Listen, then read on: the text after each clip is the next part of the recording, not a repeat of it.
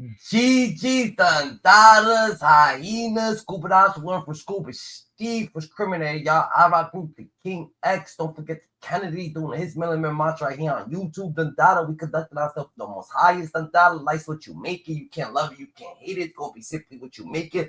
We gonna stay more righteous than never, GG. You heard, Thundada?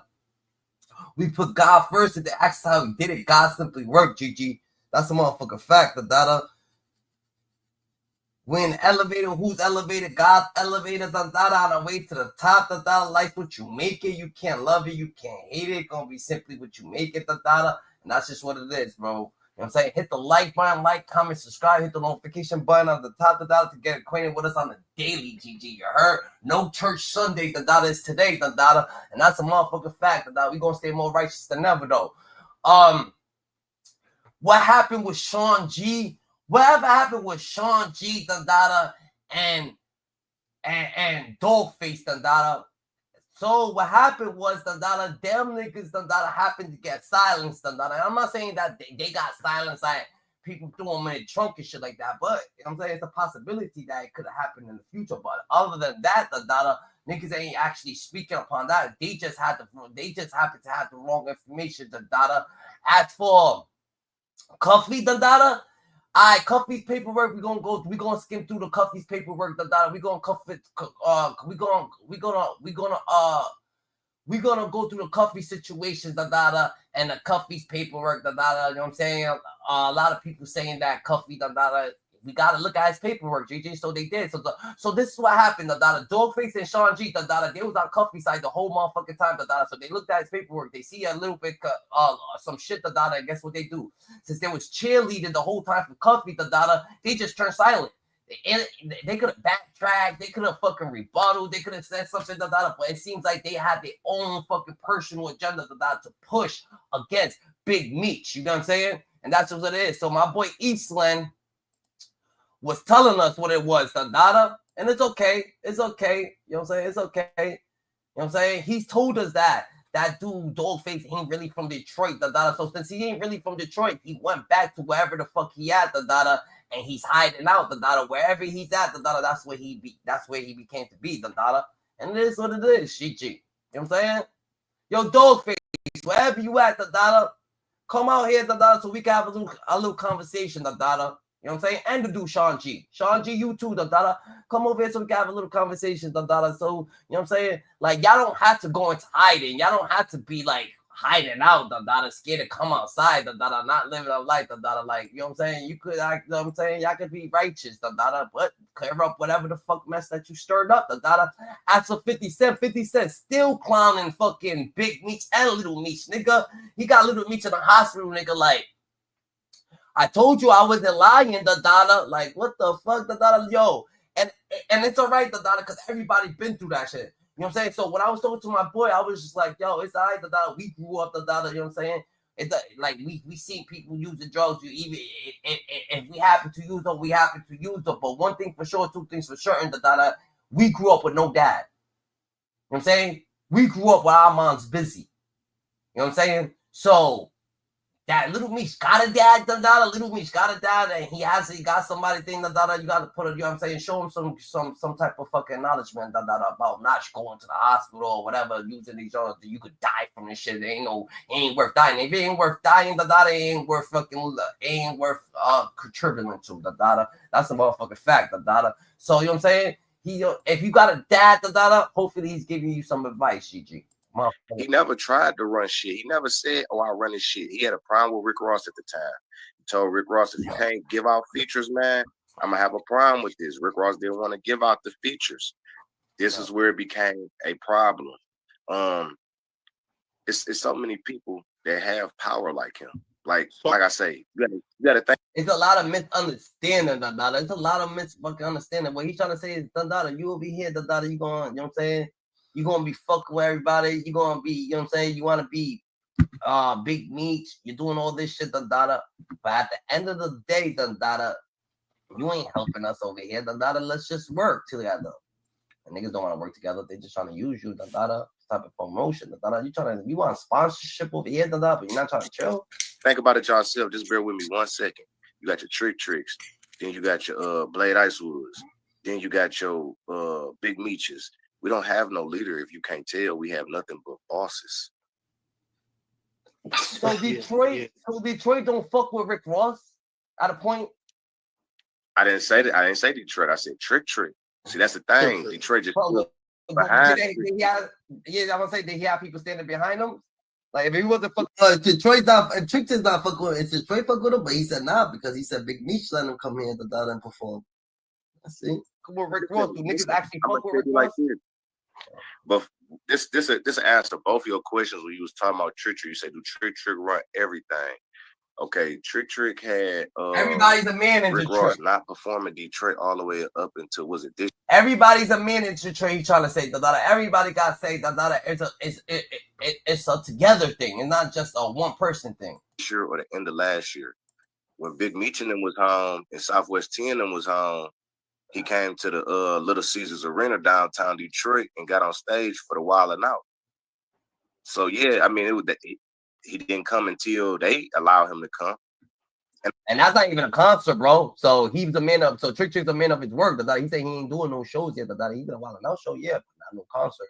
And I'm pretty sure at the same time they had a talk with Trick. It wasn't like they was asking them, but they was telling them like, yeah, I know y'all had y'all shit going because coming here to spend some money. He got some shit where he want to branch in with us. He just didn't want to do it with you. And you got to respect that as a man. They didn't get no argument about no civil. I don't think it would be fear. So that's why a lot of people ain't fucking with 50 Cent because 50 Cent couldn't maneuver like that. He was on the same time. And like Trick didn't fuck with Rick Ross, but he let it be because he's a grown man. He's like, all right, bet. It's the money thing. Go ahead. Y'all got that. But 50 I mean, that was the whole thing. You got to understand. That was the whole thing Trick was saying to Rick Ross. Break some bread with a nigga. Oh, you coming to break bread with Meech and T? I don't got a problem. I don't think that they was fearing Trick, or I don't think Trick was fearing them. Them niggas know each other. They grown men. They probably had more laughs than arguments, is what I'm saying. So a conversation for that wasn't even nowhere in no beef shit with Rick Ross. Rick Ross an entertainer. At the end of the fucking day, niggas trying to make some money.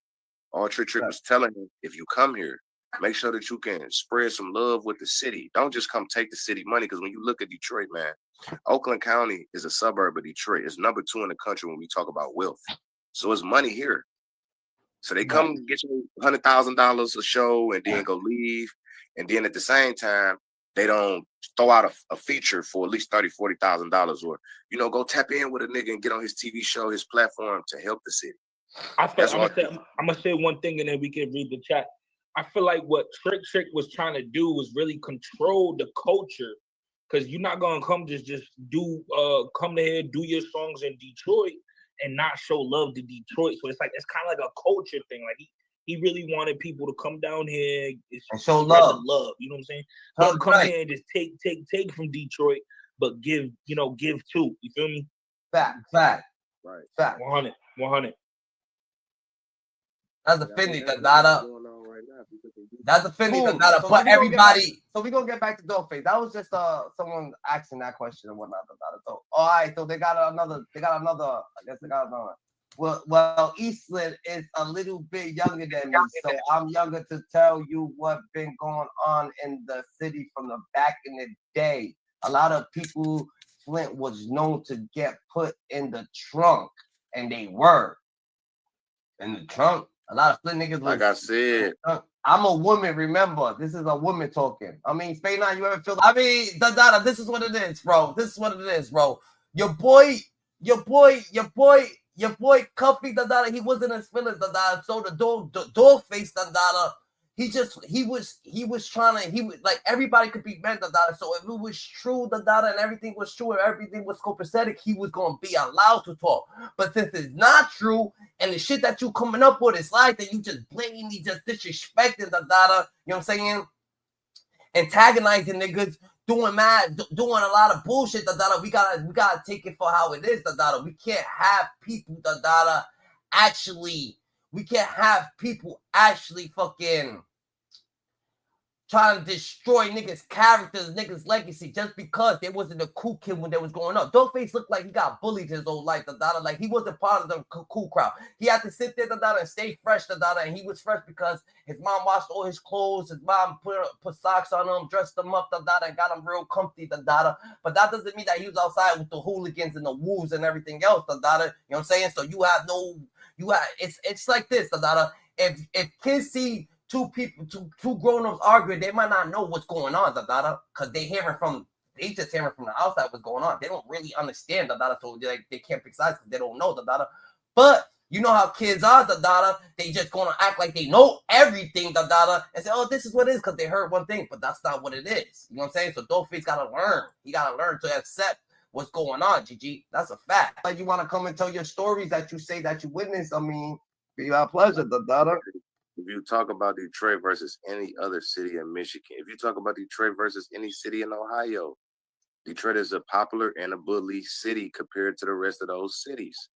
You have to go somewhere close to Milwaukee, Chicago, for you get that real city vibe where these people feeling themselves more than we feeling ourselves.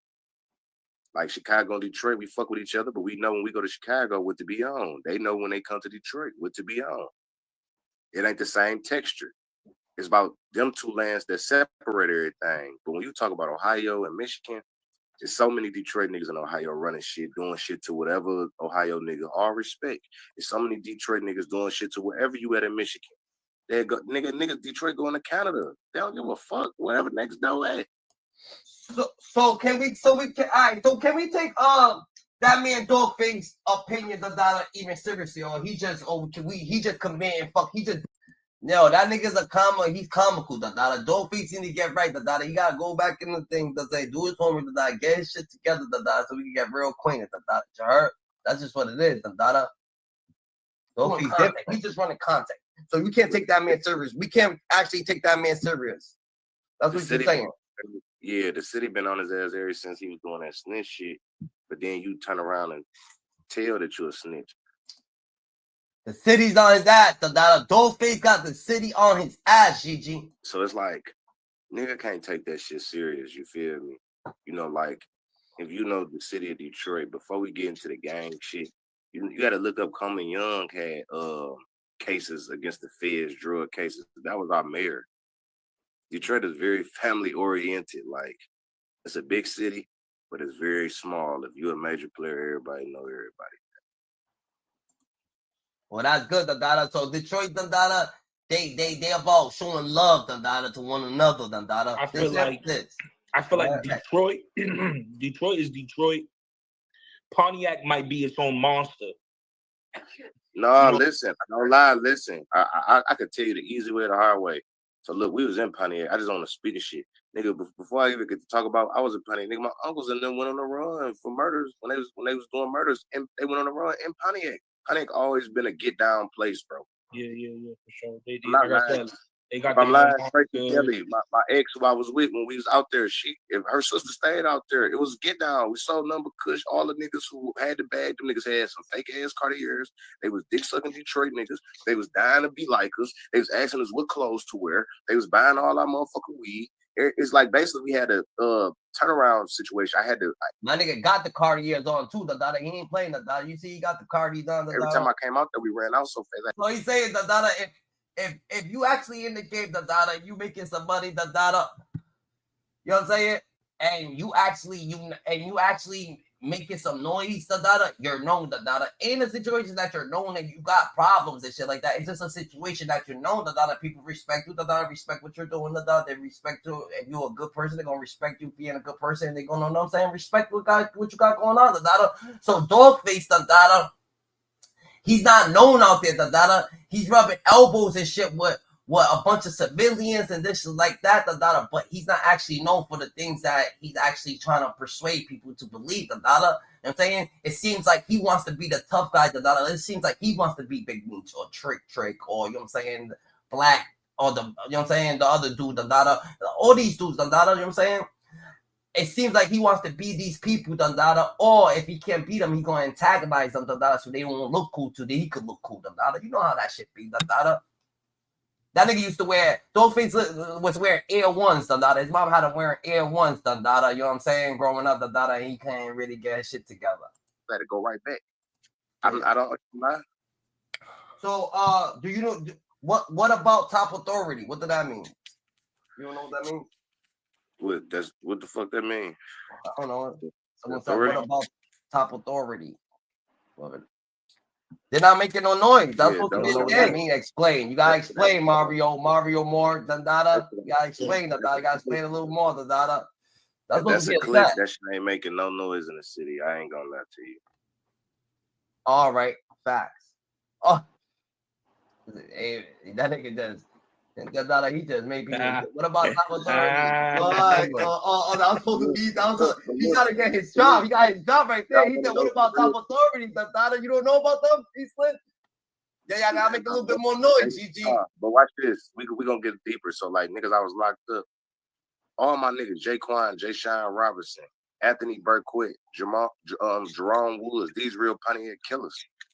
I know some Pontiac niggas. I'm not gonna lie to you. You look up Jerome, you look up Jay-Sean and Jaquan Robinson, bro. Them niggas locked up for blowing up a gas station out that bitch. Anthony Burkwitt, murder. Jerome Woods, murder of a pregnant woman, man. He had 2 deadlocks. Oh, y'all know lie. I know who was really doing that shit. But in the majority, nah, I can't lie. Like, we would have been locked up. It was a nigga named Jonathan Solomon. We used to call him 6'4". He was from the Yak. We about to jump the nigga. The nigga ready to square up. He was like the first nigga who was really ready. And we looked at him like, damn, this nigga ready because he's a little bit tall. Let's just keep it real. Like, you could be a hard nigga all day, whatever. We about 12 deep. We looking at him, what's up? We see he really on that shit. We allow him to talk. That nigga said, yeah, I know y'all niggas from Detroit. Yeah, I'm from Pontiac, but I'm just not gonna bitch up to y'all niggas.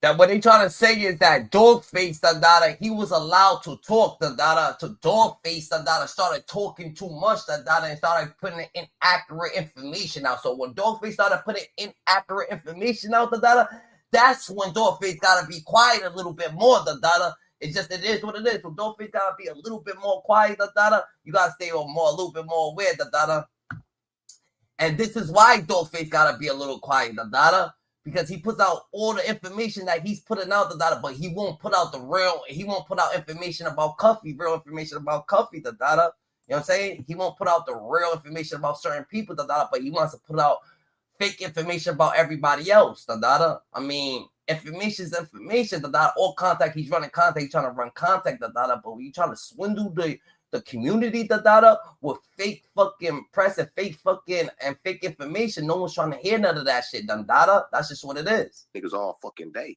He was like one of the only niggas that did. We respected that shit.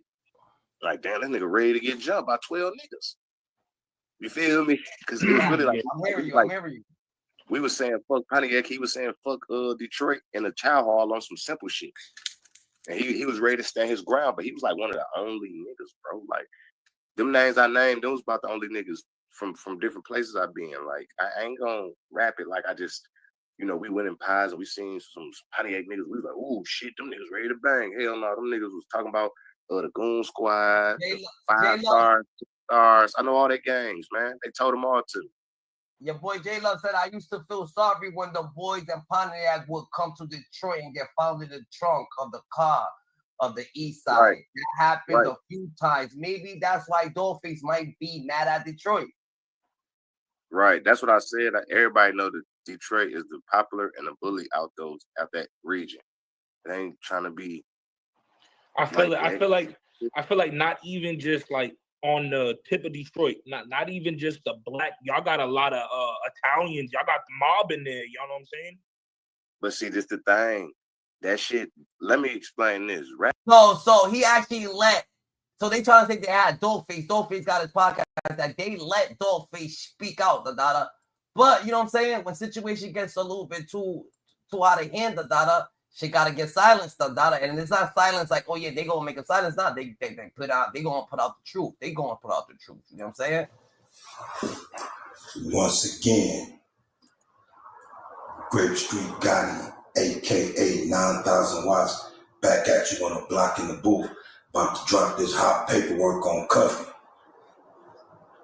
See, in the beginning, I knew Cuffy had something to hide when he had 27 years for them 2 murders. So when I went to go look up his plea agreement, I found out that Cuffy, when it had his plea agreement sealed, he asked the court to seal his plea agreement.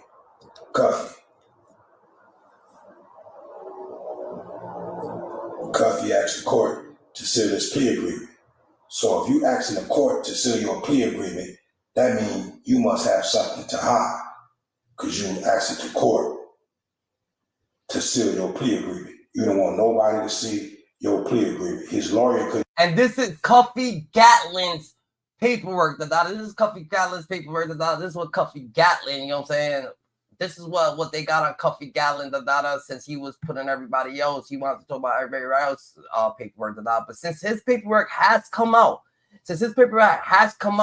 Cuffy has been silenced, He's been silenced, He's trying to tell people, that he has a family, that he has a family, that he has a wife, that he has like Big Meech don't got a son, and Big Meech don't got a wife, and Big Meech don't got a life, but he is locked up, so he don't want none of that. He's saying false information out. So he's saying the information is false, that's what he's saying, But you know what I'm saying? Let's get to it. But ever since his information has been coming out, he's been quiet.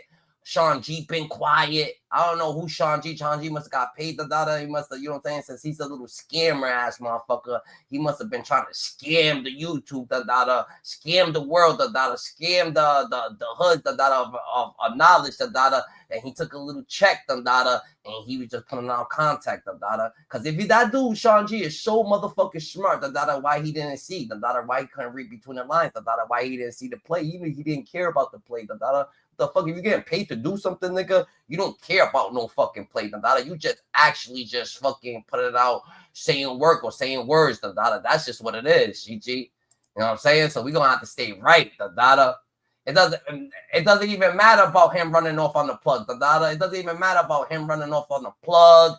It doesn't matter about none of that shit that he was doing. Him running off on the plug, which it was a boy, It's a good thing for him and a bad thing for a thing, If he ran off on the plug, and the plug was messing with the boys or whatever, he didn't feel safe, he got the boys to get out. Because you take something from the cops, they going to be looking for you. They going to be wanting their shit back. You see what happened with Larry Davis, You know what I'm saying? So, more or less, he's running off on the plug. But that has nothing to do with his situation that niggas happen to get locked up, Niggas happen to get locked up, And this dude, I guess he got knocked off for fuck Little Dirk. Little Dirk got knocked off for committing a crime, right? Making a murder for hire, This dude got locked up for fucking killing a federal witness. Like killing you might as well kill the fucking local police officer. Federal witness is like he got the same badge of like a local police officer. What you think? Maybe not. I don't know. You just let me, GG. You know what I'm saying? You let me know.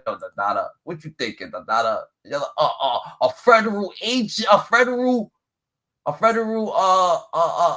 thing person. Come on, bro. That's like a fucking local police officer. Couldn't even see the plea agreement.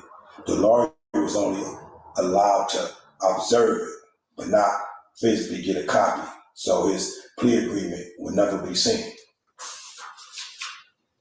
So now what I did is that I know anytime you take a plea, you're going to have a hearing before you get sentenced. So what I did is went to that hearing before you get sentenced. And that's called a waiver of trial or a waiver of indictment, which means you're giving up your rights to a trial, or you're giving up your right to indictments, saying you want to plead. So you have that hearing, because in that hearing, the judge is going to ask you, did anybody force you to take this plea? Did anybody promise you anything with this plea? And he's asking you these questions to make sure everything is perfectly clear. And he asks you, are you taking this plea on your own? He asks you all these questions because it's not going to be no appeal. And the crazy part is the crazy part is, GG, if Dawgface if Dawgface and Sean G and Cuffy was out here blatantly on the proud just blatantly doing all this shit right? Saying all this about Big Meech now that Cuffy's paperwork is getting looked through they got real silent.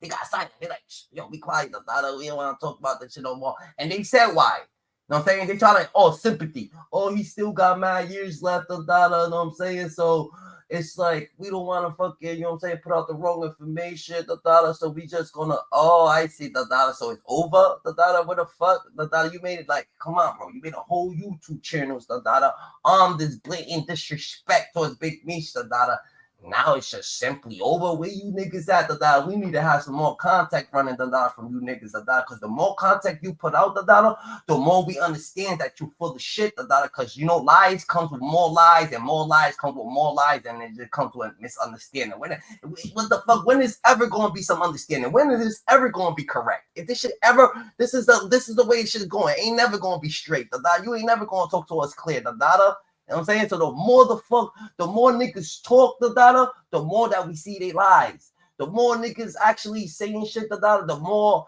niggas actually start showing their hand. And their hand is that their hand got paid, nigga.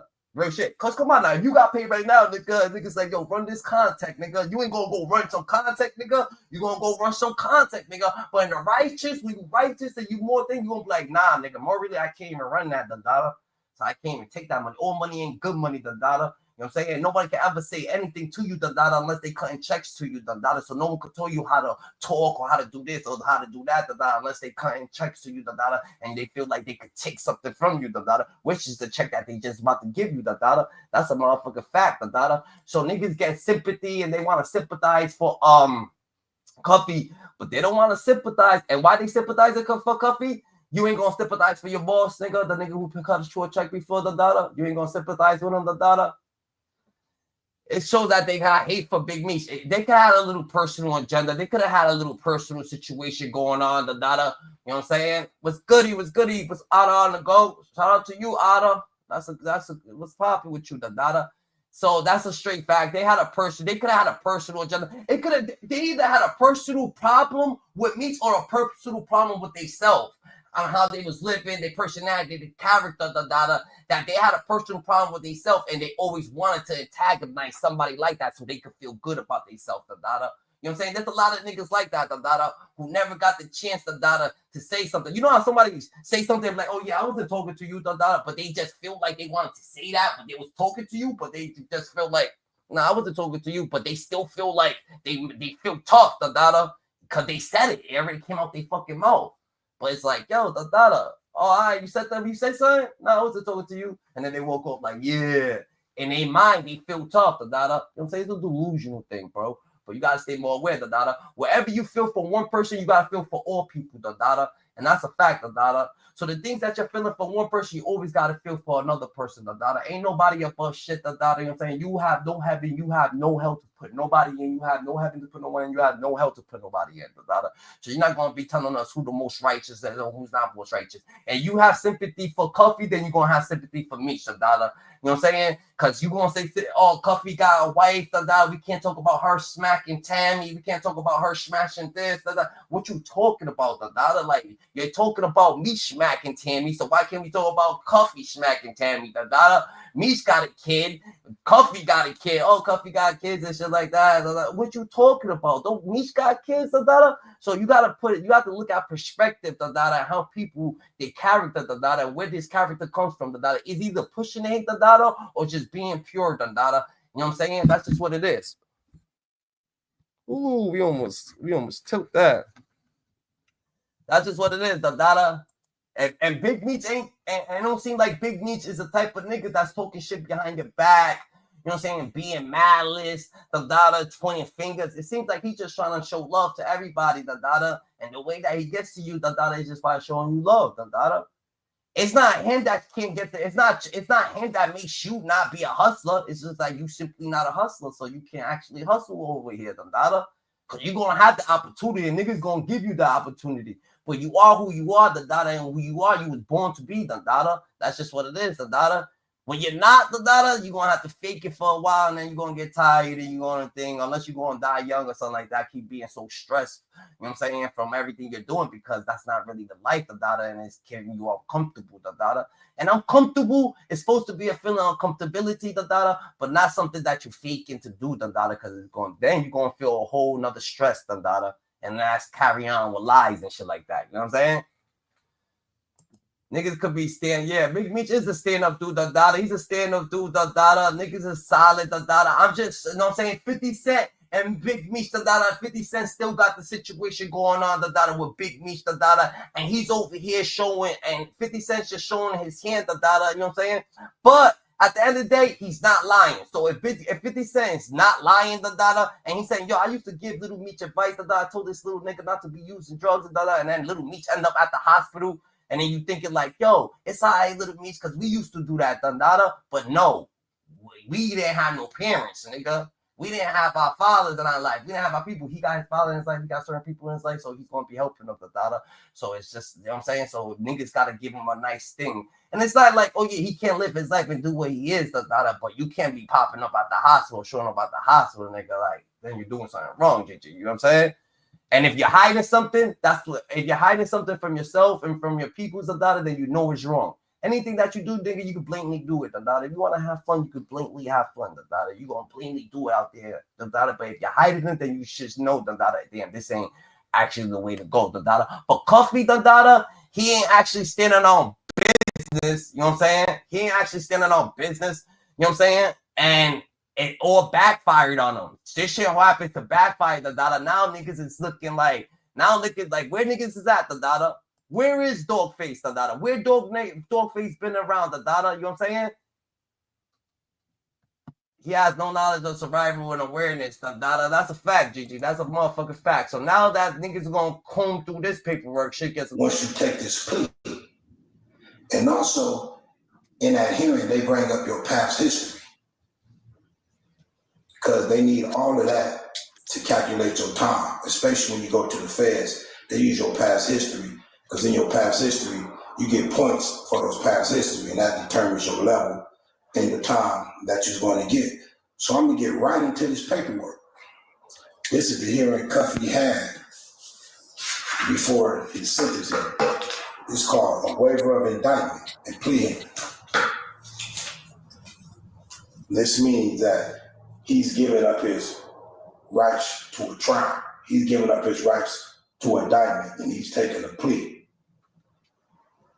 And in this hearing right here, the judge goes over all your charges.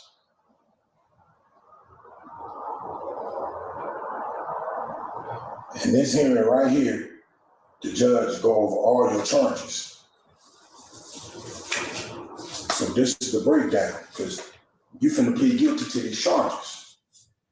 It says the plea agreement itself outlines some of the different roles that Gibbs, Terrence Black Morgan, Andre Rush, and Timothy Rush, the roles that they played in the agreement, which means he's outlining the roles that they're playing in a plea agreement, which means in his plea agreement, he's debriefing and he's telling the roles of these dudes. The plea agreement itself outlines some of the roles that Gibbs, Terrence Black, Morgan. You read it on your own channel? If you read it on your own channel, Dandada, come up here, Dandada. Come up here and Dandada and give us a fucking and commentate on the situation, Dandada. Give us a little bit of acknowledgement, Dandada. Like, you know what I'm saying? And what do you feel, Dandada? Because he feeling like Cuffy's a rat because of this shit, Dandada. So what you honestly feel, Dandada? You could come up here, Dandada. You could give us a little bit of acknowledgement. It is what it is, Dandada. I can send it to you, Dandada. You could give us your opinion. I don't need you to send it to me, Dandada. He's reading it. He's reading word by word right there. And I could go on and I could bring your channel, you know what I'm saying? Go on your channel. You said you read the same shit, Dandada, so you already combed through it. So, you know what I'm saying?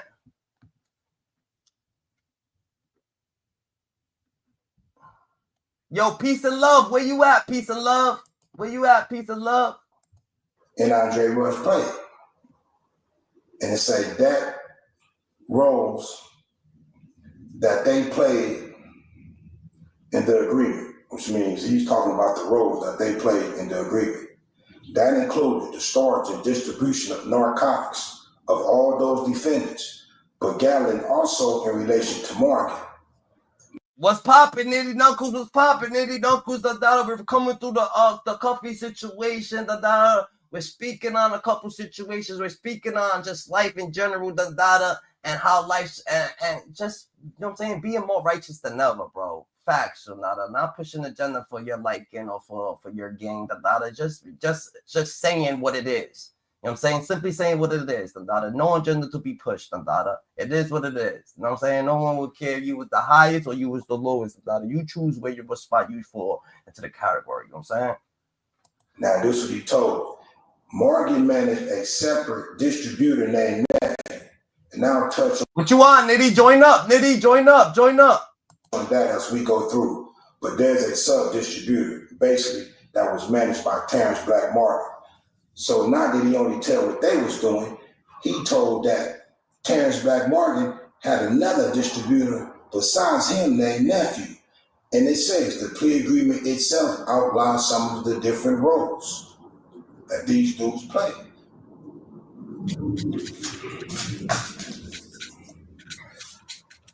This is the court. They're going over all the Cuffy charges. So this is the charge about the drugs. Right here. Let me make it. This is the charge about the drugs. I say that, So out on the go says what he's saying, is that he implicated, but how did he implicate him, Like, how did he implicated them, and he was the one who unalived the federal witnesses?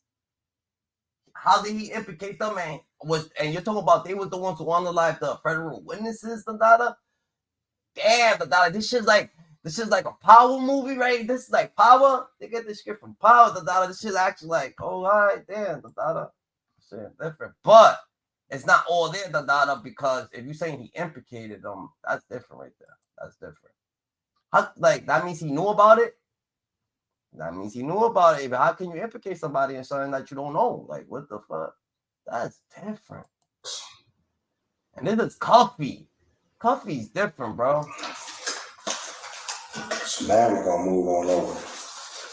So now they said I'm going to transition and talk about the murders. I'm going to get to this fast. Gatlin organized the murder of Theodis Howard.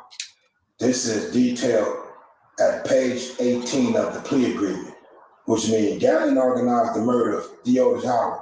This is detailed at page 18 of the plea agreement, which means he's talking about the murder of Theodis Howard in his plea agreement. And then it's talking about all right, so them guys is not in Cuffy's and Cuffy's case, So when Cuffy implicated them in the situation, where did how did that work? How did that go to a whole different case? Like what? And Cuffy's name was still out of it. Oh, because he sealed it. You're trying to say the murder occurred on March 5th, 2010. The murder was in retaliation for Howard's previous cooperation. So when he pleads guilty to the unaliving, which he has a present when it happened, Cuffy was in a car down the block when it happened. Oh, he was in a car down the block when it happened, and he seen the whole shit and shit like that. What the fuck, nigga? How do they know all this shit? And how the fuck did he fucking... That's different. That's actually different right there. Yeah, that shit hit different. In a federal narcotics investigation against Juwan Gatlin, who was Mr. Gatlin's brother. Gatlin recruited the participants and drove the shooters to and from the scene of the murder. Gatlin remained in his... So you mean to tell me Gatlin actually drove these motherfuckers, and he's trying to act like he's the small time dude, This shit's crazy, bro. How does this even fucking work, bro? But the two dudes, what happened with the two dudes? Did the two dudes get life? No, they didn't, right? The two dudes didn't even get life, his Volkswagen during the murder. Now, it's going to tell you who the shooters was. Upon observing Howard, Andre Rush knowingly identified Howard so that Derek Bud Clemens and Raymond Rambo Jones could shoot Howard to death with firearms.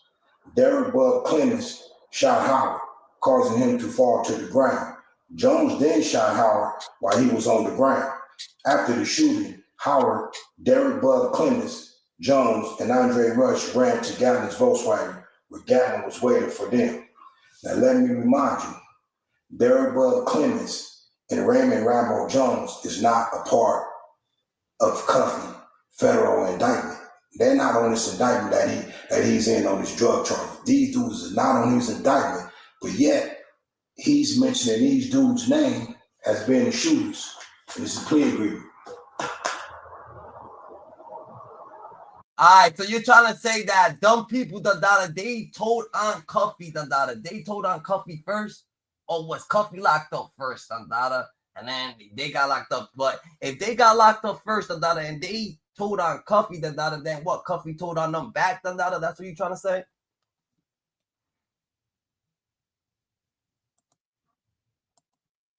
It's telling you, look at the very top where it's telling you that this is going to be outlined in his plea agreement, which means he debriefed.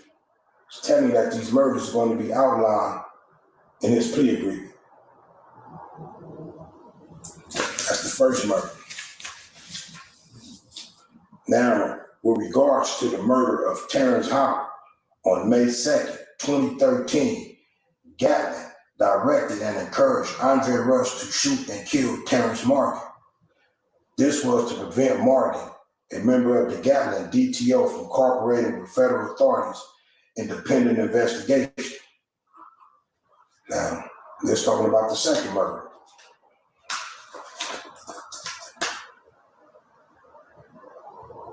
So how the hell did they know what happened, that homie shot him, and then the other dude shot him when he was on the floor?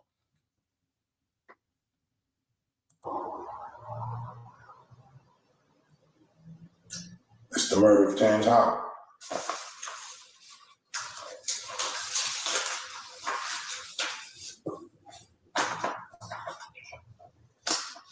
They're just saying, Nah, somebody's gonna have to be able to find that case, They're not gonna. They didn't put that nigga in Guantanamo Bay. Them niggas ain't hiding in Guantanamo Bay, Them niggas ain't hiding, nigga, in the USP, Colorado, Them niggas, they somewhere, real shit, So somebody's gonna have to find them. You can find El Chapo, and you can find all these terrorists and shit like that. Believe me, you can find them. You can find these dudes, But it's probably because they happen to unalive a federal witness. Maybe they shit's probably a little bit harder to get to. That's what I'm thinking. I ain't gonna say that it is or it's not. I'm just saying that's what I'm thinking, GG. You know what I'm saying? That's the fact. Cuffy, his co-defendant, those guys OT away with the unalive, and they are rung up in this.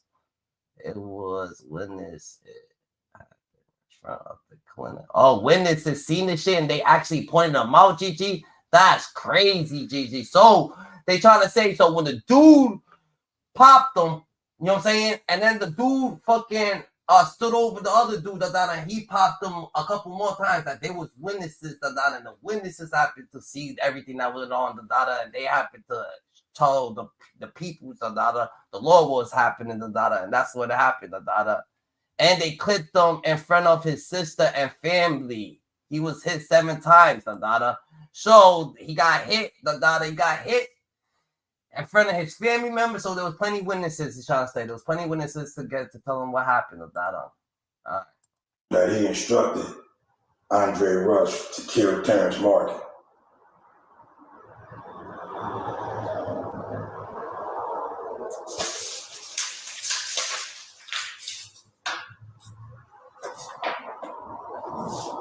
Now, this is the court. So, Mr. Gatlin, is what the assistant U.S. attorney said is true. And Mr. Gatlin said, yes, sir. Which means he just asked him, this drug dealing charge and these 2 murders. that the assistant U.S. attorney just talked about. He said, is it true? Mr. Gaddis said, yes, sir, by the court. So Mr. Gaddis is what the U.S. attorney said is true. He said, yes, sir, which means, look at the body. Which means he just told the court that Bug and Rambo and Andre Rush killed these dudes. And I showed you where it said it's going to be outlined in this plea agreement. Page 18, the shit that he got sealed, that nobody can see. These murders is going to be outlined and talked about in this plea agreement. Now, Bug and Rambo is not on the case with Cuffy. So if they get charged with the murder, guess who's going to be their number one star witness? Cuffy. Because he just saying that these dudes shot these dudes. I just went over the murders. I want to go line by line and describe what happened piece by piece in detail. But this is what the judge is asking about these murders. And he said it's true. So he's telling. Some people might say that's not telling. Okay. Remember I told you they bring up your past history. This is going to all be a part of your sentencing. Let me show you this. You see the red numbers at the top. Let you know that this is marked in this case. Then you can see where it says exhibit at the bottom. Let you know this is all a part of the same case. Same red numbers at the top. That's the case number. This right here, this is his past history. I'm letting y'all see that this is his paperwork. This is his past history.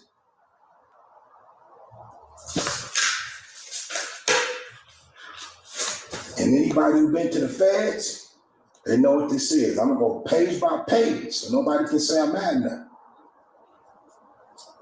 This is the first page. This is past history.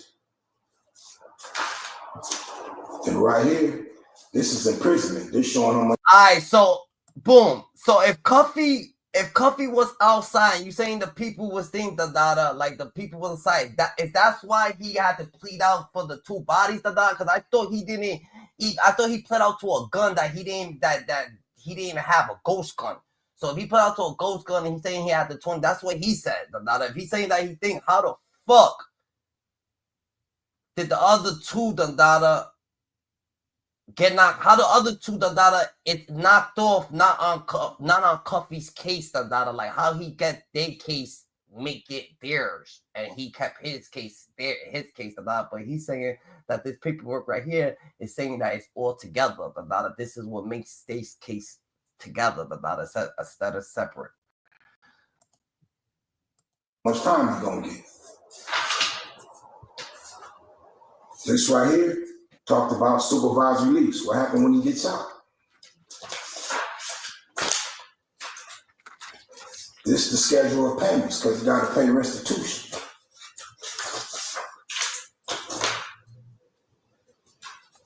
This is the criminal indictments.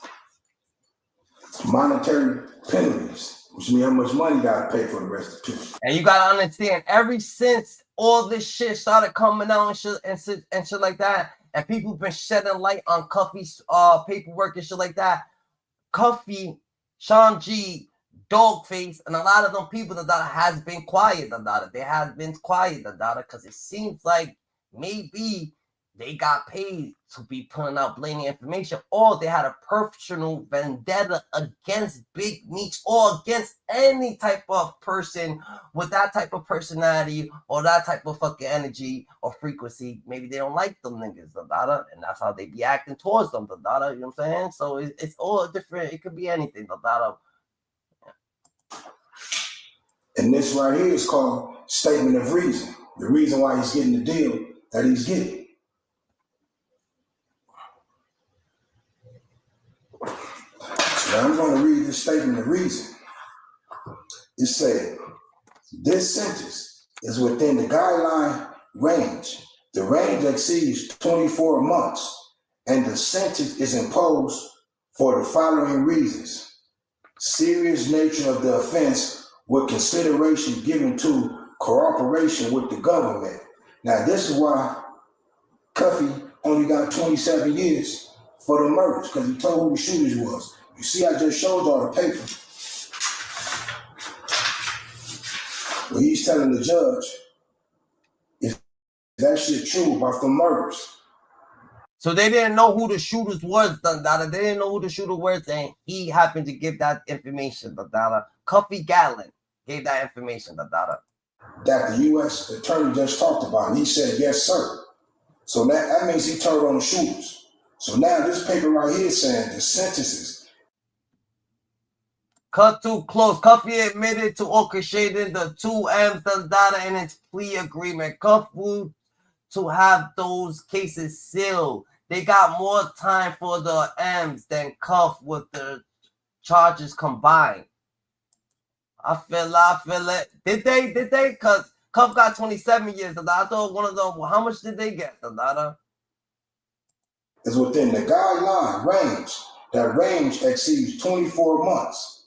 And the sentence is imposed for the following reasons: serious nature of offense with consideration given to cooperation with the government. Now, this is the paper showing that he said, yeah, to everything the government talked about. The 2 murders and the drug charges. Is everything true? He said, yeah. You know why? Because he debriefed. And here go the paper telling you why he got the time he got.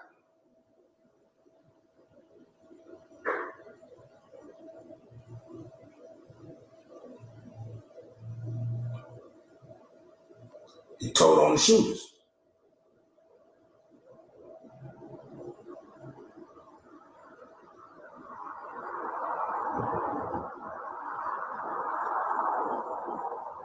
Y'all see that? We're given with consideration that he cooperated with the government.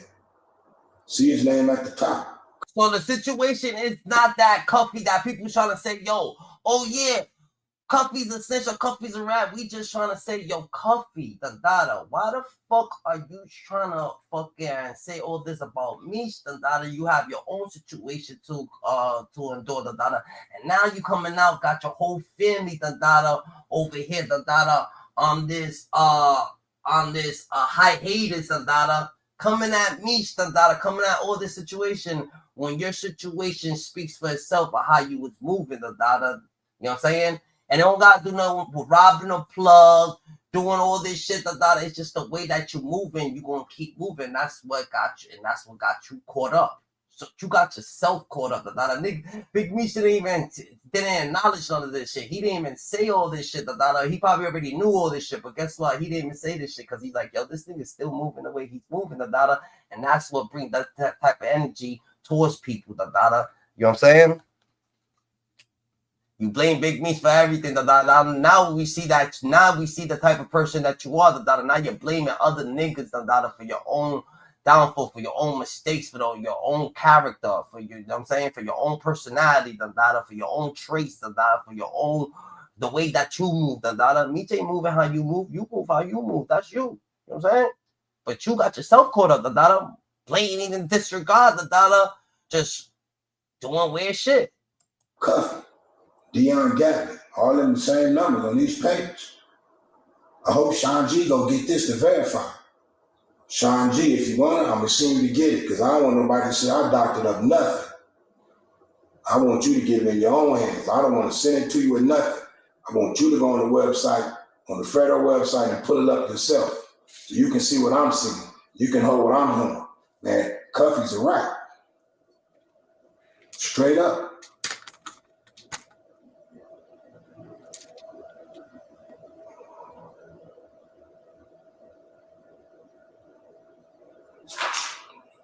There you have it. Cuffy's a rat. And I done went through all the paperwork. You see, I done put the paperwork Sean G couldn't even get. He going over the Frank hearing and stuff that ain't never getting to the bottom of nothing.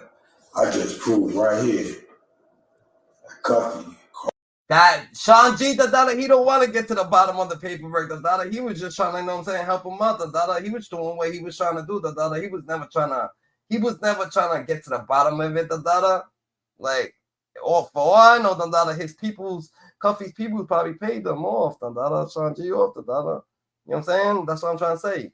he got knocked off for white collar shit. So he took a couple bands, you know, he's gonna try to scam some shit, and he thought he was gonna scam YouTube, but being on YouTube, you're not scamming YouTube, you're scamming the people, and you can't scam the people with lies, You know what I'm saying? People shall seek the truth, Cooperated with the government. Oh, Cuffy, I got your ass, boy. You trying to seal that plea agreement, you know what I'm saying? But remember, you always have a hearing before that plea agreement saying that you waiving your rights, you know what I'm saying, to go to trial. And during that hearing, the judge is going to go over all your charges to make sure you understand perfectly clear what you plead guilty to. And he asked you, was all that true about them shoes and 2 murders? You said, yes, sir. Which means you implicated yourself, but you also had to debrief and tell who the shoes was. Because Rambo and Bub was not your crimes on this federal indictment with these drugs. So that means them dudes fighting a murder. They're not already convicted and took pleas. And you would have been a star witness on the case. Because you just told who the shoes was. You debriefed. And you see this paper saying he cooperated with the government. That's how he got 27 years, because he gave up the shoes. Bub and Rambo and Andre Rush. I read it over the whole case and everything. He said Big Meech a rat. Big Meech, nowhere in the paperwork he said Big Meech a rat, but what Big Meech is a snake. Because he knew Tommy Thomas was setting up Cuffy and Suarez, and he didn't say nothing because Tammy, I'm gonna call her Thomas because she a con woman. But she told him that she was doing it to get him out. All the time that was cap. She was doing it to get her a bag. Like she been setting up everybody else for a bag. She played the feds out of $270,000, setting up low-level drug dealers, making them seem like they was big-time drug dealers. And they paid her rent for 18 months, $3,500 a month.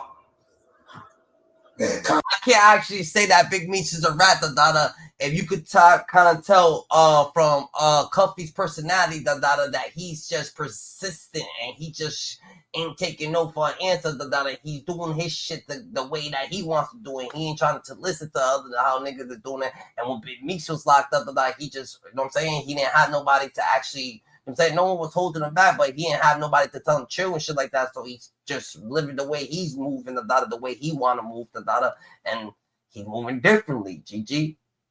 That's just what it is. He's moving differently. All right?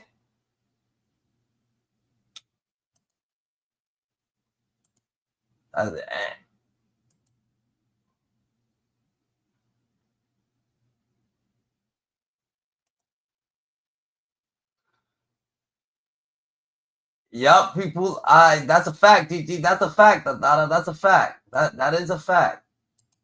Big Meech out his life rights. Sold that to 50. Got a bag off of that. Finna drop a book. Finna get a bag off of that. Already played the feds out of $270,000 and got the federal agent fired. She fucked over everybody. You know what I'm saying? She got Big Meech to turn the other cheek because he thought that she was doing something to get him out.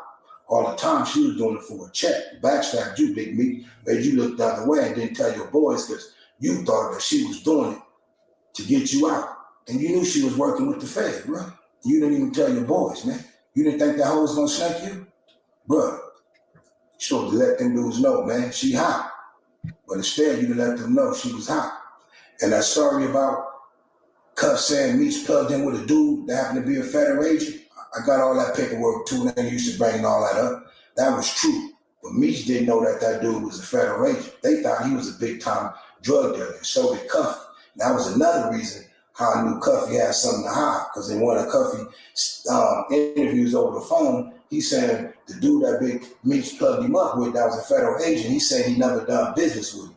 Cuffy lied, he did do business with him. He sent 2 of his boys to pick up some shipments, and they ran a reverse operation to knock them dudes. You know what I'm saying? So Cuffy, and they knew it was coming from Cuffy. Cuffy was communicating with the federal agent, and they all thought he was a cartel member. So once I seen Cuffy lie about that. But that has nothing. But Big Meech didn't get him knocked off because at the end of the day, he got knocked off for the on the live and on the witnesses. Ain't that different? than what it is. So that's kind of different. So he trying to say Big Meech is like he's a snake type, but you know what I'm saying? I don't know, I don't know, and that's not how 50 Cent's feeling. 50 Cent's feeling the same way, but I feel like, if Rick Ross comes through, we don't know what Rick Ross is offering.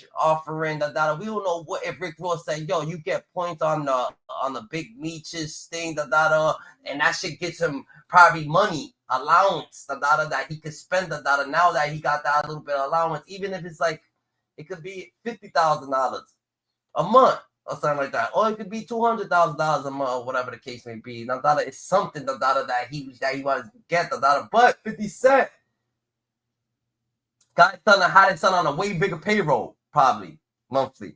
I don't know about monthly or season. I don't know if he was a bigger payroll, but who knows? He probably not. I don't know. But probably Rick Ross threw the bag at him. I don't know. Probably Rick Ross threw the bag at him. Buckle up, because this is one of the messiest fallouts we've seen in the industry in a minute. Big Meech, the man, the myth, the Black Mafia family legend, is in the middle of a straight-up storm, and it's looking like the betrayal cuts deeper than anyone imagined. So here's the tea. Big Meech is heated. Not annoyed, not frustrated. No, he is furious. And he's trying to say that, that he gave him like $114 million check, I'm saying? So it's different. It hit different, not gave him a check, but that's what 50 Cent happened to get. 50 Cent happened to get that check.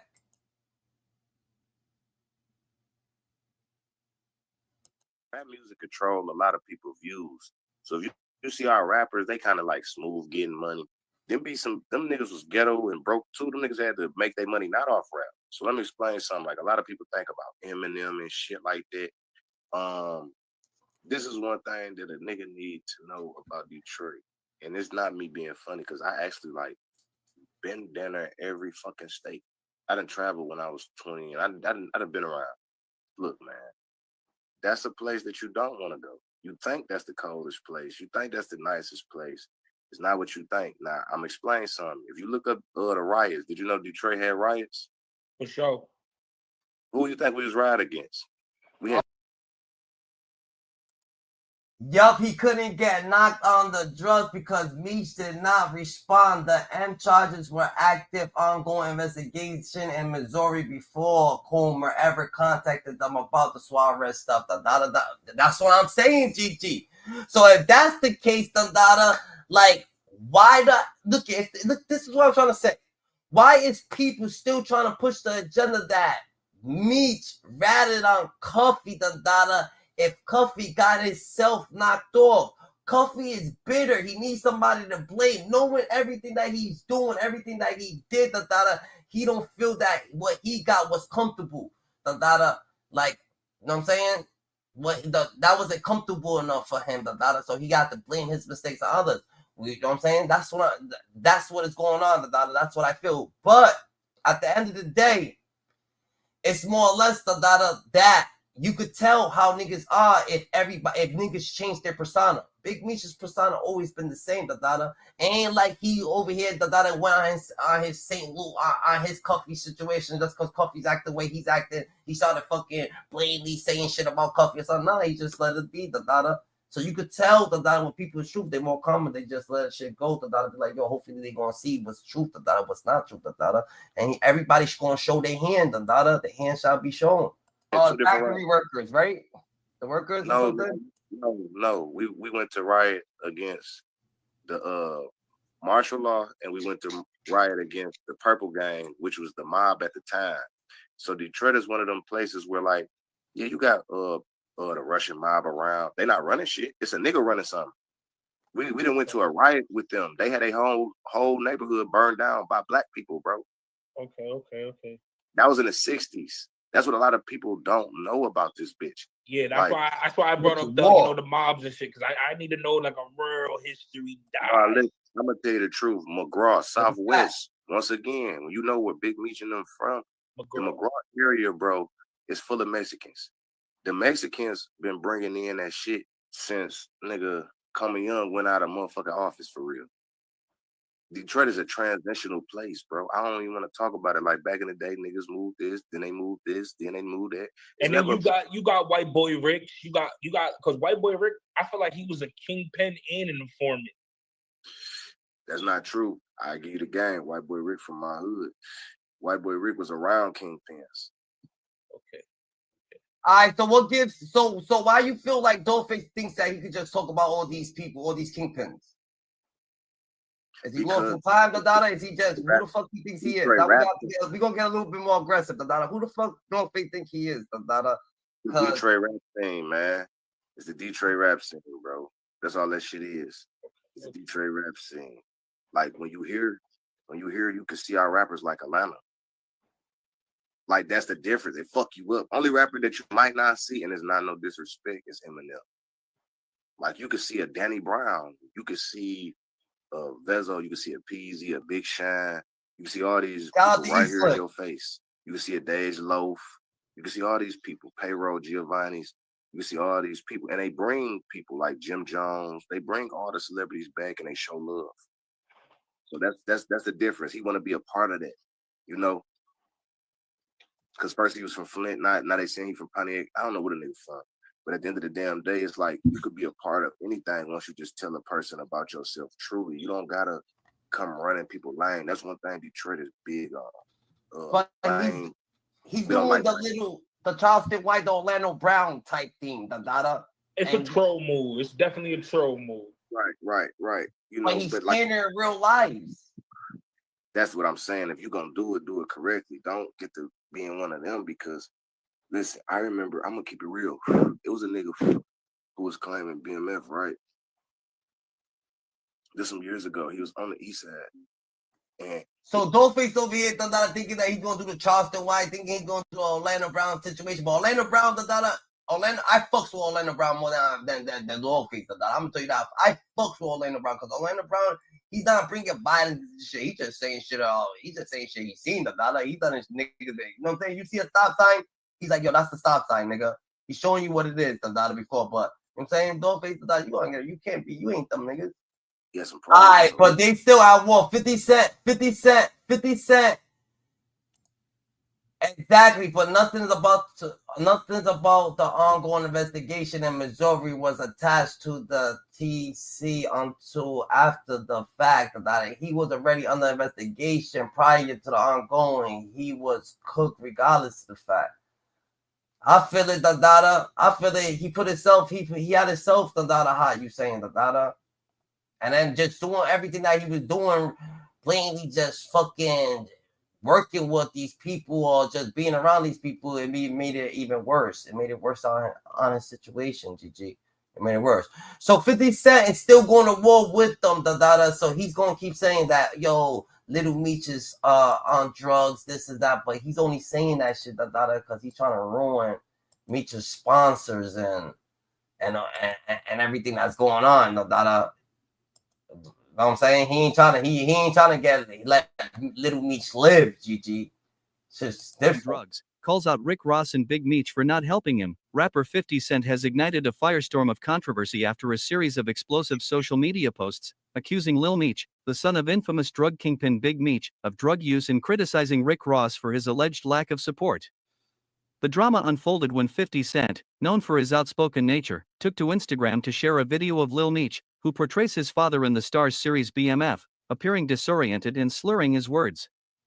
50 Cent captioned the video with a scathing critique, alleging that Lil Meech was under the influence of drugs and that his father, Big Meech, was not doing enough to help him. This is what happens when you don't get your kids the help they need, 50 Cent wrote. Big Meech, you gotta do better. Your son is struggling, and you're just sitting back and watching it happen. The post sparked a heated online debate, with many users siding with 50 Cent and expressing concern for Lil Meech's well-being. And the crazy part is, Dada, this shit don't help the situation. 50 Cent helping the situation, Dada. Like, Meech probably sees the shit and be like, yo, you know what? Pull up before, Dada. Pull up, produce, Dada. I ain't trying to hear this shit, Dada. Like, and probably because the BMF season is going downhill or something like that. Maybe he feels a lot of fucker, you know what I'm saying, weight on his shoulders, Dada. It could be anything. It could actually be anything. But 50 Cent is playing a fucking scarce game. You know what I'm saying? He ain't letting it up. The street nigga, they kill him at a tattoo shop or some shit like that. This is a very wide open ass place, man. Your mouth will get you killed out this bitch. No matter who you are. The biggest bosses died. Blade Icewood died. That was the most loved rapper out the city of Detroit. The reason why we wear these right here is because of Blade Icewood. Every rapper you've seen with these, from Big Shine to all the other rappers that go around the country to Birdman, they seen him with this. Birdman was on tracks with Blade Icewood before he passed away. Before YouTube, we gonna keep it 1,000. We never said Trick. We never took nothing from Trick. We stand on Trick. They gave him all the flowers that he needed. They saying that if he put his first game down, that ain't no concerts going through. There's no flies on Trick. Saying that's what exactly what was said. You know what I'm saying? But you know what I'm saying? He's saying that people live in the city. You know what I'm saying? People work and people do this, people do that. You know what I'm saying? You can't run everything. And that's just what was said. Nothing like that. You know what I'm saying? So shout out to Trick and everything that's going on with Trick. You know what I'm saying? Trick still love. Without the love, Trick. And it's crazy that as for 50 and Meech, the crazy part is they was just chilling. 50 Cent and Meech, so it's like, damn, GG, like what the fuck? Is it really just a picture, GG? That's it. It was just a picture. Well, 50 ain't playing like that. 50 Cent, like he's old school. He got his own way of just fucking, I guess. He's programmed a little different because he had to overcome the cancellation. You see what I'm saying? He was canceled before. That nigga was canceled before. So him being canceled, he's not friendly. So him being canceled is feel that maybe he got bullied. Him being canceled is that he got bullied. They bullying him. They bully. That's getting bullied. It's a form of bully. He getting bullied. So he always gotta be on defense. He always gotta be on that. And he couldn't look at the situation like, yo, maybe Big Meech is over here just getting the bag with this man, because he got the song with him, man. It is what it is. And the homies getting points on the thing, and it is what it is. It ain't about you ain't no favoritism. You ain't got to favor someone. It ain't that just because Rick Ross is doing something, it ain't gonna make you do more or do something that you're not supposed to be doing. Or be in competition with Rick Ross to be doing shit for Meech and shit like that. And she just did something for him. I bet. You know what I'm saying? Ain't nothing wrong with it. Respect it. Without the respect, Trick will bring the power, but he's not the only one. So that's what I said. You know, he'll say that himself. He'll say that shit. I mean, it's the truth. He'll be like, yeah, I'm one of them players, but do that mean I'm stopping my Eminem didn't become Eminem alone, Eminem actually, you know what I'm saying? Like you said, what you said to me before, it takes a team to build a village. It takes a village to make a city, Then you say that, so Eminem obviously couldn't just make it to the top alone without his city on his back, Yeah, D12. D12, if anybody knows D12, Detroit is not an underground rap city like how 8 Mile portrayed it. But it does have an underground scene. It's not very big, but if you know D12, they come from the battleground rap. That was the boys he hung around. Those were some of the guys who helped him write his music. Those are some of his close friends still to this day. Although Eminem might not be in Detroit as much, you're going to catch D12 up in Detroit. They get love up in Detroit. We know what they did. We respect them. And like how you said, that was his village that he had. Proof, Bizarre. It was a couple more of them guys. Royce the 5'9". They had a group R.I.P. Proof that supported him because we're not going to get him to the club to fight if this nigga here to rap. GG, the dollars. We're not full of nonsense all day. We can come for reason. It makes sense. Everything ain't about no shoot 'em up, bang, bang. We them type of people to where, like, I could say this. In our neighborhood, if a motherfucker got shot or killed, right, you're going to hear it on the block how he got killed, even if you didn't know him. I'm going to say it like this. They will say, so-and-so that got shot yesterday, and they said he got shot in his head. Well, you know that nigga done robbed every motherfucking body. Like he had it coming to him. They going to just tell you what it is. So-and-so that got hit by a car. What? And that man go to work every fucking day. That is going to tell you the truth. Purple Gang was the Jewish mafia. Purple Gang was the Jewish mafia that got burnt up out the city. He right. All right. They got burnt out the city. He said that earlier. Who ran Detroit before the 60s. They said Trick don't want nothing but people to be positive, man. That's what I'm saying. That's all I'm saying. He just wanted niggas to show some love, man. He got a little heated about the situation. Yeah, that's a fact, Dada. So everybody say more right to the building. Trick ain't Trick not big. That's what it is. Let me tell you what some of the girls I know be in the strip club say when 50 Cent came to the. So they trying to say what they trying to say is that no one got a situation with Dawgface or something like that. That's what they trying to say. They trying to say that Dawgface is from Pontiac or from a different city in Detroit, but he could talk, he could speak. Everybody's men out there, so they respect anybody's grind. Like they support, they going to support over there. So that's what's up. They support each other. You know what I'm saying? They got the support system going. So them having the support system going, they trying to say that homie, they allowed homie to be talking and let him talk and shit like that. And when they mean allowed, they saying that that the city's not hateful. They're not hateful, so they're not gonna. You know what I'm saying? They're not gonna come at Dawgface or anything like that. You know what I'm saying? But when he starts, when he starts, you know what I'm saying, putting his foot down and trying to say certain shit and saying disclaimers and start blatantly coming up with lies and shit like that, people don't want to allow that, so they want to have conversation so he could put out the right, you know what I'm saying? The truth, so he could put out the truth. If it's, you know what I'm saying? That's what they're saying. But Dawgface, he been silenced lately ever since, you know what I'm saying? The Cuffy situation been coming out the data. A lot of people been silent lately. Detroit threw up $2,000. It wasn't even no money. All right. Mexicans melting pod big up Detroit. That's true, but their main area is Southwest. They on the west side, they on the east side.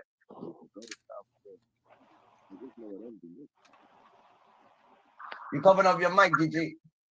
So you gotta stay more aware. True. If you go to the east or the west side, it's Mexicans. But if you go to the southwest, it's more of them than it is niggas. Facts. Yeah, we giving everybody a real dialogue of Detroit. Since everybody been over here in Detroit speaking bad about Detroit people, we here to speak good about Detroit people and give you the real outlook on Detroit people. Even Dawgface, even because we here to speak about good about everybody. Not just, you know what I'm saying, everybody gets the, you know what I'm saying, we speaking good about everybody. We won't take Dawgface because Dawgface the only one from Michigan. But even Dawgface trying to get Sean G, trying to get everybody else to be, you know what I'm saying, to slander. You know what I'm saying? 607, he's from St. Louis. He's trying to slander. All these people slander. We just trying to say, yo, it's not so bad here. This is they absolutely lying. And you slandering one person makes the city look bad. If you're part of the city. You know what I'm saying? A lot of people have been painting different narratives and they're trying to, you know what I'm saying, paint the picture of and the narrative of Detroit. So we gotta have to stay more aware to keep Detroit, you know what I'm saying, looking bright. You know what I'm saying? When you just said this, GG, you said it. Big Meech, you said 50 blew 2,000. You can't be a regular nigga. No, I'm gonna tell you the truth. If you're a regular nigga and you blow 2,000, you might have a strip on your dick as a regular nigga. You might. You heard what I said? You might. Maybe. If you come in that bitch, and I ain't saying this for the bosses, just for the regular niggas. Just for the regular niggas. A bitch who's stripless. Let me tell you something. Fuck all this opinion shit. So we was in high school, man. I dropped out of high school. I was driving my car, you feel me? I'm driving. This one bitch, she know, I ain't gonna say her name. She know she was in high school and they allowed her to strip. She used to call me because her nigga got killed. She used to tell me, like, y'all niggas be hanging deep. I like how y'all move. When niggas be in here, they be grabbing me and touching me a certain way. I be wanting to talk my shit knowing I can get off without them putting their hands on me. I pay you to come up in the club sometime. You see what I'm saying? We used to go up in there and see that bitch. Bro, listen, every nigga in the city, I've been in the strip clubs since I was 16 years old, bro. I'm not lying to you. Not every night, but I have been there since I was 16 years old, man. I got my cousin Rob. Them niggas was taking me in the strip club when I was 16, man. I'm just gonna tell you the truth, man. They selling dope. The motherfucking security, they ain't want nothing but a extra little $20, $30. This ain't nothing when we live in. You feel me? Listen, my first time I was in that bitch, I blew $200. Ain't getting no pussy about the deal, my nigga. I just got robbed about the cash. That little 200, as soon as they took it, they was on to the next. They ain't looking at you off that shit. Listen, if you up in that bitch, you better be throwing them racks. I'm telling you. You better be throwing them racks. And Detroit culture is already crazy because y'all known for wearing the buffs, the Cartier buffs. Y'all known for having the ice. Y'all known for having the money, bro. Like y'all without the ice. So a regular Detroit without the ice, man. These are $2,500 players just without the ice, bro. Yeah, you know what I'm saying? Cartier, it's expensive. That's buff. Cartier, yeah.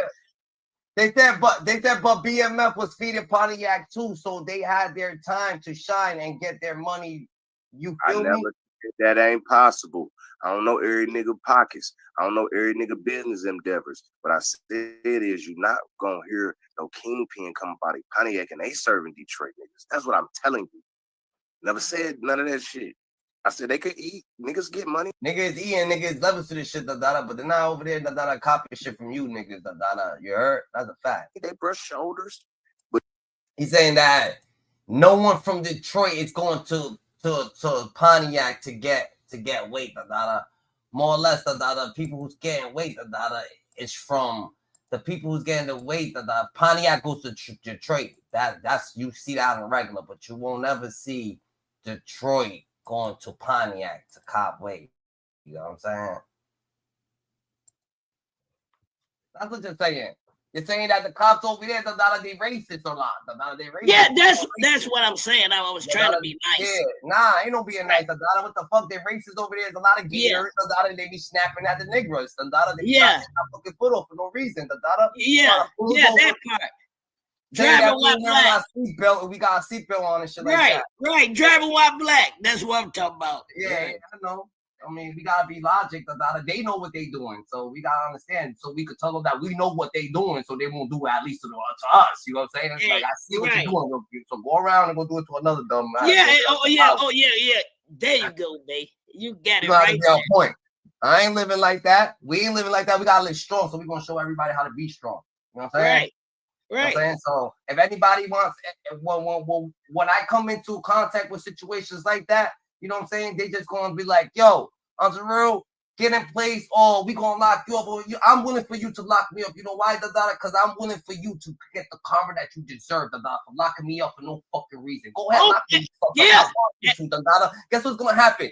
Just because you took me away from my family and something like that, maybe your family you ain't gonna have no family when you go back home. Maybe your wife gonna be fucking some other a nigga from that was working the pool. Maybe some that shit gonna be happening. You know why? Because that's just what happens, Gigi. Look at you, and then your daughter probably gonna be fucking with a whole gangster, that's gonna imitate everything that you've been locking up your whole fucking life, You're like, damn. And then your grandson or your son imitates that shit, or you have a son that imitates that shit. So these niggas didn't pick me up. I mean, this back in the day, true story. They done picked me up, took me to Redford. I said, no, I guess that was Redford. They didn't take me to Hamtramck. I said, nigga, if you don't take me to Wayne County, I ain't fucking with y'all.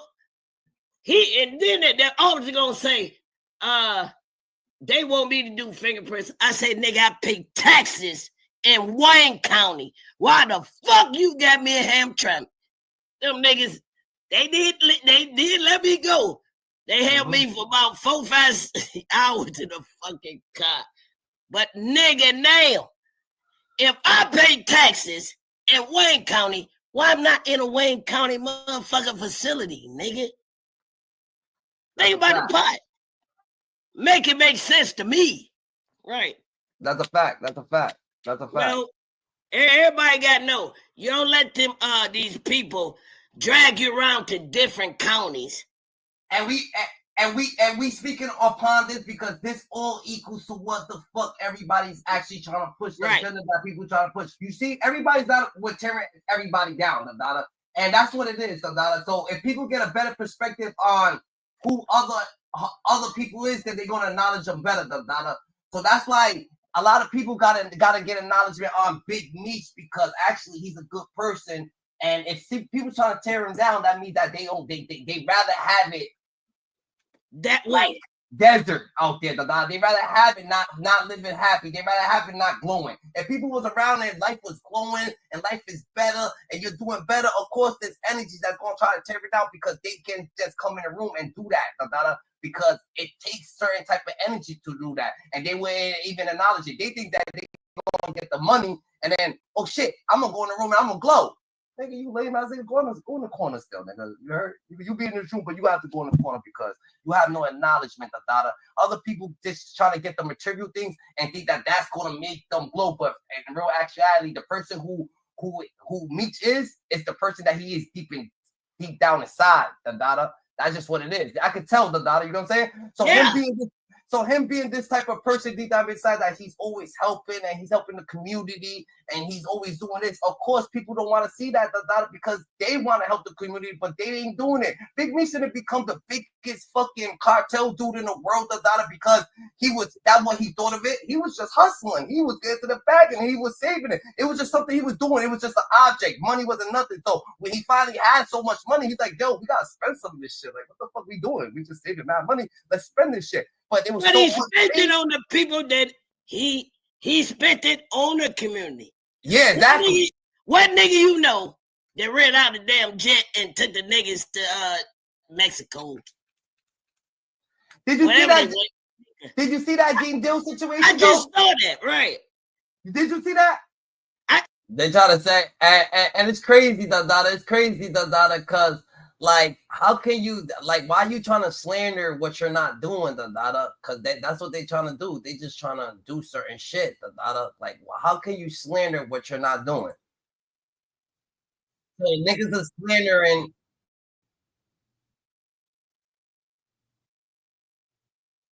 They slander. They want to slander people, but them slandering people, they just trying to put people in a position that they not honestly standing on business, So they want to just feel good for slandering Big Meech, but they're not actually doing what Big Meech was doing, And then they feel like if they slander him, they did it. What the hell? What kind of shit is that? You slander him, you ain't do nothing, You just slandering shit. Let me explain that, make it very clear. You believe a person that don't talk. Don't believe that motherfucker that talk a lot. That part. Right. Do you understand me? Yeah, he didn't do. Let me tell you something. I keep telling people, I don't understand it. If I know, and he's still under federal lockdown, you think I'm talking, partner? I ain't talking. Right. But what he told you, I never told, I never fold. That's what he telling you. 50, he like being on TV. He like y'all giving them way up, high up type of shit. Matter of fact, all y'all doing is getting more money. So that'll pay his rent. How many? It's millions of people that's owe him. All y'all doing is paying that nigga something. Right. Yeah.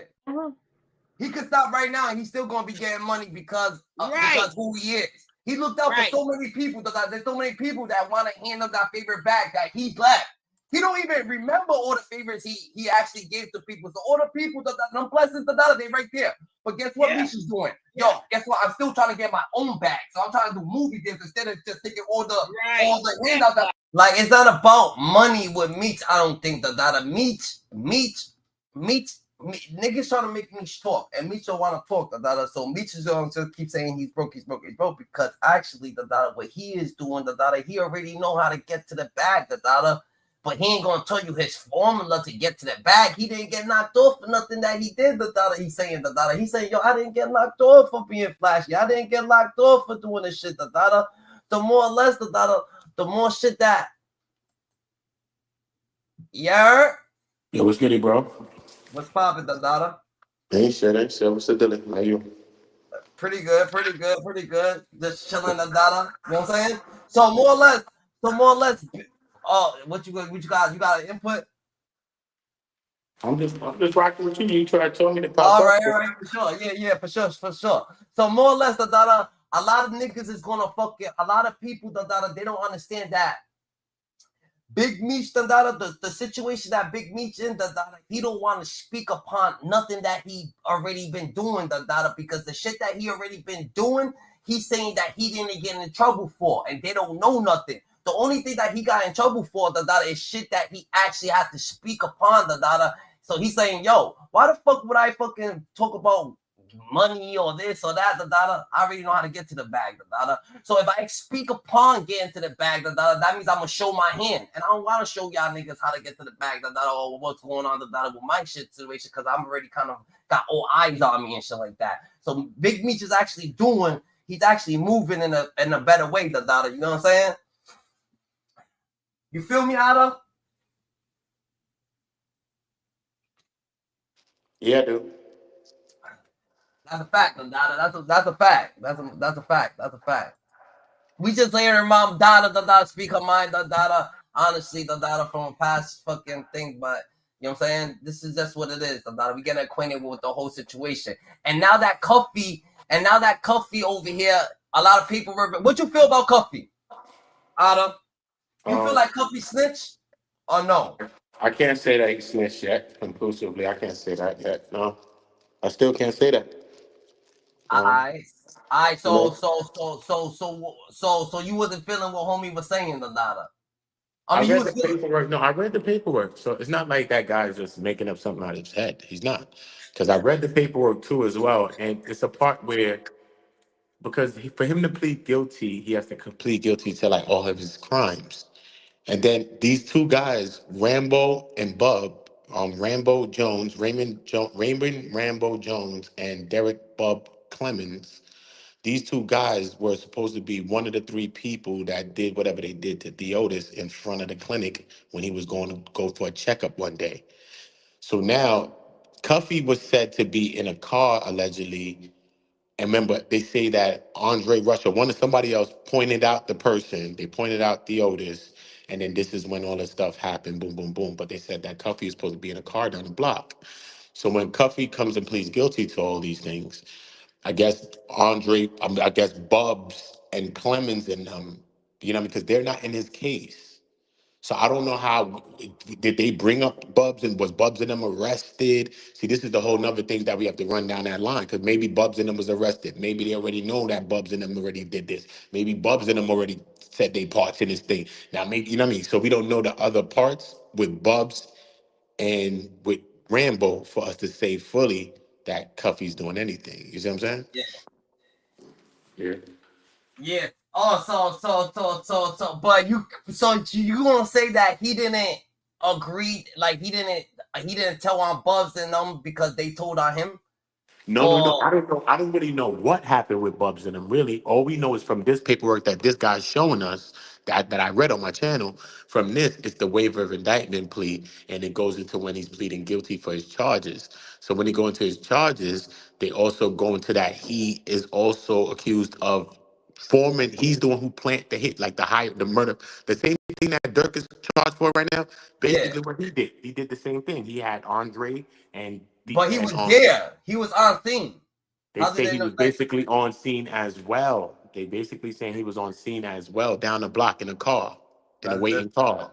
You feel me? Because I think a couple of the people that went to go do it was in the car with Cuffy, I think allegedly, and they jumped out to go handle whatever they went to go do.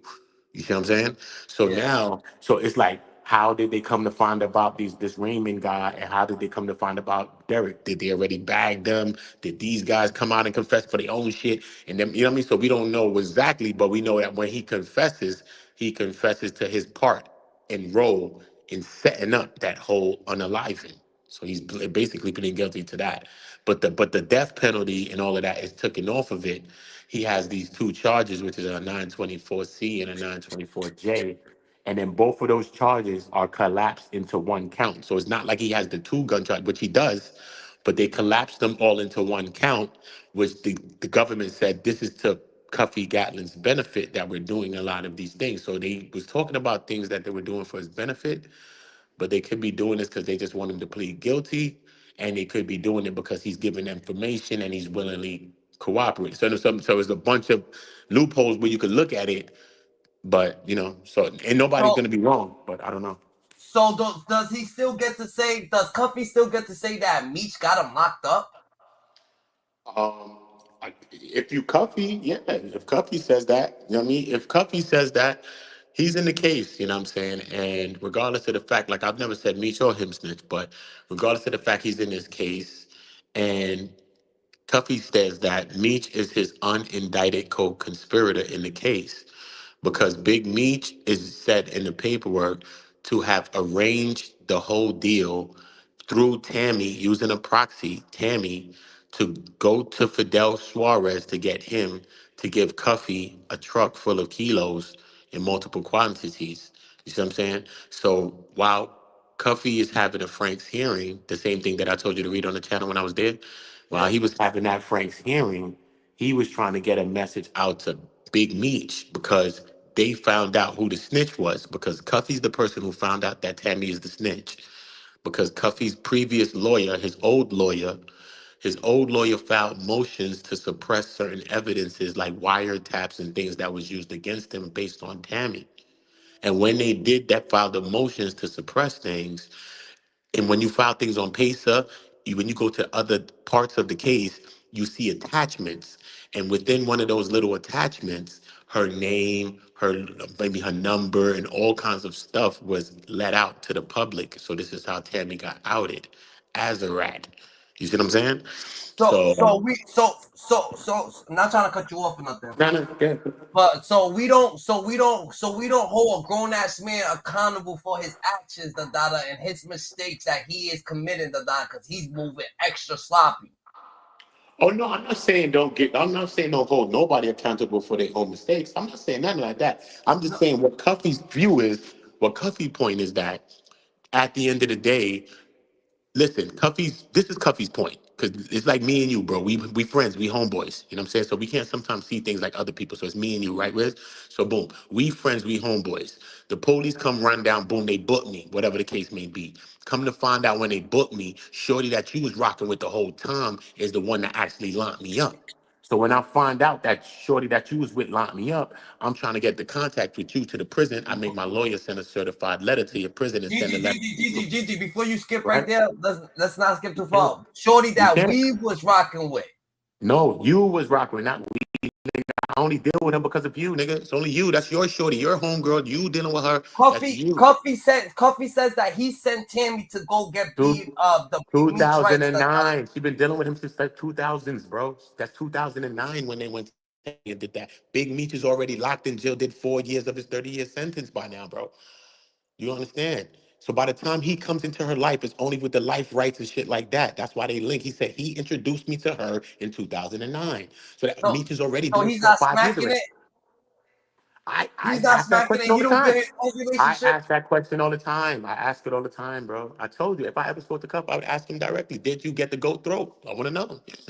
Because He it's did. one thing in the paperwork, it says that him and Tammy was going on dinner dates in Los Angeles. I'm like, she's going on dinner dates with a multi-million-dollar allegedly drug dealer, and she ain't giving him no skins. I'm like, I don't know. I think she Exactly. got this. That's just me personally. I seen chicks give a less nigga some skins, but you know what I mean. So Nah, well, her record, with her track, like, seems like, come on, bro. She don't come from Meech, nigga. She come from Blue. originally, yeah, So if originally. Blue passed it to Meech, and Meech is here, and Meech get locked up, and then he starts hitting it, he's putting himself in the perimeter. That nigga, look it. He could have just flew out. He could have dipped. He didn't have to be in the perimeter. He didn't have to be in the eyesight. He's putting A fool. himself in the way. A fool. No, he did. No, listen to me. Listen to me, son. Tammy's already a rat. She's confirmed to be working in 2009. She's setting up Terry White already. She's setting another nigga up But already. And then, listen but to what I'm look at saying. look By at the time so he look deals at with her, she's a rat, bro. She's working, bro. I understand. So Blue So Blue, if Blue don't get a blame for giving it to Meech, then Meech don't get a blame to giving it to Cuffy because that's just what's going on. She been But around when she Blue was never fucking gave her with to Blue. nobody. She's a woman. She did what she wanted to do. Blue was keeping her away from everybody. Blue was keeping her shorty. Blue was cuffing it on the low. That's his older thing. She buying them motorcycles and all that. He would call her after he leave the club. He didn't want her to see a nigga like a Meech. Niggas know when your shorty see Meech, she probably gonna want Meech if she want you, obviously. So nigga, keep his shorty away from Meech. Why would you want Meech to see your girl, nigga? Your girl might leave you behind Meech. This nigga rich ass Meech. We all love Meech. You don't think your girl gonna love Meech too? Come on, stop, bro. Stop, bro. We all love Meech right now, nigga. Your girl gonna love him too, nigga. That's it. So you know what I mean? It's one of them Oh ones. shit, that's different. Dada. It's Oh, Meech, good bro. logic. Shit, sure, Dada. Nah, Meech, but bro. I'm So saying though, it's not but Cuffy could look. So it's not that. So it's not that. Da Vinci, Blue Hunter, whatever. She got with Meech through pen pals, bro. When Meech was locked up in 2005, she and like other girls that was around the clique in the camp started pen paling all of the guys that was behind jail. J-Bo, Man Ill, all of the people that's behind the wall, they started messaging them. She got like that through messaging, and then she ended up meeting with Meech, and then she ended up poly with him, showing that she could do this, do that. And then that's how she get the life rights and all the other stuff with Meech. You see what I'm saying? So this is already 4 or 5 years before they planning to set up him. But remember, Tammy's already working with the guy. Listen to me. Tammy's working to set up Terry White with the special agent that locked up the whole BMF. She's working with this guy 3 years later after he locked up the whole BMF. How you working with the guy that locked up BMF and you got Meech's life rights and you working with the guy that locked up BMF? So that's where it comes to say that they say that Meech is the one that told Tammy to go and link with Jack Harvey. That would kind of make sense because why would you go just deal with Jack Harvey, the nigga who locked me up? You could go snitch to any other Fed. Why are you going to go snitch to the guy that gave me 30 years and bust me in my head?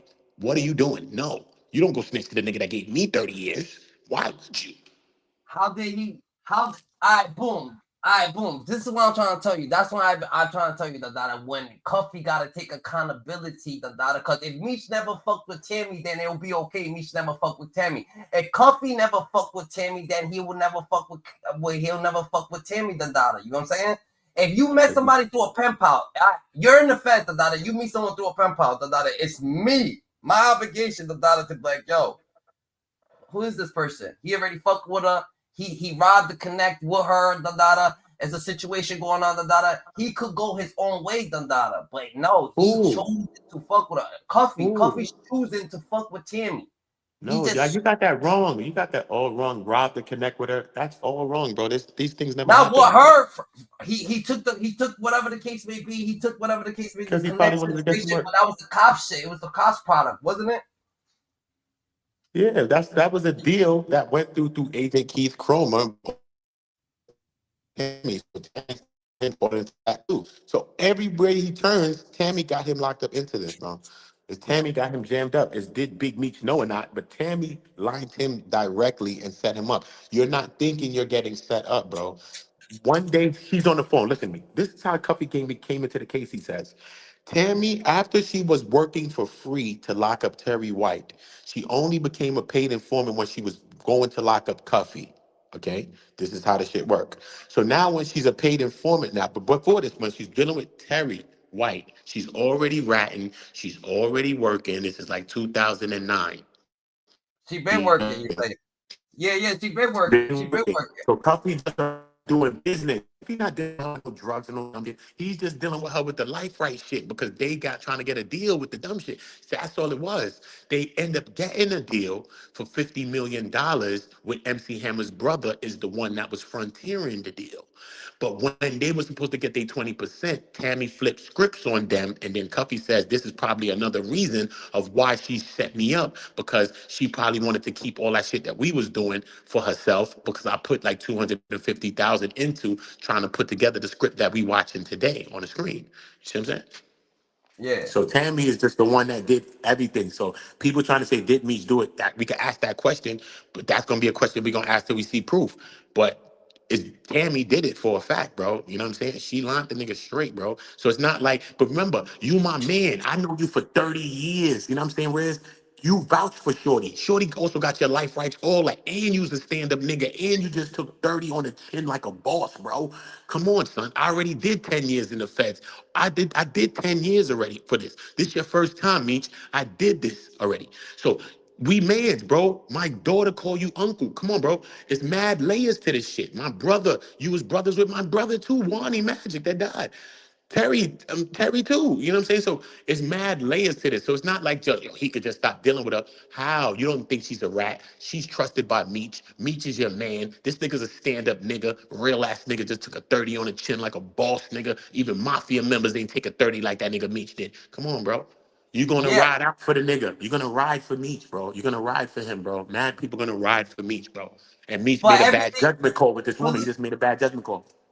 But look at, but everything that Cuffy says, right? That he got him, that Meech set him up to do the business with the deal and shit like that. But then he comes back and retracts and say, "Oh yeah, I'm the one that sent Tammy to go get to make me sign the life rights over the data." So which one is it? Did Yeah. Meech tell Tammy to Yeah. fuck with you with the life rights, or did you sign over the life rights? The data? He keeps coming with dogs. See, I won't confuse me too. You're right. Because Yeah, that and confused it, me too as well. Because at first I was thinking one way and then I heard him say that, like you said. So he I heard said that it too. himself, the Dada. When I heard that, I was Yeah. like, what the fuck is this nigga be talking about, the Dada? Like, what the fuck? So when he's saying shit like that, that's what gets me confused. That's why I'm telling you that he's a man. He don't have to deal with Tammy, the Dada. He's choosing to deal with Tammy for another personal gain, the Dada, because he feels like But you're maybe already he set up though. trust this You're not girl. choosing to do nothing. You're already being set up because look, he says one day, look, it's just like this. This is how they get onto Cuffy. Look, he's dealing with Tammy just with the movie shit, right? They dealing You're with the right. movie. That's what they do, Hold right? on, Gigi. You're right. He been getting set up, but doesn't mean that Meech happened to set him up to that, and she been an No. informant, so she was setting Meech up and him up at the same time, probably, or whatever the Could case may be. be. All of that is possible, son. All of that is possible, bro. Everything is possible until we get all of the facts. All of that is possible too, Riz. I can't say that's not possible. That's a possibility too, bro. Facts. No, Anybody that say that what you said that there's not a possibility too is a liar, bro. All of them shits is possibilities, bro. All of that. yeah, Because none of us know the exact truth of what the hell really. We just got the paperwork and we get it. But all of that other little technical stuff, we don't. But look, one day, because remember, now she starts working. She gets with Keith Chroma. Jack Harvey hands her to Keith Chroma. That's the guy she started having sex with.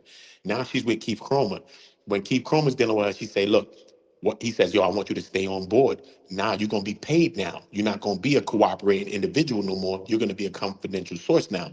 So she's like, okay, what do I have to do? He said, yo, look, you're gonna have to lock up Mexicans and stuff like that. She's like, a word? She's like, and then we're gonna deport the Mexicans, so you won't even have to worry about going to court or going to have to testify nothing. She's like, all right, cool. Can I get some bread? He's like, yeah, you can make some money if you give good information. She's like, okay, can I get Demetrius plenary time cut? He's like, all right. He said, I'll see what I can do. We can work on that. Cool. Now, after this, now she's agreeing to do this now, like she's setting up Mexicans or whatever. One day she's on the phone with Keith Chroma, talking to Keith Chroma, and she gets a phone call from Cuffy, and she says, Keith Chroma, hold on, I gotta answer the next line. It's Cuff. And when she answers the next line to Cuff and comes back to Keith or however it went, when she comes back to Keith, she said, started back like, yo, that's Cuff or whatever. And he was on Cuffy from then. So the target flipped from just the Mexicans to also to Cuffy now because they knew about Cuffy and they understand his nickname, his name, and he already been in the feds, tried. They already know he got ties to the St. Louis BMF. They want Cuffy too, son. all Cuffy right, has the money. hold on. What does that right there got to do with Meech? Right there. She set him up. He don't know if I he set up until no, I ain't saying that number with he me. didn't have to. I If don't he know would have about never called, it would have never got heard. So maybe they would have never. It seemed like it just happened for him to call while he was there, and it happened like, yo, I'm who's gonna play that? audio for you. I'm gonna play audio. I'm gonna play audio. Look, listen. I let Cuffy explain it better than I can. Cuffy explain it better than I can. Look, boom. I'll play a Cuffy audio for you right now, so you can understand what's going on with Cuffy and what happened. Boom, right? The life rights, all of that, right? Boom. So okay, which one we want to hear? The life rights? No, I want you to hear this one because you gotta hear the one because regardless of all of those things, that's one thing. This whole other thing that he's talking about, that Meech called him one time in 2013 and told him that he got a link for him to go do something. Called Tammy. When he called Tammy, Tammy plugged him with a Mexican. When he got locked up, he seen his discovery. That Mexican nigga was an informant. And he's like, yo, who set me up with this people? That person. When he looks at his paperwork, it says that the Mexican nigga was a confidential source. And that confidential source was introduced to him by another confidential source. We understand that Tammy is a confidential source. So they can be saying Tammy introduced her to him, which makes sense. But he's going to step further to say, Meech introduced me, told me that day to call Tammy. So therefore, boom, boom, boom, boom, boom. That's how he put that whole play together. You see what I'm saying? I'm gonna play the audio so you can hear it. Though. Look, look. That's how. All right.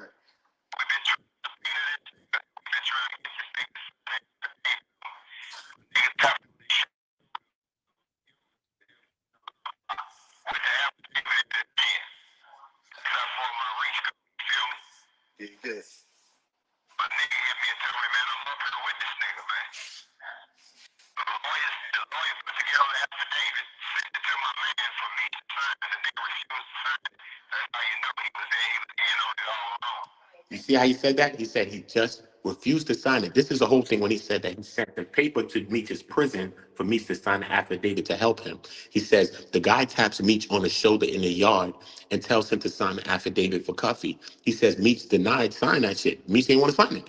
But he says that's how he knew that Meech was in on the plan. Does that mean that Meech is in on the plan or what? But that's Meech's man, and Meech's man is asking for help from him. If that's your man, you never did nothing wrong to your man, and you jammed up and you're asking your man for help, and your man's not helping you, 9 times out of 10, you're gonna think like Cuffy. Just because you're doing YouTube today and we're doing YouTube, we think different. But if you was in that situation, you'd be looking at the nigga who you was fucking with for mad years that's in your paperwork and ask why he's back. You would be, But bro. in Meech's situation, he probably don't want to deal with nothing. He's doing his time. He got 30 years to do. He's just doing his time. He's not signing shit for nobody. I don't feel like signing nothing. I don't know where that shit's going to get me. But it don't take away nothing for you to anything. do that. What? It don't take away nothing for you to cite it, 1. And then 2, at the end of the day, this chick is a whole bona fide rat bastard. You've empowered this person, gave this person your life rights and everything. Once you've done that to this person, you have damn near made this person family. If you have a cousin, a But mother, Cuffy listen to me. Let me Cuff, just make this one statement. Listen to me. If you have a mother, a cousin, a brother, a nephew, a niece, anybody who's ratting on earth, you can get your shit split right now, today, tomorrow, any day on earth, it can come to you. If somebody that's related to you is a rat, that's point blank, period. So you have empowered this lady. The least you can do is help the man if you didn't rat. That's all I'm saying. Just help him. but Cuffy is the one that told us that he told Tammy to get Meech the life right. So how the fuck is how is it me? You told me to give this girl my life right. I give the girl my life right, Dada. You told me this too. I set myself up. I jabbed myself. Yeah, I see what you said. Yeah, I see what you said. Like, if you told me to do this, how is it my fault that you told me to do this? Now you make a mistake and you're locked up and you want me to get you out of your mistake, but I'm already in a mistake. Me and my brother. No, this is why. But it's not that. No, it's not just that he wants Meech, like Meech is the feds and he could get him out the case. It's not that. I understand, but look at, hold on. But look at, and then Cuffy, you already know that Cuffy's probably, if you know, if they broids, they know something like, oh, maybe this nigga took out 2 witnesses. Nigga, you don't want to deal with nothing, bro. You're doing 30 years. Rizzy, but do you have to? We're in the streets. But Rizzy, I'm from the streets for real.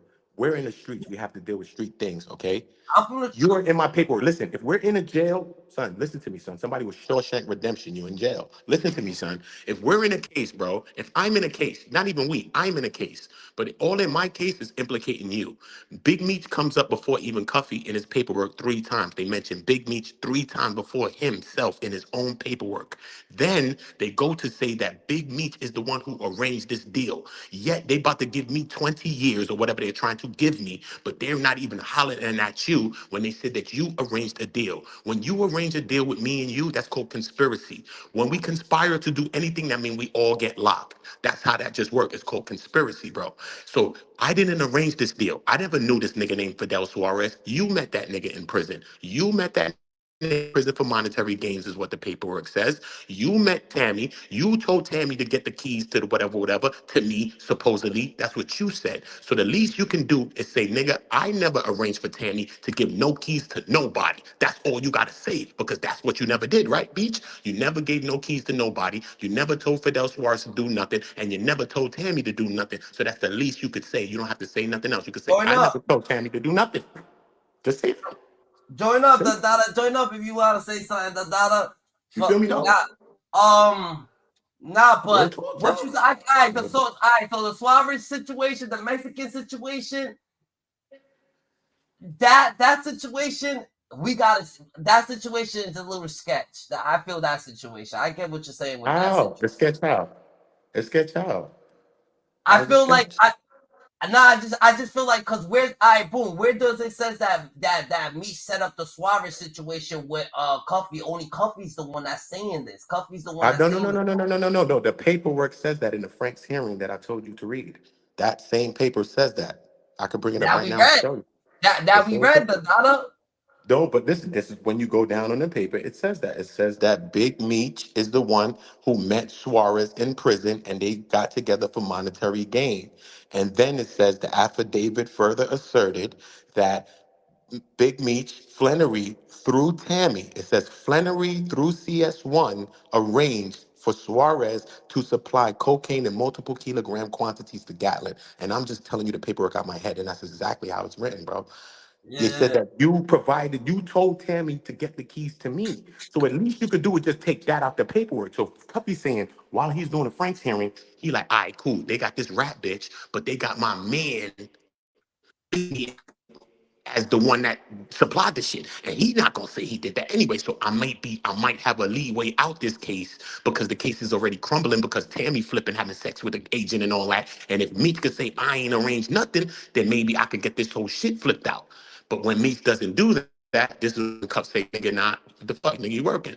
Which a person in jail would say that if a nigga's asking for help and we homeboys and your homegirl said that you the one who did this. And you supposed to say, nigga, I ain't tell that bitch nothing. That's what we supposed to say as men, bro. That bitch is on her own, man. We ain't tell her nothing. I ain't tell her nothing. Nigga, I ain't got nothing to do with that. I'm doing my 30 years and that's it. Because guess what now? In the paperwork, it says Big Meech put together a multi-kilogram quantity shipment.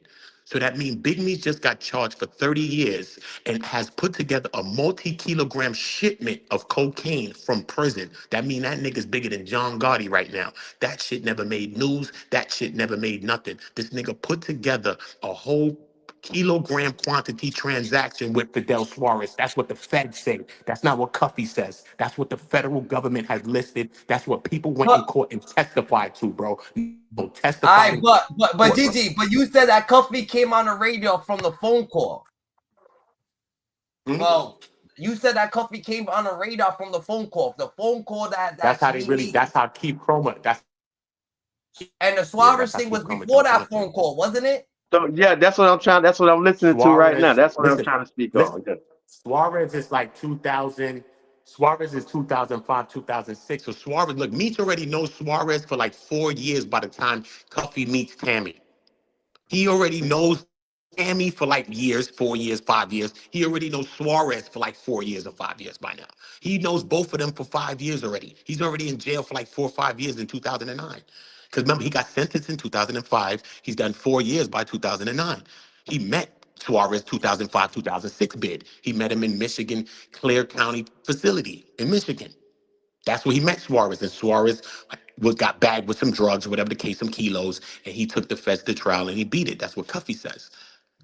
I don't know. You take it with a grain of salt. I don't know if he beat it or not. I don't know what happened, but that's what Cuffy says. Cuffy said he beat it. So listen. Hey, yo. Excuse me. Sorry about that. I'm peace and love, bro. You know, I'm from out of Palm Beach. You know, I'm just here just to if he beat, hold on, Peace. So I won't forget. If he beat that case, then Dada, what that case got to do with him being knocked off? So how Meech's thing? That's a whole other case, Dada. That's a different case. If he beat that case, that's a whole different case. And how did he beat that case? He only beat that case because Meech told Tammy because Tammy got caught fucking the agent, and who knows if that situation happened because of Meech, and the whole case went to shambles because of Meech. So Meech could actually save the nigga if you thinking that he locked him up, if he saved this nigga, because that's situation went into shambles because maybe Meech told Tammy to be fucking the agent and all that shit. Because how the fuck did he beat that case? He only beat it because of Tammy. But go ahead, please. Cuffy never beat nothing, bro. He didn't beat anything, bro. Cuffy You never say he beat beat the anything. case with Suarez. No, I said Suarez beat his own case because Suarez was locked up in jail. That's how he met Meech at the time when he met Meech. This is what I'm saying. Suarez met Meech. You know what I'm saying? So Meech already knew Suarez for 4 years. He already knew Tammy for probably 5 or more by the time by the time Cuffy even meets Tammy, because Tammy's the one who plugs him into Suarez, and Tammy's the one who also plugs him into CS2. CS2 is the one that introduces him to the undercover agent in Memphis, which does the reverse sting operation with Timothy and Lorenzo and get them bagged, and that's how they all get bagged because Cuffy was dealing with the undercover agent. Now that shit with the undercover agent shit, how Key Chrome and them set him up with that was all Cuffy's doing on that. That was him. That was Yo, his Peace, work. you there? Yo, That was Peace, his you Yeah, there? yeah. So I'm listening. I'm letting her talk. I'm just Go trying to ahead. understand. You know, I don't want to say the wrong bro. thing. You know. Nah, go ahead, go ahead, go ahead. Come up here, nigga. Where you at? Say your thing. What you want to? Do your thing, bro. Yeah, yeah. Oh no, I was listening to the part about with how it's all you know how it all started. I'm feeling like everybody is right about with the corporate, you know, like with the connection between Cuffy and Meech. But all I'm saying is everybody overlooking the part is that Cuffy fucked over the plug, bro. Meech put his face on the line and this nigga ran off with the bricks. Everybody's skipping that part. So at that point, when that happened, before the new indictment came, Meech had already cut Cuffy off, bro. He had already cut him off and stopped the correspondence with him because the nigga ran off with the bricks. So Cuffy called Tammy back, bro, and motherfucker tried to get some more shit. And that's when all the heat had already started. And this nigga jumped in the pool of fire. He wasn't even indicted before. He got fucked up when he called Tammy, bro, trying to get some more shit. And by that time, this hoe was hot. You see what I'm saying? So now he blaming Meech like, you knew this hoe was hot and you never contacted me. Nigga, I don't even fuck with you no more. That's why he on the recording with the nigga you know what I'm saying, 42 Dog. He telling the nigga nephew, like, bro, if you read the paperwork, nigga, me and Cuffy was done. So why the fuck would I be trying to reach out and help this nigga when this nigga just fucked up and got all us killed? He could have got everybody killed. The nigga ran off with the bricks. So Meech cut that nigga off. And when you do some shit like that in that world, and you know what I'm saying, you on that status with those people, bro. Man, ain't no man, you stupid. Why would I talk to you again? Why would I talk to you again? For what? So you say that's why he didn't And that sign the aspect is real. paperwork? Hell yeah, he cut him off, bro. Man, he cut Cuffy off, nigga. He ran off with the bricks, bro. Why nobody not paying attention to that? That's why Big Meech not rapping, dog. He don't owe nobody no explanation that me and my nigga going through some shit. And this nigga crossed me. I understand you got all your kin folks, you got all your family, and you mad about whatever situation. But now Cuffy talking about, oh, you set me up. Prove to the world that I sat down with the agents, nigga, and signed the paper and set you up. I'm talking about the real world. Fuck all this third party and all that fake shit. Prove that Meech sat down with the agents, bro, and made a deal and got a cut. I bet nobody in the world can't prove that. Everything is off this nigga Cuffy and his feelings mad because Meech didn't help him or didn't respond. It's not just no, but hold on. I feel you though, bro. I feel you too. I'm not gonna hold you. I feel you.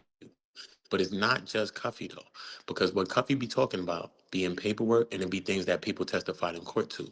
So the things that he's saying that people testified in court to, he's not lying about. When he says that the agent went in court and testified, people could be lying on Meech too. We're not saying that agents don't lie. Everybody lies in They them. lied, bro. Anybody can lie, so we can also factor that in. Just because a person go to court, when I go to court, what I'm doing, I'm gonna lie, so it don't matter. So we can't just say, but when you're in court, you're in court. We just got to take what's in the documents, right?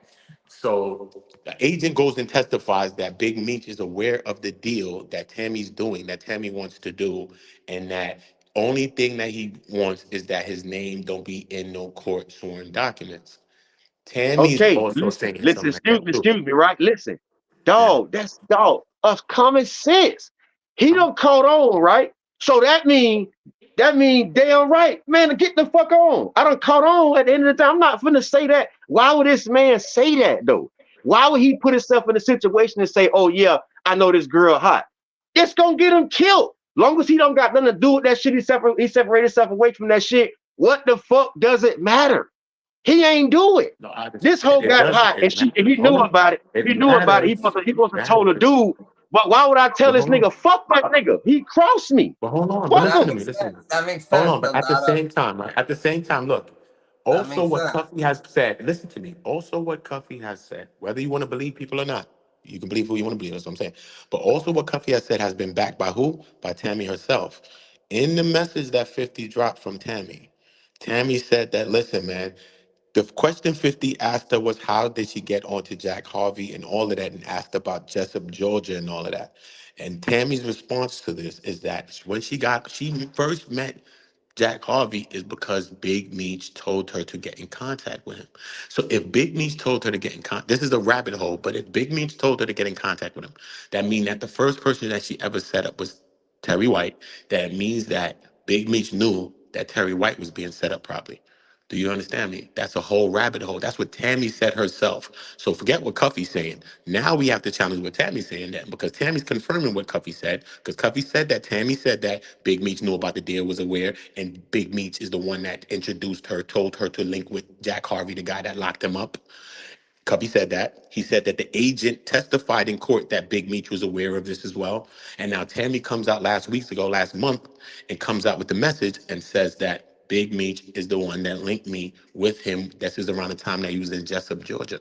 So now this is going further than just Cuffy. Now Tammy has said that. Could they all be lying? Possibility. Could they all be? Listen, bro. What you saying and if everybody really understand it's nothing wrong with the truth. That might be the truth, but listen, bro.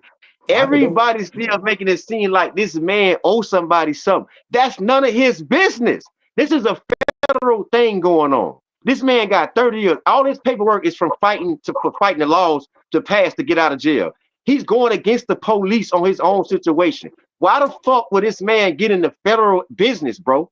Like people they want Meech to save them. Everybody want Meech to save them. Oh, tell us this. Oh, you're supposed to look out for that. You're supposed to do that. Like, bro, what do you want? Everybody not paying attention. This man is standing up for himself. He don't give a fuck about nobody else's business, bro. What the problem is with that? I don't get it.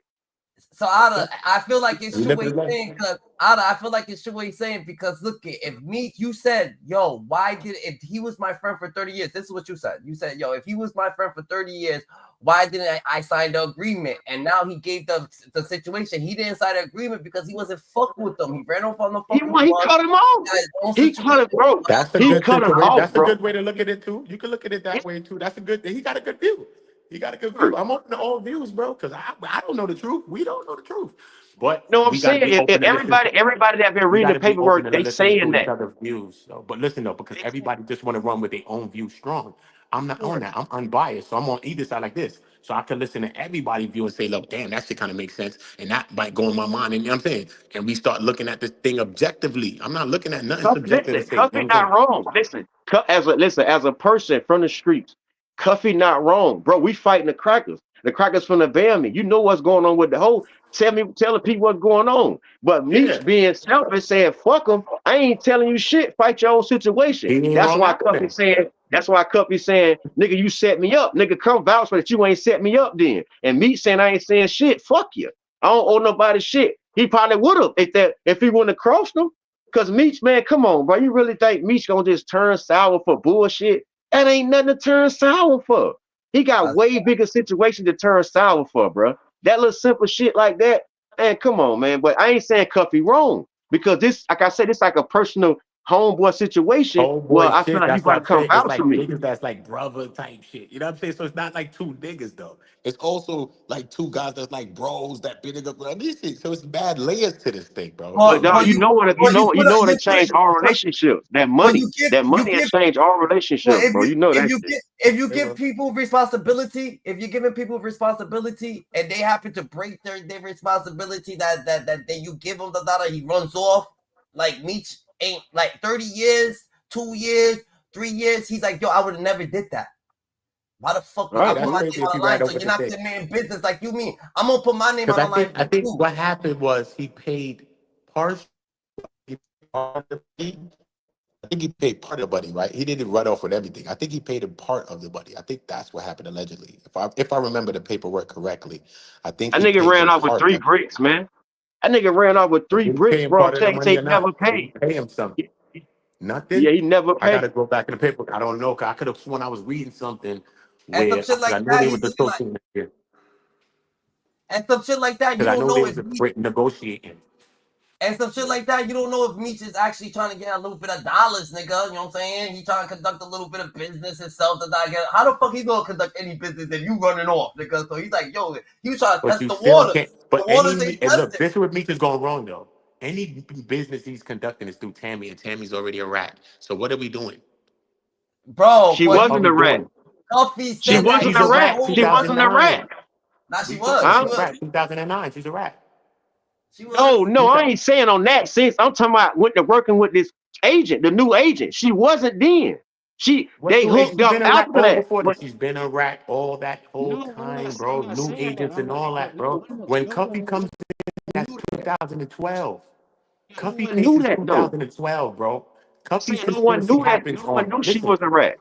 Cuffy's conspiracy happens on August 5th, 2012. Tammy is debriefed on August 6th, 2012 by TFO Lang and has a secondary debriefing by Agent TFO Buds, bro. I'm telling you how this went. So Cuffy was already dealing with Tammy for like 3-4 years since like 2009 or so, dealing with her for like 3 years with them big meats, life rights in the movie business. She's already working with Jack Harvey, Cuffy told completes that case. She Cuffy completes the told case. me to do business with her. Listen, she completes the case. After she completes the case, she's working now with Keith Chroma, really working. She's setting up Mexicans, and this is how she ends up lining up Cuffy in that whole thing. When I said that one. So that's what I'm trying to tell you. The relationship between her and him was on through business period first. It wasn't dope. You see what I'm No, saying? It wasn't drugs at first. It was just regular, just legit business. Later, what you just said, that's when she set him up. You see what I'm saying? That's what I'm telling you. It's yeah. like, I don't know. But Something then the happened, bro. She paperwork been a says, rat. You say she been a rat. I ain't saying that. But she's I'm been a saying, rat. but But then the some paperwork says that Tammy told the Fed, listen to me. But now the paperwork in Fuffy Frank's hearing says that Tammy told the feds that Big Meech and Flannery and Fidel Suarez became acquainted in prison and then got together for only to get some money. And that Big Meech set up a plan. He arranged a deal, a link through Tammy for Tammy to link with Suarez, for Suarez to give Cuffy some bricks. And then now they got the bugs and all that. Now they get the surveillances and the Title III warrants and interceptions. Now they got the phone call come from Suarez now. Boom. The first call comes in from Suarez. No, it's a message, I think, at first or some shit, whatever he calls. But then he talks to her, whatever, some shit, right? She says, send him a picture. He sends her a picture of himself, boom, whatever the case may be. No, I think he messaged El Javi there because at first when Suarez called her, also, Meech did not send Suarez to call Tammy. Suarez called Tammy checking for Meech.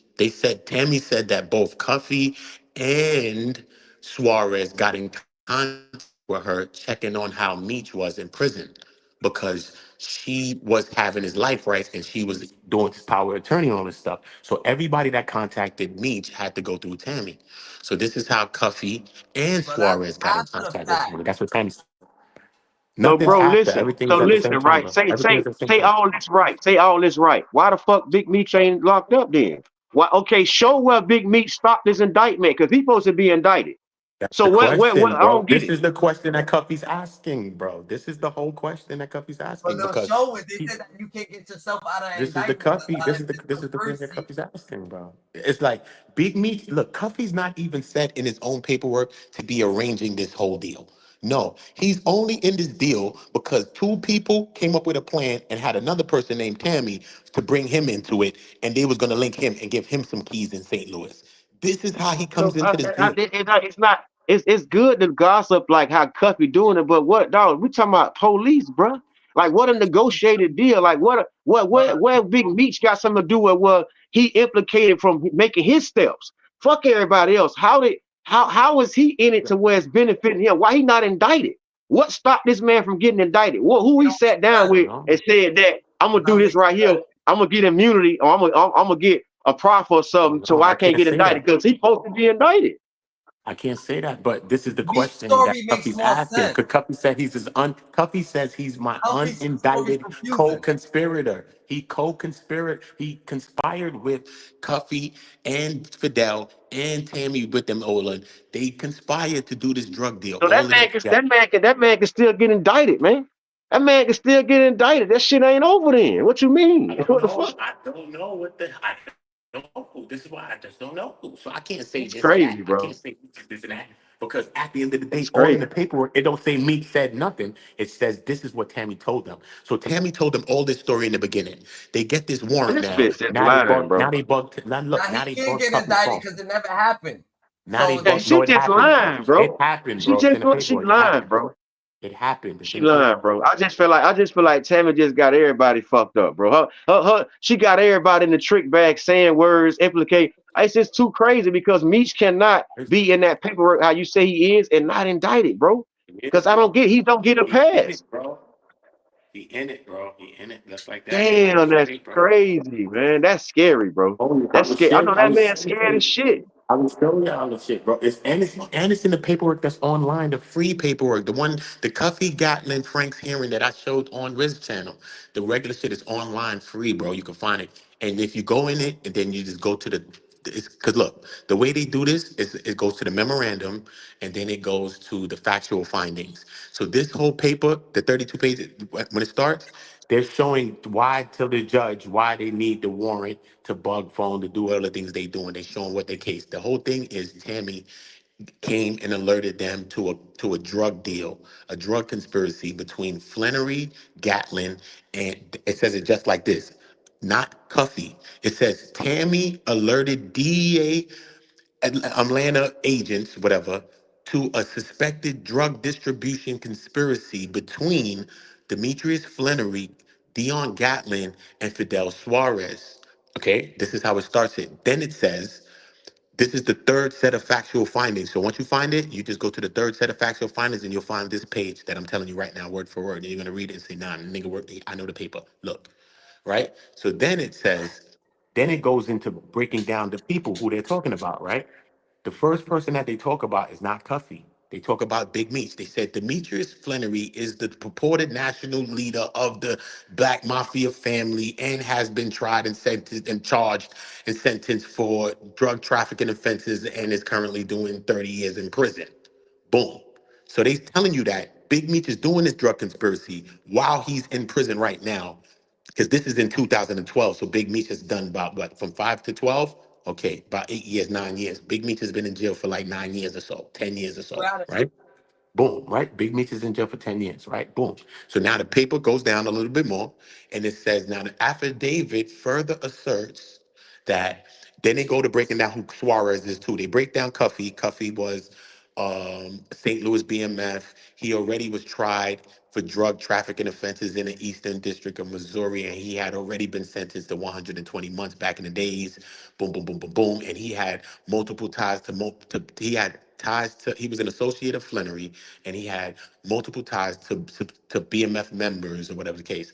Then they go into breaking down Suarez. They say Suarez he's a LA, he's a California source, and he owns a trucking company that operated out of LA, so much so he had been arrested without conviction a couple of times, 2005 and 2009, and all of that. Boom. Then they go into the affidavit further asserts that Demetrius Flannery, I'm just reading out my head, Okay. So they Yeah, said yeah. Demetrius Flannery and Fidel Suarez became associated, whatever, while incarcerated and for monetary gain. And they put a period. Boom. Then they say it also further asserts that Tammy is the legendist because she's the affidavit, right? It's her affidavit.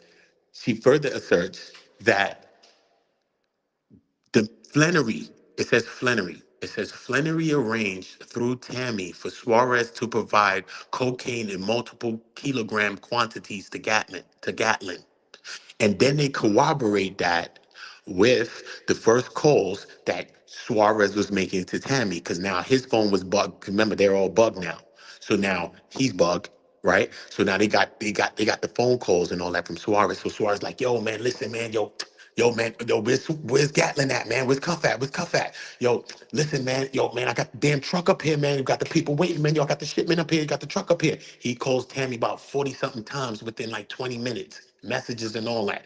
Every time you call a hot phone, it says toll analysis shows. Telephone toll analysis shows. Telephone toll analysis shows. Then again, like 10, 15 times.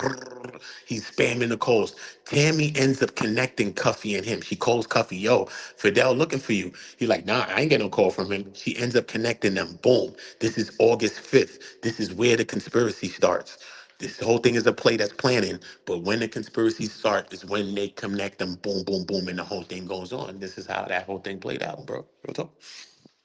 Real talk. So what Meech had in that then? So did they pay Meech? Did Meech do what happened? I don't get it. So what? No, I feel like, let me tell you something. Now since you that's what it said that says. like that, listen, dog. That's why Big Meech not indicted, bro. Listen, bro. First and foremost, they can't indict him, right? Because this is all the lady saying this.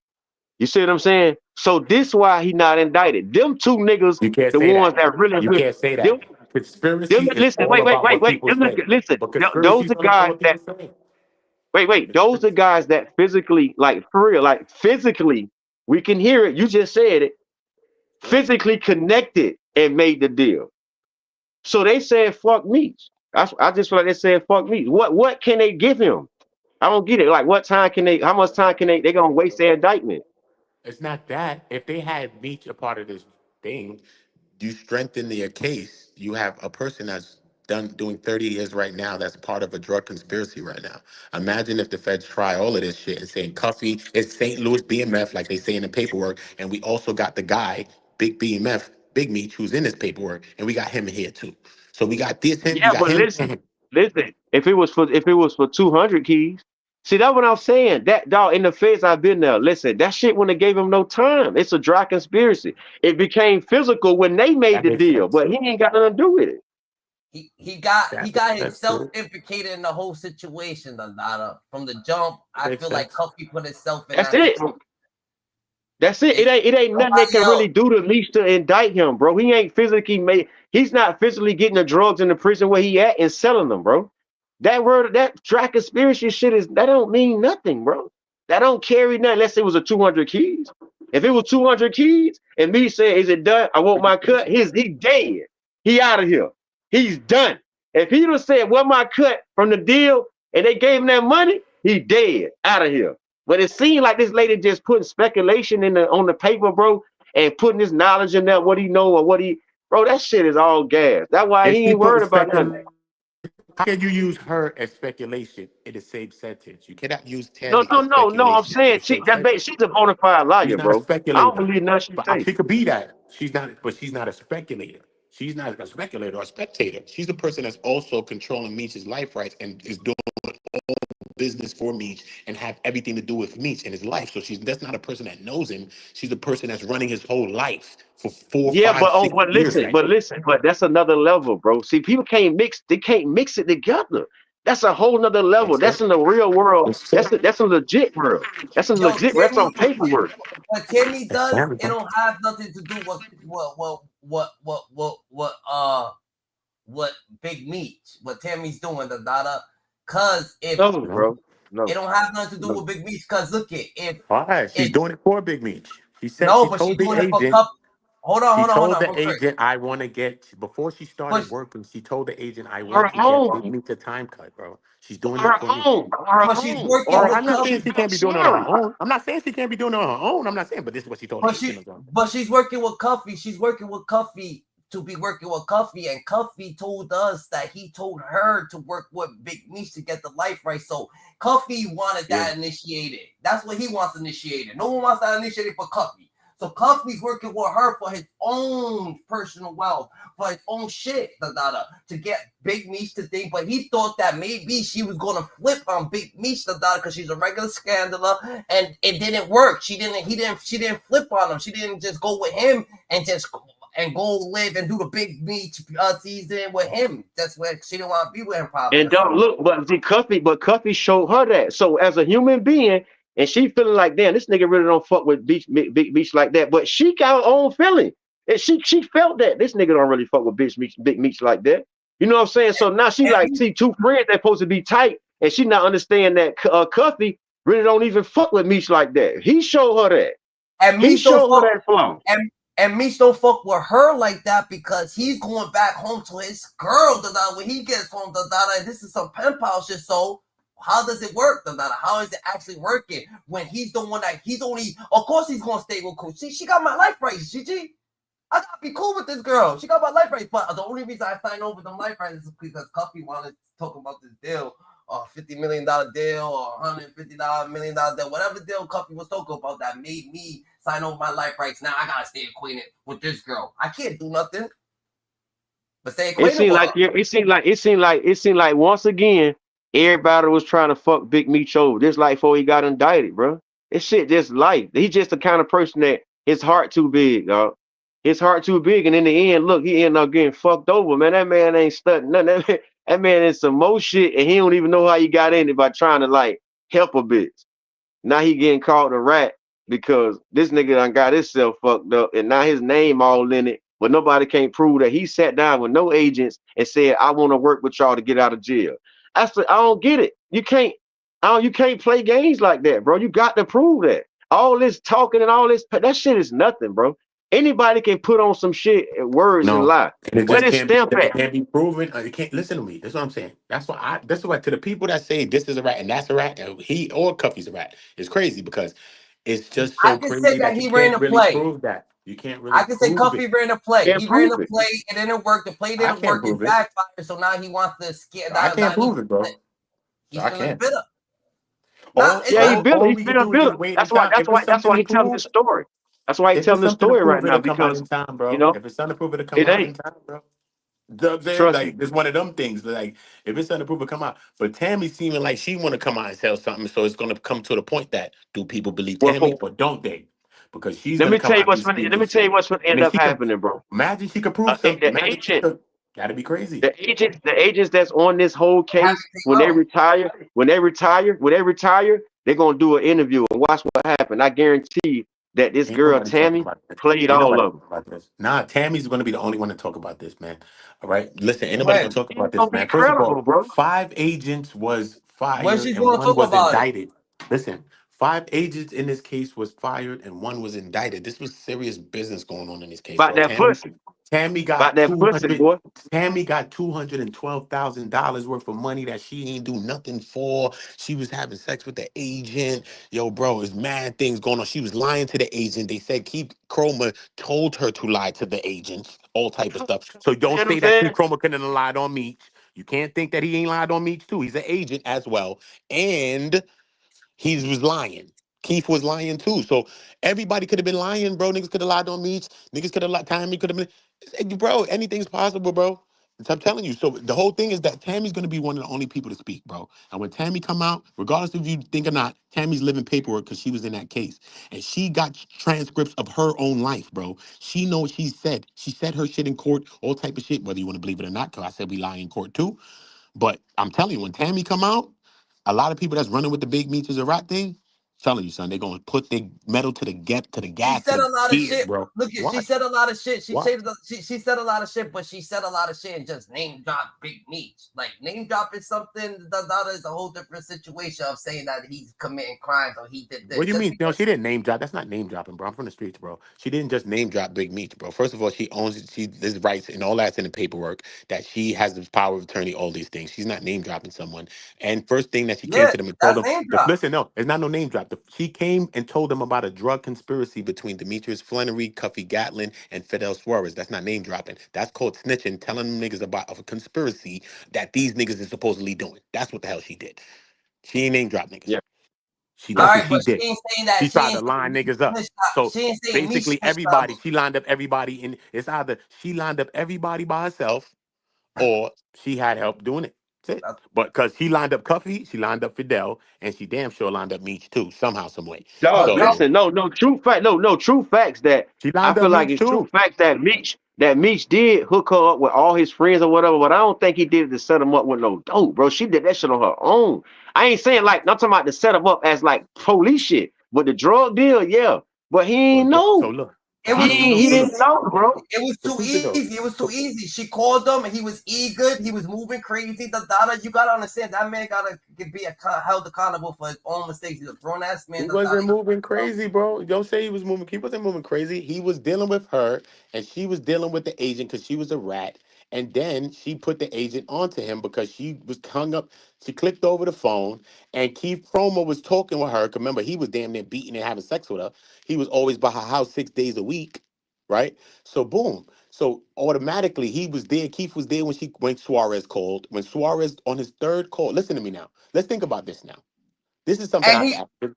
he Let me ask look you this at he question. No, hold puts on, wait. Big Let me Meech ask in y'all the this question because y'all from the streets. Let me ask y'all this question just because y'all from the streets. Listen, Suarez is listed in the paperwork as the source of supply. Big Meech is listed as a drug trafficker, and Cuffy is listed as a drug trafficker. So Suarez is on another level than both of them. Yeah. These type of people, a drug trafficker type people like him, Mexican type dude, these people don't even talk. You don't even get to talk to these kinds of people. You know that. These people's on next type level. Even the soldiers type niggas, when you see them on camera, niggas got shirts over their heads and all types of wild shit. You can't even see them niggas. We know how they go. So boom. So Suarez third interaction. He has three interactions when he interacts with Tammy. Remember, Suarez got out of prison because he beat his case or whatever the case may be because he was locked up with Meech. Remember, so when he came home, Meech was telling him, "Yo, get in contact with Shorty if you want anything because she running my business." Boom, regardless. Even if you don't think he told about some negative, you could say regardless. But I could say for positive too. He could say, "Yo, look, this is who's running my life regardless. Link with Tammy if you want to get at me or let me know anything." Period. Right? Boom. That's what he tell anybody. So now when Suarez is outside, he calls Tammy or texts Tammy. This is when the calls start showing on the Fed's paperwork. So he calls before and he that, yo, says, we "Boom, boom, can't boom." He take checks on that. Meech, whatever the case may be. TG, we can't She take says, that "Send a picture." 100% from you, though. After she sends the picture, the third thing he does now is ask her about somebody that can move pills.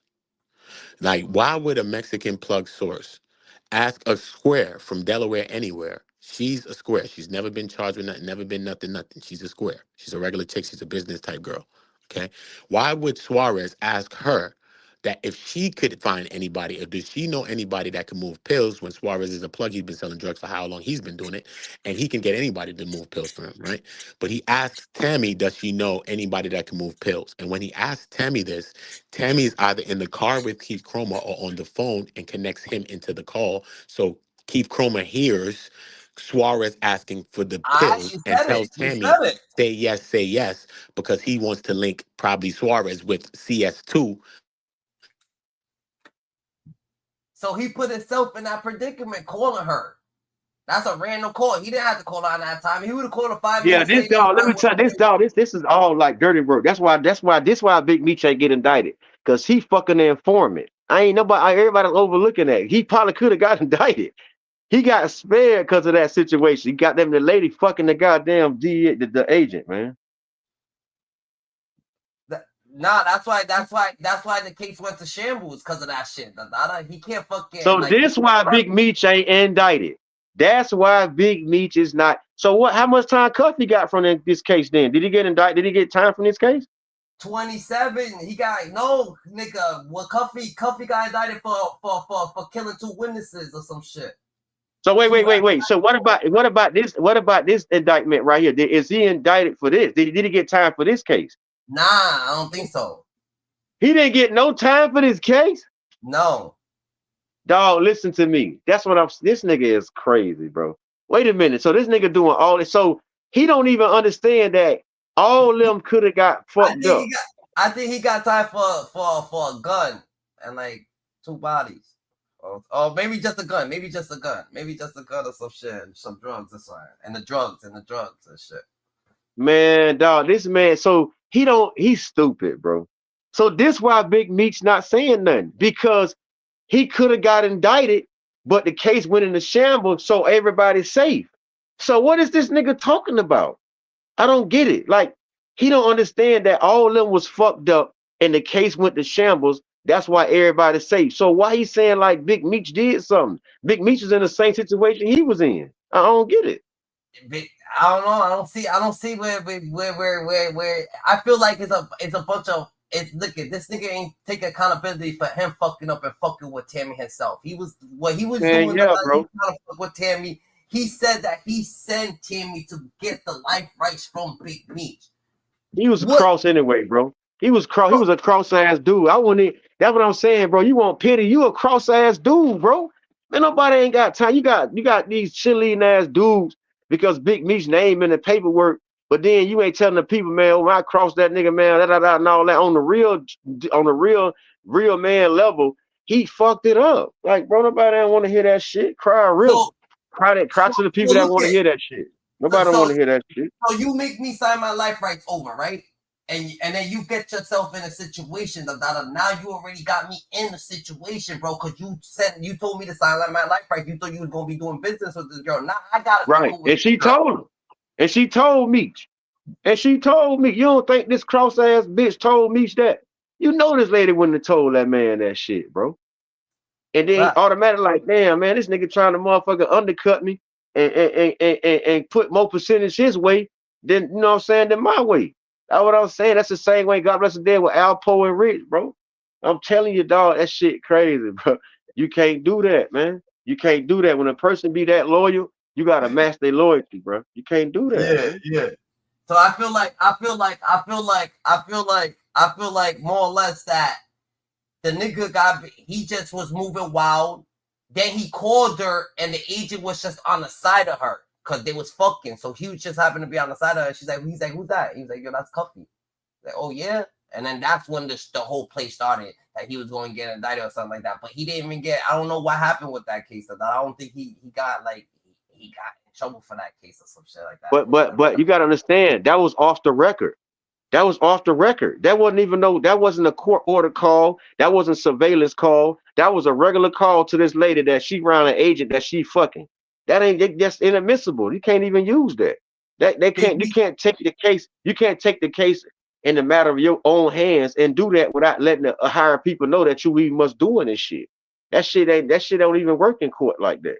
That's why I'm saying the case is such a big mess. That's why it went to shambles, and that's why Big Meech ain't get indicted. He could have got indicted if that case would have went all the way. Straight up. If that case I think he would have got indicted.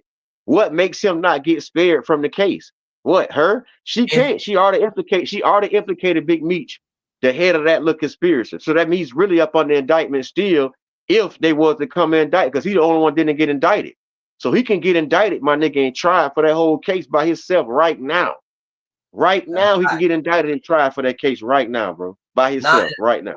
He can't though. He can't if he ain't got nothing to do with it.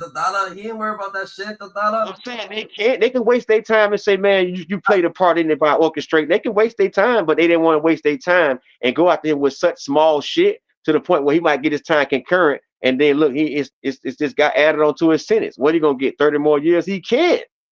He was gonna get 10 years, 5 years. If something happens, you could speculate anything. You know what I'm saying? So if something happens, just because you was fucking with this person, you're fucking with Tammy, and then you gotta understand, if Cuffy sent Tammy over there, you could speculate anything that's going on with Tammy. You know what I'm saying? You could speculate anything that's going on with Tammy. Look at if Cuffy sends Tammy to mess with Big Meech, then you could speculate anything where Cuffy goes down because now Big Meech is fucking with Tammy. You understand? So you can say anything. Anybody could say any random thing. What if you just Big Meech didn't have anything to do with none of that shit? And he was just like, what the fuck? That has something to do with you because you just outside. I'm over here inside. Yeah, for real. It's just they did that on their own, bro. I mean, yeah, Big Meech did know that this lady whatever she found out that she was the police because dude said she been the police. So that means Big Meech didn't know. There's no way that he knew this lady was that person and he gave her his life rights. That's a damn lie. I ain't going for that, bro. That's a lie, bro. That's a lie, bro. That man ain't for it. And like you said, he already ran off on the plug. They're already not clicking like that. So if maybe he already said, yo, I'm not fucking with this nigga. Dogs, he behind boss. So he's calling off niggas left to right. We don't got time for the bullshit. So if he's Well, cutting would you though?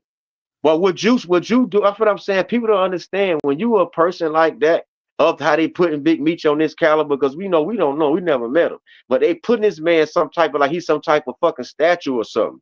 If somebody cross you, why would you have any more words for this person in the world again? It's over with. You said because if they was out, he would have gotten whacked. He would have been out of here. You see what I'm saying? So why would I want to talk? And then now you in trouble, and now you want me to come help you, and you want me to come go against the people that can get me indicted. I'm on the same indictment might be as you, and you want me to come help you. Man, you better get your dumb ass on and stop fighting these people and go lay down, stupid ass boy. You know what I'm saying? Like you just they get crazy, man. They get crazy, man. He got spared because that lady was fucking that agent. That's the only reason why his ass ain't indicted. Trust me. Believe that. you ain't and he probably helped him. He helped him on the case. He got locked up on a whole separate. He got indicted on a ghost gun type shit. A ghost gun and 2 witnesses, whatever, 2 bodies or something like that. I don't know if he got indicted for the 2 murders or whatever the case may be. For 2 ghost guns, he did. You know what I'm saying? So if he got in trouble for the 2 ghost guns, what happened with this case? Boom. Meech probably is like, yo, you fucking the fucking agent, and he probably helped him out with the case. But him helping him out, if he's gonna help you out, he don't want nothing else to happen. You know what I'm saying? Like, yo, I helped you, I'm done with you, bro. You always keep fucking up. You keep fucking up. You're everywhere, you know what I'm saying? Man, people just bringing too much street code on the legit situation, bro.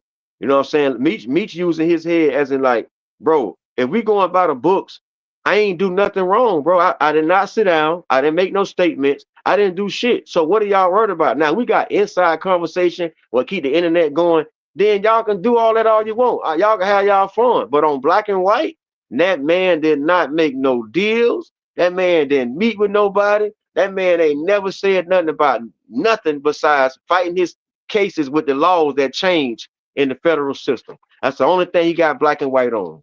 If you want to go to talking like barbershop talk and you want to, you know what I'm saying, make it, personal, then do what you do, because that's what the internet for. He can't defend that. That's why he's not up here doing it. That man made one statement, and I feel like that's his oath for life. That man never bend, never fold. All that other shit y'all talk about, y'all can have fun on the internet all y'all want to. Go ahead, get your money, bro. You know what I'm saying? But in the end, he gonna sue everybody. That's called defamation of character. Watch. When he proved that this was you could talk gossip all you want, but what's on black and white is what's gonna get this man this money. There's defamation of character. 50 Cent finna be broke, man. Trust me, bro. Mark my word. 50 Cent gonna be broke. Mark my word, bro. I don't know. 50 Cent, you said 50 Cent's gonna be broke? 50 Cent, man, he gonna sue the shit out of him, homie. You can't start a smear campaign and the facts on the black and white saying I never got a 5K1, I never got a Rule 35, I never sat down with no agent. Fuck all that chitter chatter with this nigga what you promoting, because that's gonna get him sued. All y'all gonna be right in the basket of big lawsuits because you got to put the paperwork where my name is stamped. Well, I got a cut and I cooperated with the DH agents or anybody. If you can't prove that, watch this, bro. Mark this day. Watch. If they can't prove that, watch all this money Big Meech finna have, bro. He know that. Bro, he just fought. No, the man just fought for damn near how many years in prison? What, 12 years, 13 years straight? He filing paperwork. Back to back, back to back, back to back. Motion. You don't think this man got some type of smartness about the system, bro? They think he dumb. I mean, I don't think he dumb. Yeah, I don't think he dumb. I think he know what's going on. I know he's not gonna get on this internet and argue and go back and forth with nobody to incriminate himself, because like I said, that shit could still be up on the indictment, bro. He still might not be clear, and they want this man to explain something. Why would I mess with these people, bro? Man, fuck them people. You better get yourself out your situation and sit the fuck down and stop talking. That's what you need to do. Stop talking, brother. You talking too much. That's exactly what you're doing. Yes. So I feel like more or less the Big Meech he ain't gonna talk because he don't want to show his hand. Why would he talk about shit that he didn't even? He feels like he didn't get in trouble for what he was doing. He feels like his brother got him in trouble because his brother was really on the wiretap. So he's like, yo, I didn't get in trouble for what I was doing, so I'm not gonna talk about what I be doing. But what I'm For going to sure. talk about is the BMF situation, this situation, because he already got the money situation on deck. You don't think he knows how to get to the bag? He knows how to do that. He just got eyes on him. So he gotta look dumb and he gotta look like he's doing this or doing that. He don't know how to look like he ain't trying to brag and shit like that, getting something. So he gotta look like out of the ordinary. That's not ordinary for him. Because if it was ordinary, the cameras wouldn't be on him and he actually be moving. You know what I'm saying? And that's the motherfucking fact. You know what I'm saying? That's fact. That's a Fendi, the data. What's goody, brody? What's good? Yeah, me? Yeah. What's good, Brody? What's going on, bro? What's the deli, man? Out on the go in the building. We got out on the go. He showed his face now. Say, oh, look. Say, Uda, to the O's, man. Uda. On the go, look. All right, Uda. On the run. Yeah. Dump it. What's good? So what the business is, man? What the business is, man? You already know. Ain't nothing. I was just chopping with y'all, but I was outside moving around. I was on my phone and shit. You know what I mean? My phone ended up dying. My phone ended up dying and shit. So I was like, damn, it's crazy. So I figured I'd just come up and just load up my, you know what I mean? Load up my camera or whatever. It's all love. That's what's up. That's what's up. Video. What's the vibes though? Yeah, like I was saying though, but look, when you go into the paperwork though, bro, that's all I'm speaking. I just speak from the paperwork perspective. I don't speak from my own mind and all this other shit. Look, that's how I be like. I'm open also to people's perspectives. So I'm not like a person like this side, that side pushing. So when people be having a point, like you saying something, I'm like, damn, that makes some points. People be making good points. I'm just because we all don't know the real truth. None of us was there, so we all don't know the insides of nothing. If there is an inside to it, not at all. Not at all. So we all guesstimate and speculate and all that. So nobody can be mad at nobody for guesstimating and speculating on their own type vibes. But for me, I just like to listen to different people's vibe and their perspective on things. You know what I'm saying? Because everybody got their own perspective, but my perspective is from the paperwork only. Like I've read like damn it, I'm still reading stuff that I'm finding about this paperwork. You know what I'm saying? I done read everything there was to find, and I'm still reading other stuff. That's why on my case, I'm going through mad parts of it. I ain't just go through Tammy and Keith and all this other stuff like people going to. I went through mad stuff for that. I went through the OIG report. That's a whole separate investigation that happened between Tammy and Keith of their relationship, her driving his car, and he's singing in the rain like Ray J, spinning in the rain in front of the crib, bugging One Wish, allegedly. All of that, Keith. Stop lying. We know. Don't let me bring up the courtroom background. Don't make me bring up the courtroom background, Keith, and get on you right now, Keith Sweat Chroma. Facts, bro. The man was by her crib 6 days a week, bro. The lawyer said, what? How many days? He says out of 7. She said out of 7. Yeah. She responded out of 7 days a week. He did 6 days a week. So much so that he did one Sunday when she cooking spaghetti when Suarez called. Yo, bro, the nigga was there all the time, bro. But then he gonna go in court, Keith, and talk about, nah, I did go past a little DEA policies, but I ain't beat it. Stop lying, man. You was like Mike in the 80s, homie. You was beating it. Big time. So he capped with that. That's so Ada. So why is it that you push it? What is it? What's Cuffy's locked up for? Cuffy's locked up for a bunch of stuff. He's locked up for a bunch of stuff, man. It don't matter. Oh yeah. We talked about that. Yeah, we were saying like, okay, so Cuffy never got no time for this case where he talking about with Big Meech, right? For this case, he got time for all this shit, man. He got time for all this. So he caught time. He caught time for the Tammy shit. Yeah, because first of all, look, they wasn't onto him. He wasn't hot. Tammy is the person that led them with the affidavit and all the shit that she done did. And her affidavit that she have, the sworn shit, is what lead them to target telephone number 1 him. And now after they own him. And now they get into the other thing, probably Theo this and all this other stuff. And then also she's with Keith Chroma, and Keith Chroma set up the sting for them to do the thing in Memphis with the reverse drug sting. That thing was crazy. So that Cuffy kind of talked himself into that one. You know what I mean? With how much time he got then, Otto? He got altogether. He got 27 years. So I'm talking about for the federal time, for the setup with Meech and Suarez. I don't know if that was all collapsed into everything else because it was a big conspiracy. Because even the drug case, right? Remember, he's not back with no. I'm telling you, my mama life. I swear to God, look, I'm not on nobody's side, nigga. I don't know none of these niggas personally. GG, I'm you just saying, are look, somebody's side. No, you're not on wow, bro. nobody's I'm on my side, own but you're side, bro. pushing an I'm on my agenda own right side. now, motherfucker. You ain't What about to show agenda I you. got? These niggas ain't paying me no bread, nigga. What the hell? I'm here talking to you. What the hell? But you're pushing the GG. The hell? I wasn't getting none of that money that they was talking about in that What is paperwork. he? He's not I locked don't up for care, the homie. ghost gun? He's not locked Them up for niggas the ain't break ghost. no bread with me. Yo, GG, is he locked up for the ghost gun? He's locked up for everything is ghost. Ghost money, ghost guns, and ghost drugs. It's no drugs, no nothing, no nothing. You know, Cuffy's locked up with no guns, no drugs, no money, no nothing. They locked up with nothing, none of it. No drugs, no nothing, no nothing. No nothing, Yeah. bro. Wow. So the two gun charges basically that he ended up, the 924C and the 924J that he ended up copping out to, they end up collapsing those two gun charges into one case. Like, I could bring up paperwork right now for y'all, bro. I could share it too if you want me to bring up something, bro. I can bring it up and show you something, bro. I can share it to you and you can share it to them, bro. You can tell me what you want me to bring up. I could bring up the waiver indictment, the same thing that he was talking about. I can bring up whatever. I could bring up the Frank's hearing and show y'all the plenary arranged. You want me to show you the plenary arranged? I'll show you the plenary arranged. And then we could go. Yeah. I mean, want me to show you that? You can show I'll it. show you whatever. You can share it too, right? That's what I'm saying. I can share it too. So tell me what you want me to share. Want me to show it from the Frank's hearing and go there? Yeah, let's go for the Frank's hearing. Let's go for let's just go for wherever you think that he snitched. So we don't want to go through everything about it. Wherever you feel like he snitched, not snitched. I don't know who snitched. Nobody. I don't know who snitched or nothing, bro. So I'm not gonna find that. What do you mean? Find who snitched? You ain't gonna be able to find it because you can't find it because he didn't do it. Because we don't find where Meech or Cuffy snitched. But we just gonna find paperwork. Like let's like somebody got the video saying, "Yo, nah, Cuffy snitched because of the waiver indictment." Okay, look. So then when you go through the waiver indictment, then you start saying, "Okay, what happened here?" It's all the same. You know what I mean? It's all speculative, bro. It's all speculative because nobody knows exactly what the hell. Really. You just gotta read the paper. I did. So where do you feel like that Meech did? The beginning, bro. I think the people need to see from the Frank's hearing. I don't think people have watched this, and I could show you where it's at online and it's free.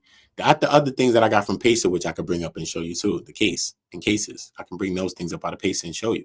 But I'm just talking about just even that. Everybody that's watching or even interested a little bit in this case should read 32 pages of this. And you wouldn't even have to read the whole 32. By the time you get to the factual findings, you're going to get to the part Demetrius Flannery arranged all this stuff. And then you're going to be like, what the hell's going on with this? And if you read more, you read more. But at least you'll see, at least that's what the affidavit was asserting from the beginning. And that's what Tammy was alleging. And that's the same affidavit that she tried to go against and started to say it's wrong and now and all this other stuff now.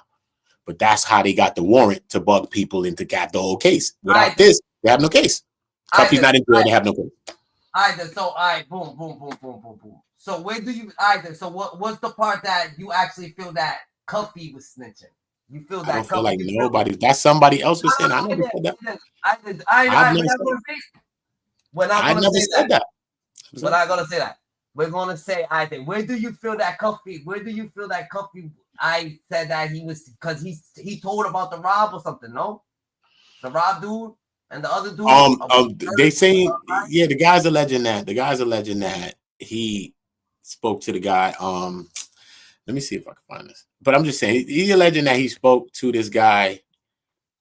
All right, cool. Let me show you this. All right, cool. Let me share this to you and I'll show you what I'm talking about. Right? Let me show you this and I'll tell you. Cool, right? So I can show you, but I can tell you. Can you share your screen up here? I'm about to right now, brother. I'm about to right now, brother. Right now, my brother. Look, boom. There you go. You can share it. There you go. Share it. All right, bet. Okay, that's what he's looking at right now. The guy that was making the video, he's looking at this. The Dion Gatlin waiver of indictment and plea hearing, which I've read some of it, and I'm going to read more of it. I'm going to read probably the rest of this today because I'm going to get back on my Cuffy and my stuff. That's what I'm doing today and for the rest of these days. Because I've been doing the Big U and all this other stuff. You know what I mean? Let me get back to this because I got so much more paperwork that I have to do with this that people don't even know about this case yet. That's why I'm not blowing nothing out of nothing because when I show y'all some shit, y'all going to be like, nah, it's crazy. Trust me, I got mad parts of this case. That's why I went through all of the defendants. I did the thing on Andre Rush. Remember, Andre Rush is the guy who confessed. He's the one who confessed out of the 4 defendants.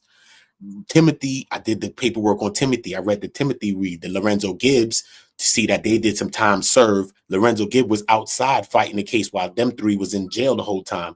They left him out of prison The other people was trying to get out, talking about all kind of things in there, asthmas and all types of stuff, trying to get out the prison. You feel me? They wasn't letting them out. Boom. You know what I'm saying? Then that's how I went into all of that. And I also went into Keith Chroma. Keith Chroma locked up some next dude named Rodney Lingo. We want to know who he is. I want to understand who the hell we dealing with. You know what I'm saying? And when we start going down and start understanding, when you that's comb through this. Look, when you comb through all this, right? Crazy. It's a lot, bro. Wow. When you comb through this, just this part right here. This is a section about what? This is the very beginning. This is at the beginning of the paper. This is the beginning of the paper. This just goes to show you what he's reading and what he's talking about. What is this? This is the waiver of indictment. This is because Gatlin. Yeah, because after you're about to make your plea, because when you're gonna make your plea, look, when you're gonna make a plea, yeah, you got then remember you're an indictment. You know what I'm saying? So you're waiving your plea to indictment. You're waiving your indictment plea. So now, because you're about to go and plead guilty to whatever you're about to do, and you already pleaded guilty or whatever, they then put it together or whatever, how it's going. And this is the plea hearing. You know what I'm saying? Yeah. So you waiving an indictment. We don't got to proceed no further with all of this. Here we go. We just getting this overdone right now. The case about to finish right now. Boom, boom, boom, boom. Yeah.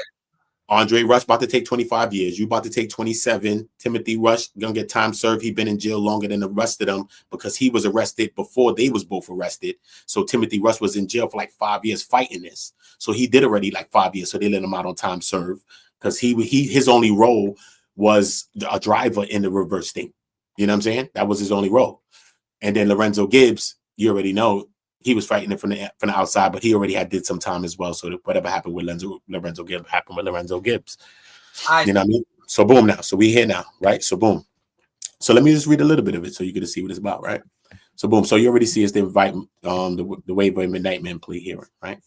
Yep. So boom. All right. So it shows when the proceedings start, it's gonna show they're gonna be talking back and forth. This is the district attorney or whatever the case, the defendant. All he says, "Good morning, sir." He said, "Defendant, this is Gatlin." He says, "Good morning." Boom. You know what I'm saying? This is the court and Miss Trog, the DA or whatever. I mean, the district attorney, whoever, talking back and forth with the court. Boom, boom, boom, boom. So then they ask him, look, they ask Gatlin. This is the first thing they're asking him. So, Mr. Gatlin, I'm sure you understand. I'm going to ask you a lot of questions today. If at any time I ask you a question and for whatever reason you're not sure, you understand what I'm asking you, will you promise me that you'll tell me that? And I will repeat or rephrase my question until it is clear that you understand and you and I understand each other. Defendant Gatlin. He says yes. Boom. Right? Let me zoom it. Boom. Boom. Right? Let me zoom it. We can see. Right there, right? Perfect, right? Bang. So look, boom. So the court say, okay, the court gonna come on and talk. We're not in no hurry. The purpose of saying that is if they're just trying to make sure we understand each other. Bum, bum, bum, bum, bum. So he says, yeah, we understand each other. Boom. So now the defendant is sworn in. Gatlin. Boom. So now they go into examination. Boom. By the court. Boom. So this is going to the questions. So them first asking him, remember, he's about to plead guilty, whatever. So you want to make sure you ain't doing this on your own volition. You ain't been forced. We need to go through these particulars, right? Boom. So you understand, sir, that you've now been sworn, that your answers to my questions are subject to the penalties of perjury, right? Because if you're lying right now, you're in court because this is going down now. Boom. Yes, sir. Okay. The first series of questions I'm going to ask you are to establish that you are competent to make the decisions that you're making today. So they want to make sure that he understands what's going on. How old are you? I'm 50 years old. What's the highest level of education that you have completed? A GED. So you didn't have any trouble reading this plea agreement? No, sir. So he has a plea agreement. We have an agreement, right? Do you have a doctor or physician that you see on a regular basis? Mrs. Trog coming, well, Your Honor, if I may, he's been under medical physicians, under St. Mary's through various things. He has some illnesses and things that he was going through. Boom. So now they go to the court. Boom. So the court says, so you have been told, so have you been told by any healthcare provider that you have a chronic or long-term illness? He says, yes, sir.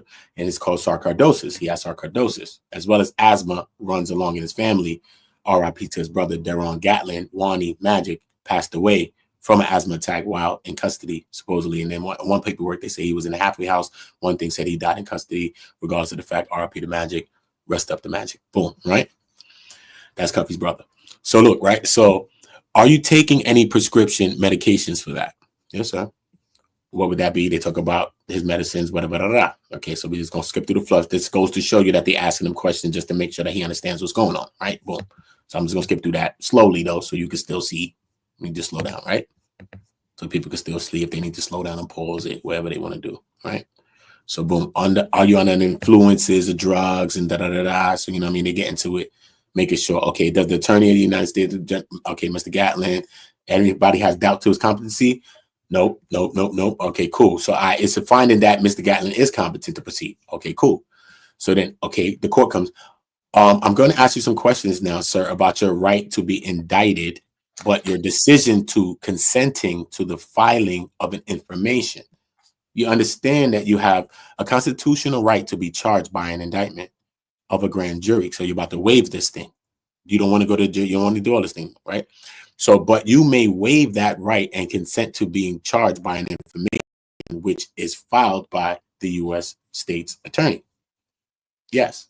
So you are aware that instead of a grand jury indictment, the felony charges in this case will be brought against you by the United States attorney by filing an information. Yes. Okay. You understand if you do not waive the indictment, you may not be charged with a felony unless a grand jury finds that there is probable cause to believe that a crime has been committed and that you committed it. Yes. You are aware that if you do not waive the indictment by the grand jury, the United States attorney may request the grand jury to indict you. Yes. So you're aware that the grand jury is composed of at least 16, but not more than 23 persons, and at least 12 grand jurors must find that there is probable cause to believe that you committed the crime with which you are charged before you may be indicted. Yes, sir. Okay, so you understand that if you waive the indictment by the grand jury, that the case will proceed against you on the information just as though you had been indicted by the grand jury already? Yes, sir. Okay, cool. So then they break it down, boom, boom, boom. Miss Trog coming in, so I'm seeing her. All right. Okay, cool. They going back and forth. Boom. And you discussed the waiver, issue with your attorney. Is that correct, Mr. Gatlin? Yes, sir. And you believe you understand your right to be indicted by the grand jury. Is that correct? So they just making sure he understands this, right? So she answered all your questions. He asked about his lawyer. Did she? Is that your signature at the top line? Yeah. Okay, so it's your desire to waive the indictment by the grand jury and have me execute this consent to the filing of an information. Yes, I do. Okay, cool. So it is my finding that the waiver of the indictment is knowingly and voluntarily made by Mr. Gatlin, and I will execute the waiver. And Mr. Riley, and then he going back and forth, he will explain to you the charges pending against him by the filing of the information, because now you file the information, these charges may get dealt with different now, right? Because you're doing a plea agreement. Remember, you're being charged on the information, right? And this is you're filing the information. So boom, now, right? So the record, and so say what's the first word? It says, so it says, okay, Mr. Riley's talking about it, supplementing something from the record, making sure they understand some stuff. Boom, boom, boom, boom, boom, fluff, penal codes, whatever section this. Okay, boom, but this is what's going on though. So specific. So this is what's going on. We got to read this though. I have to read this because this is them understanding that they understand. Yes, Your Honor.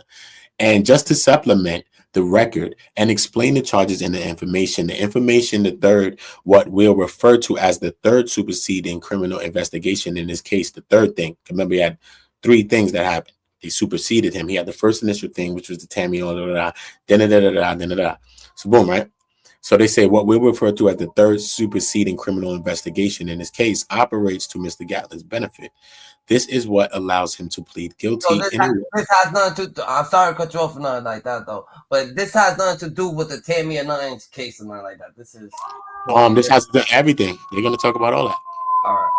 It has everything that he's charged with. That's why I said it's three.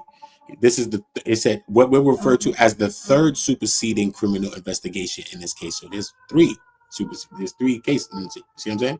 Yeah. So operates to Mr. Gatlin's benefit. So they said the superseding criminal investigation in this case operates to Mr. Gatlin's benefit.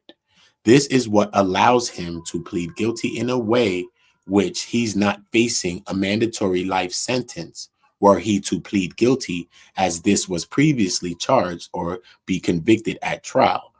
It's what allows for the disposition in this case and the parties to make the recommendation that we're going to make to the court, and the plea agreement has been agreed to by all the parties. So specifically under the first superseding indictment, under the first thing. The defendant was charged in count 6 with a violation of 15 to 18 sections, right? And sections 2 in relations to the unaliving of Theodis Howard as retaliation for his previous cooperations, all right, against his brother, Teron Gatlin, RIP, that passed away, Magic Wani, right? The defendant was also charged in count 9 of the first superseding indictment with the violation of Title 18 in relation to the unaliving of Terrence Morgan to prevent him from communicating with federal investigators or federal law enforcement authorities. Both of those punishable by mandatory life. The effect of this criminal information is to, among other things, is to allow the defendant to plead guilty to a single violation of 18 United States Code Section 924J, in which both the unalivings of Theodis and Terrence are referenced in that single violation, this single 18 violation. So now both of these fall under this. Now he has this charge and this charge, and both of these things that happen now, which is the murders of the eye. Yeah, I pass. So you know what I'm saying? So now they've collapsed this thing. So they say these two things. Remember, you was being charged doing life and you was facing death and all this just now for this. But you about to plea and save us some trouble, because they said when Cuffy and Andre and them pled guilty, Andre confessed when Cuffy pled guilty or whatever, had to plea out, whatever, it saved the trial at least a year. The trial would have been going for like a year more, at least, probably a year and change. You know what I'm saying? So you know what I mean? So they could be making rooms for you to be doing some of these stuff. That don't mean Cuffy snitching, right? They want him bad. They want him to be in it anyway. And they about to give him 27 years anyway. So they okay with this. You know what I'm saying? He got 25. He got 27. We got. You know what I'm saying? Cool. Yeah. So boom. So they said in which both Terrence Morgan's are referenced in that single violation of 18 U.S. Code, boom, 924J, which carries with it a mandatory penalty of 10 years. Okay? A minimum of 10 years. It's mandatory 10, period. Minimum 10. For the 924? Just for the 924. It's a mandatory minimum 10. So it's a mandatory. He's like, yo, bro, I got to give you a 10. It's mandatory. And I can't go nothing less than a 10 because it's a minimum 10.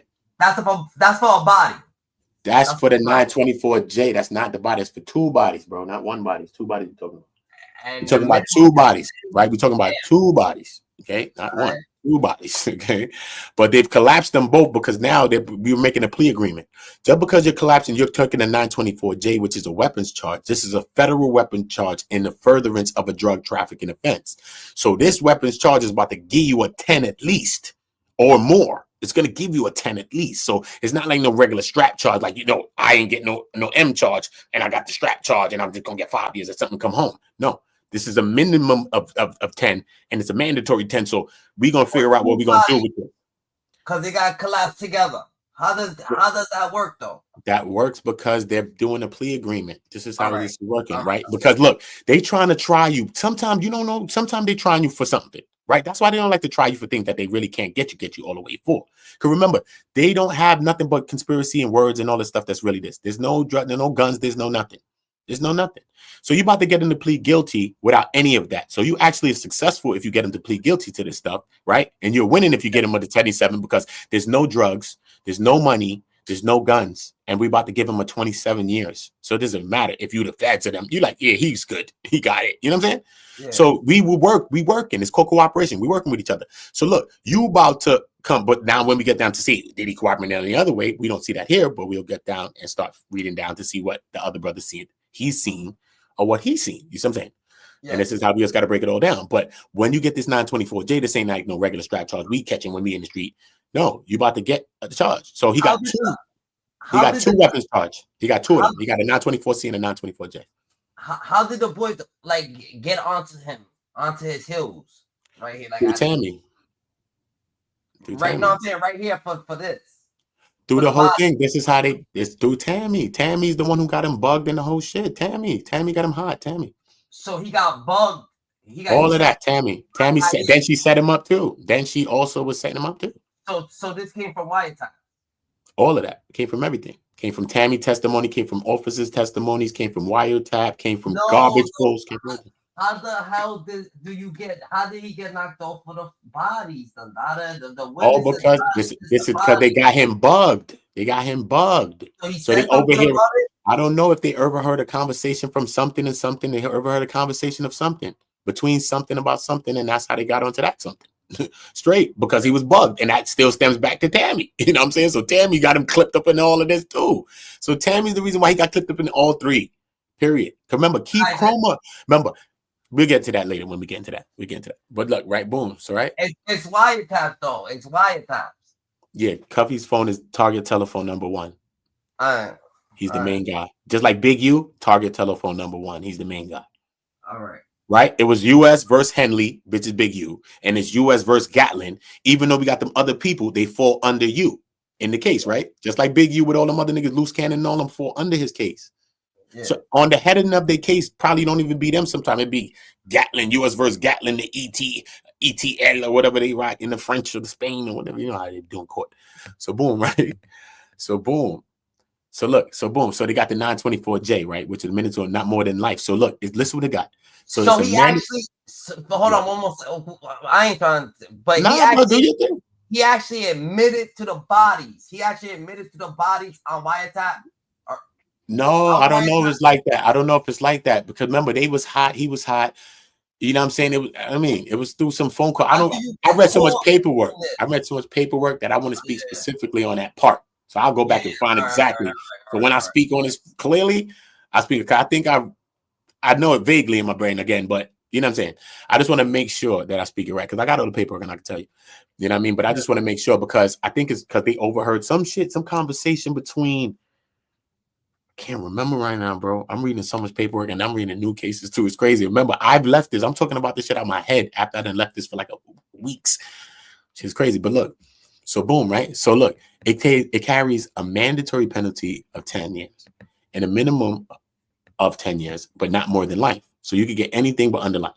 So you can give you any number under that thing. Football number if they want to. They give you 100 years if they want. They can give you life for 10 years. Anything but life. Anything they can give you 100, 200, 300. They can give you whatever, bro. But they can't give you life. They can give you a minimum of 10, and you have to. Uda, can I run to the restroom real quick? One second. I ain't trying to disrespect you. Yeah, bro. Yeah, bro. You know what I mean? But so it says consecutive to all the other counts in the indictment. So the effect of this superseding information, which I'll now go through, is substantially to Mr. Gatlin's benefit. Okay, I don't know. I think you might want to hear this stuff. I don't know. I'm telling you, think you want to hear it, bro. You gotta come back and hear that, bro, so you can hear it and understand it, bro. You know, I got things to do too. But I'm just trying to show y'all so you can understand like what the hell's going on. You know what I'm saying? And how this shit was just, you know what I mean? The whole situation was just a shit show, bro. The whole situation was a shit show, bro. For real. I'm gonna hold you. The whole shit was a shit show. Yeah, so they getting 10, so they could get 10 years or 25 years. But they can't get life. They can't get a life sentence. You get anything under life, bro. You can get 100,000 years if you want to give you, bro. Anything under life. They just can't give you the letter. You know what I'm saying? Basically, what the hell? What that mean? They just can't give you the letter L. Because when you in jail, a life, you just a lifer. Boom. But you have a date. If you could live to 100 years, then you would come home. That don't mean you are, but yeah, you see what I'm saying? One of them type things. So they say, so effects of this superseding information, which I'll go through now, is substantially to Mr. Gatlin's benefit. Count 1 charges that the defendant did combine, conspire, and confederate with other persons known and unknown. They are listed in the indictment within the Eastland District of Missouri between 2009 and 2015. So when we see this right here, 2009, 2015, so now this is in the time of Tammy's in the middle of this too as well. He's around Tammy in 2009 as well. So you already know. Cool. To 2015, right? Because 2015 is around the time I think they do the other thing, right? The other, the reverse DEA sting thing, right? So boom. So to commit an offense against the United States, that's to distribute and possess with the intent to distribute cocaine. A Scheduled 2 controlled substance.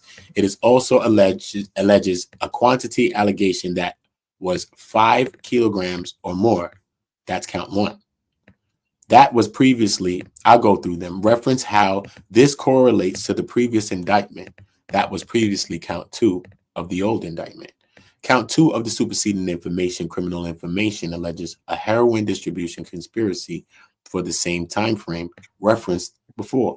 It also alleges a quantity allegation of at least a kilogram of heroin that the parties conspired to possess with the intent to distribute or probably redistribute or whatever.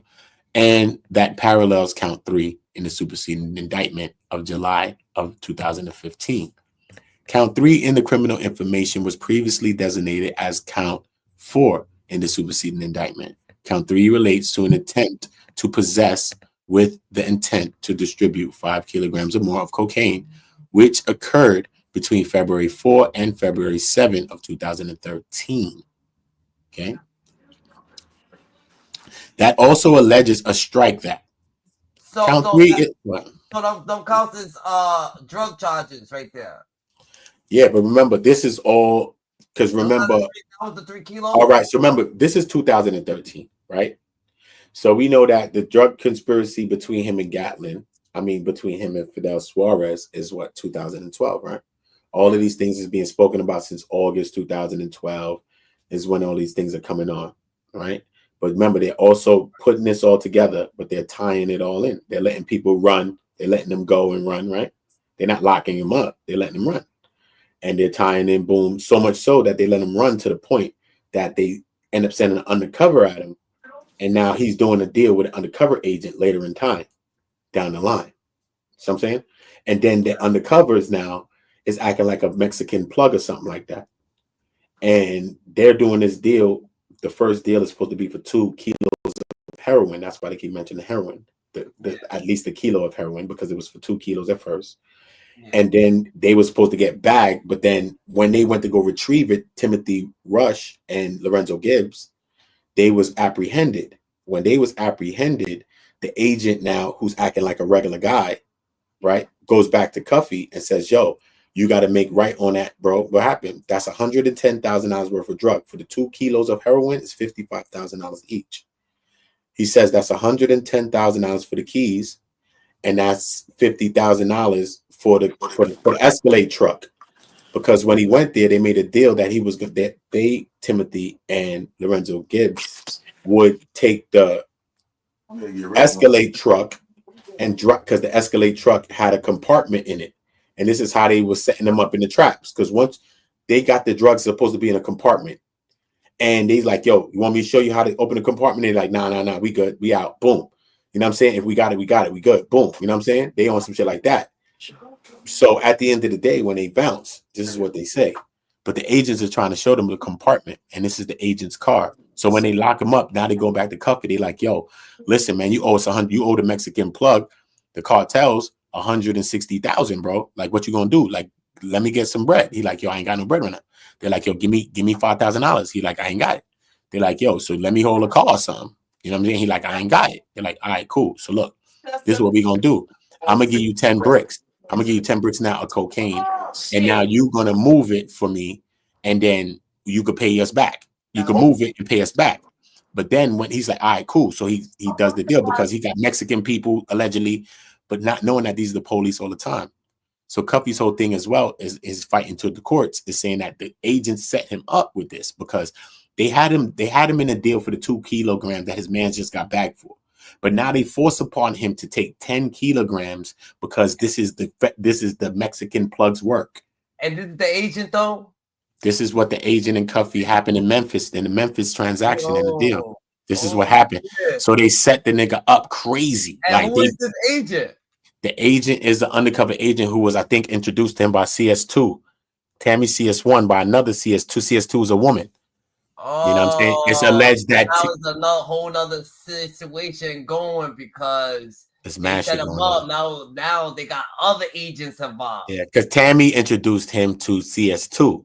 So not only did Tammy do work on him, CS2 did work on him.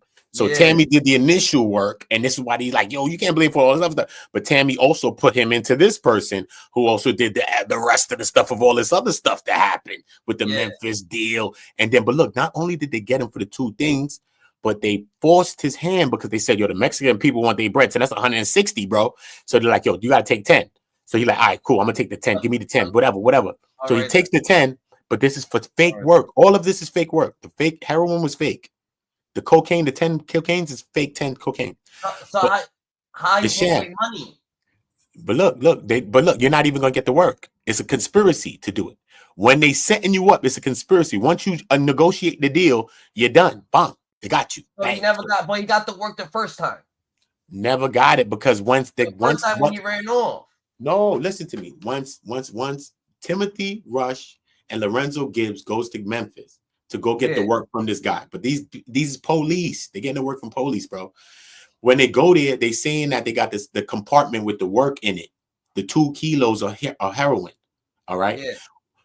Lorenzo Gibbs leaves, talking about he want to go back on a plane or something like that. He leave, go walk towards an IHOP. Timothy jumps in the Escalade. He driving, right?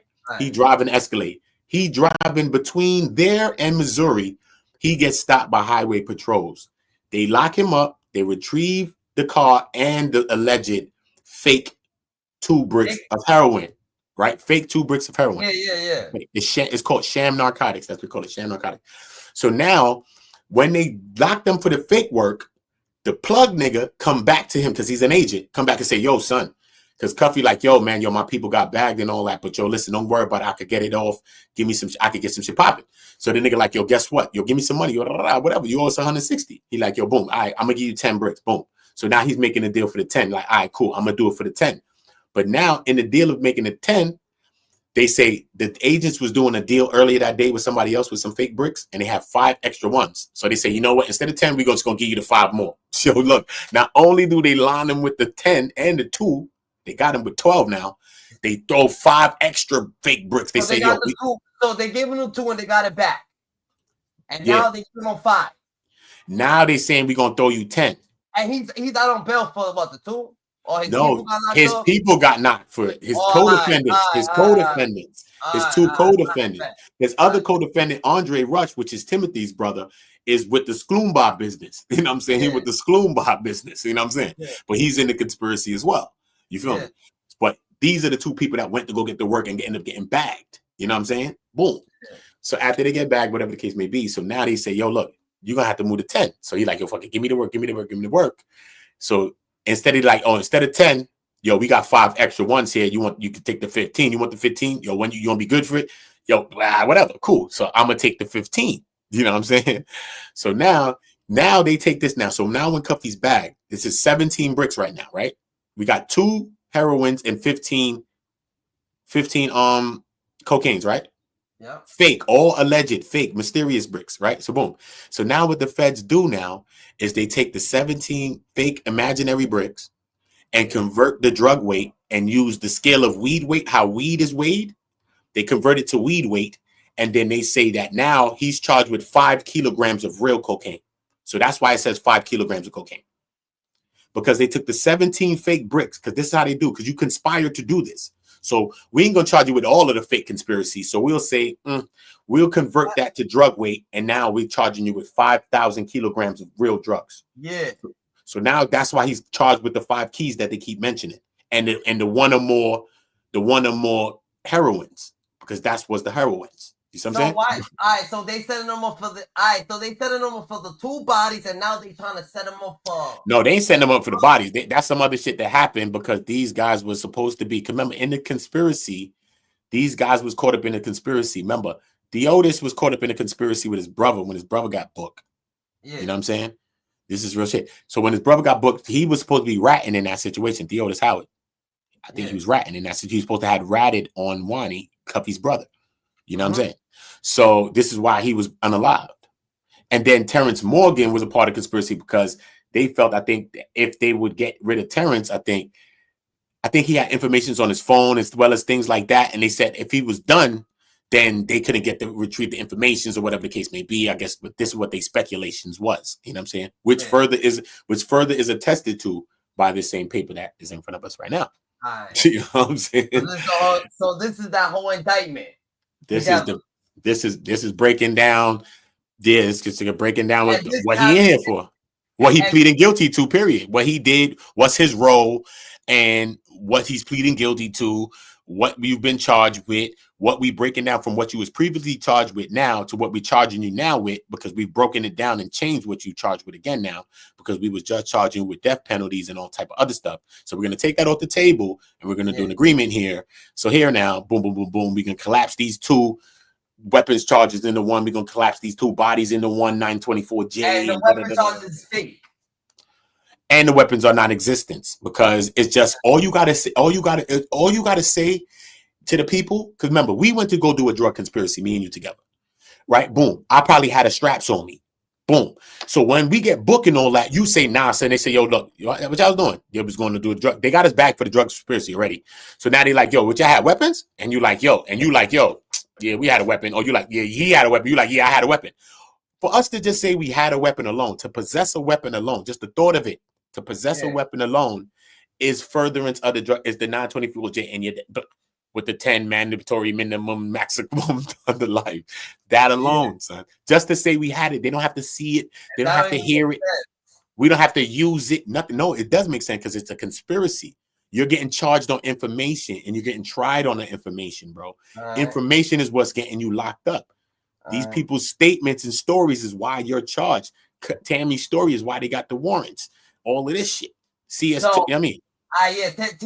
Tammy's story got him caught up in all this shit, but this shit ain't initially the situation. This ain't Nah, this is CS2 work. Nah. This is CS2 and the undercover agent and Keith Chroma straight. Yeah.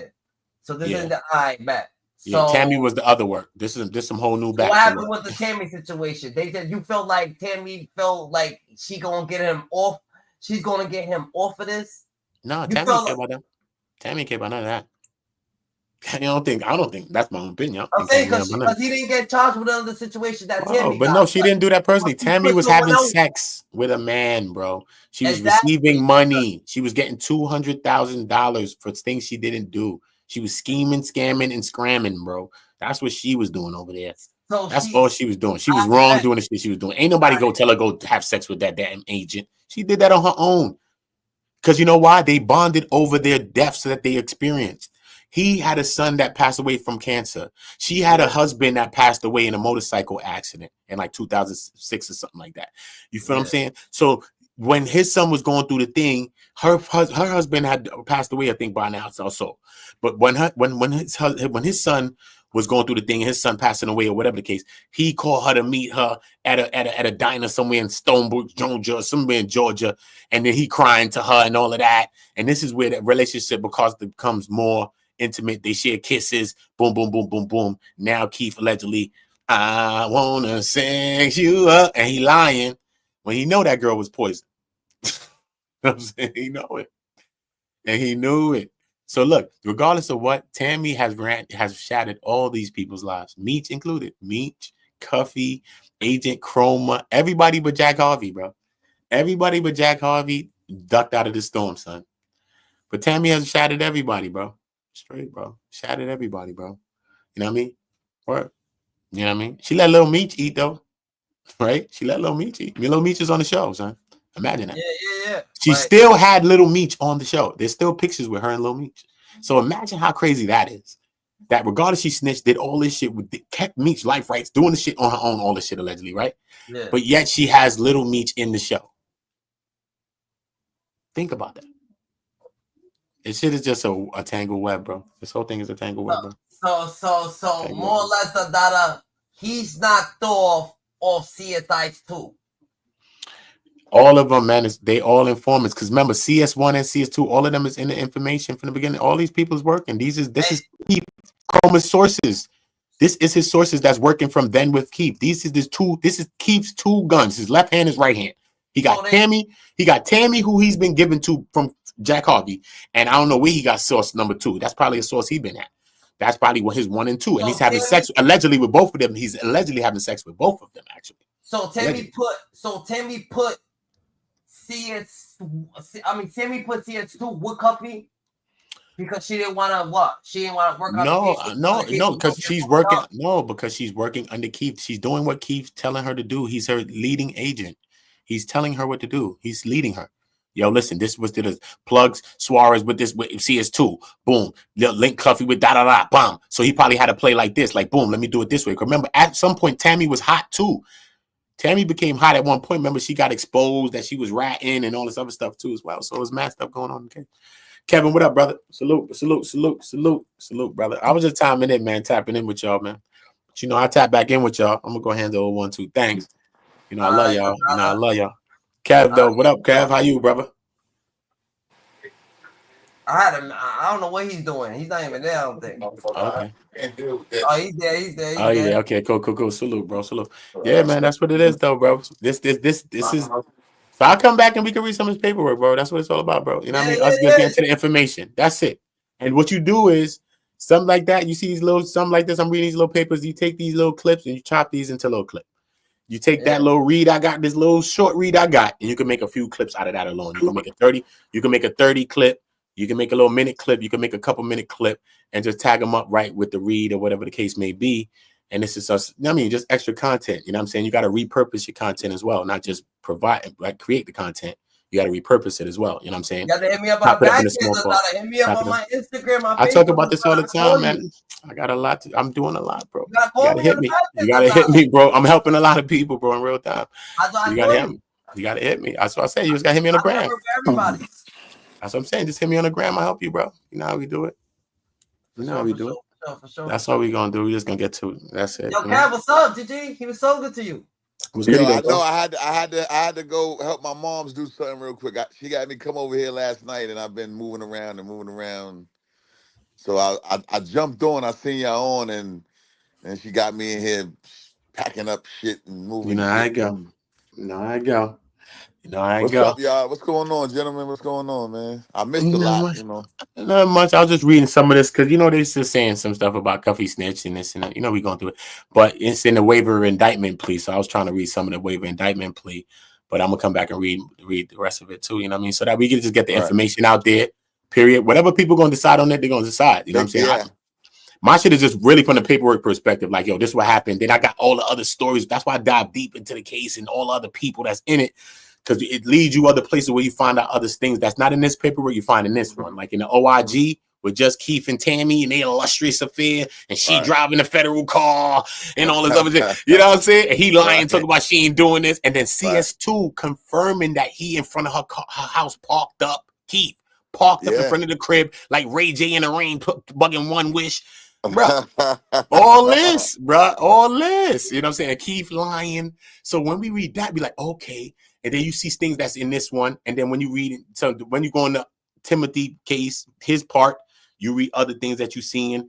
Because when it goes into Andre Rush, it said it speaks to the brutality of Gatlin because Gatlin was trying to get Lorenzo Gibbs off next by Rush. He was sending Rush to them niggas next because he felt like I think he would probably they said when Andre Rush confessed, it spoke to the brutality of Gatlin. Because he was about to off his 30-year friend, not because of nothing, just because he just was wary that he would speak to the police. Like it's real shit. Yo, what about the part that when he asked him when they talk about that he went to who was the government informant that was going to tell one of the government informants supposed to tell on his brother, and the other dude ain't an informant. They just had him. They supposed to offer him for some type of deal or something. They offed him. What happened to that part? They offed him because they just offed him. Terrence got offed in an alley in St. Louis. He got offed because remember, fear of that the information. Remember, they was caught up in this all these indictments and all this shit was going on. It was fear that information that he had would have been used against them or him or something that he would. I don't know if he fully was on some cooperation shit. This guy, but I don't know. But they just knew that fear of information that he had, or he was telling, or whatever the case, or he had on his phone as well. They said that, I guess they were speaking that Cuffy, they saying this shit right here, this paperwork that I'm saying, that Cuffy basically, you know what I mean, I guess got him offed. You know what I'm saying? Yeah, well, I just want to know how did the murder for hire, which was what they arrested him for from the very beginning. They The made murder that for the hires? forefront of the case. They made it at the forefront of the case in the very beginning. Nah, When they it didn't. like Nah, they when didn't. it They sprung that up later. They sprung it up on him later. okay, you know what I'm saying when the news when he was left arrested in St. Louis and it was on the news and all that. Yeah.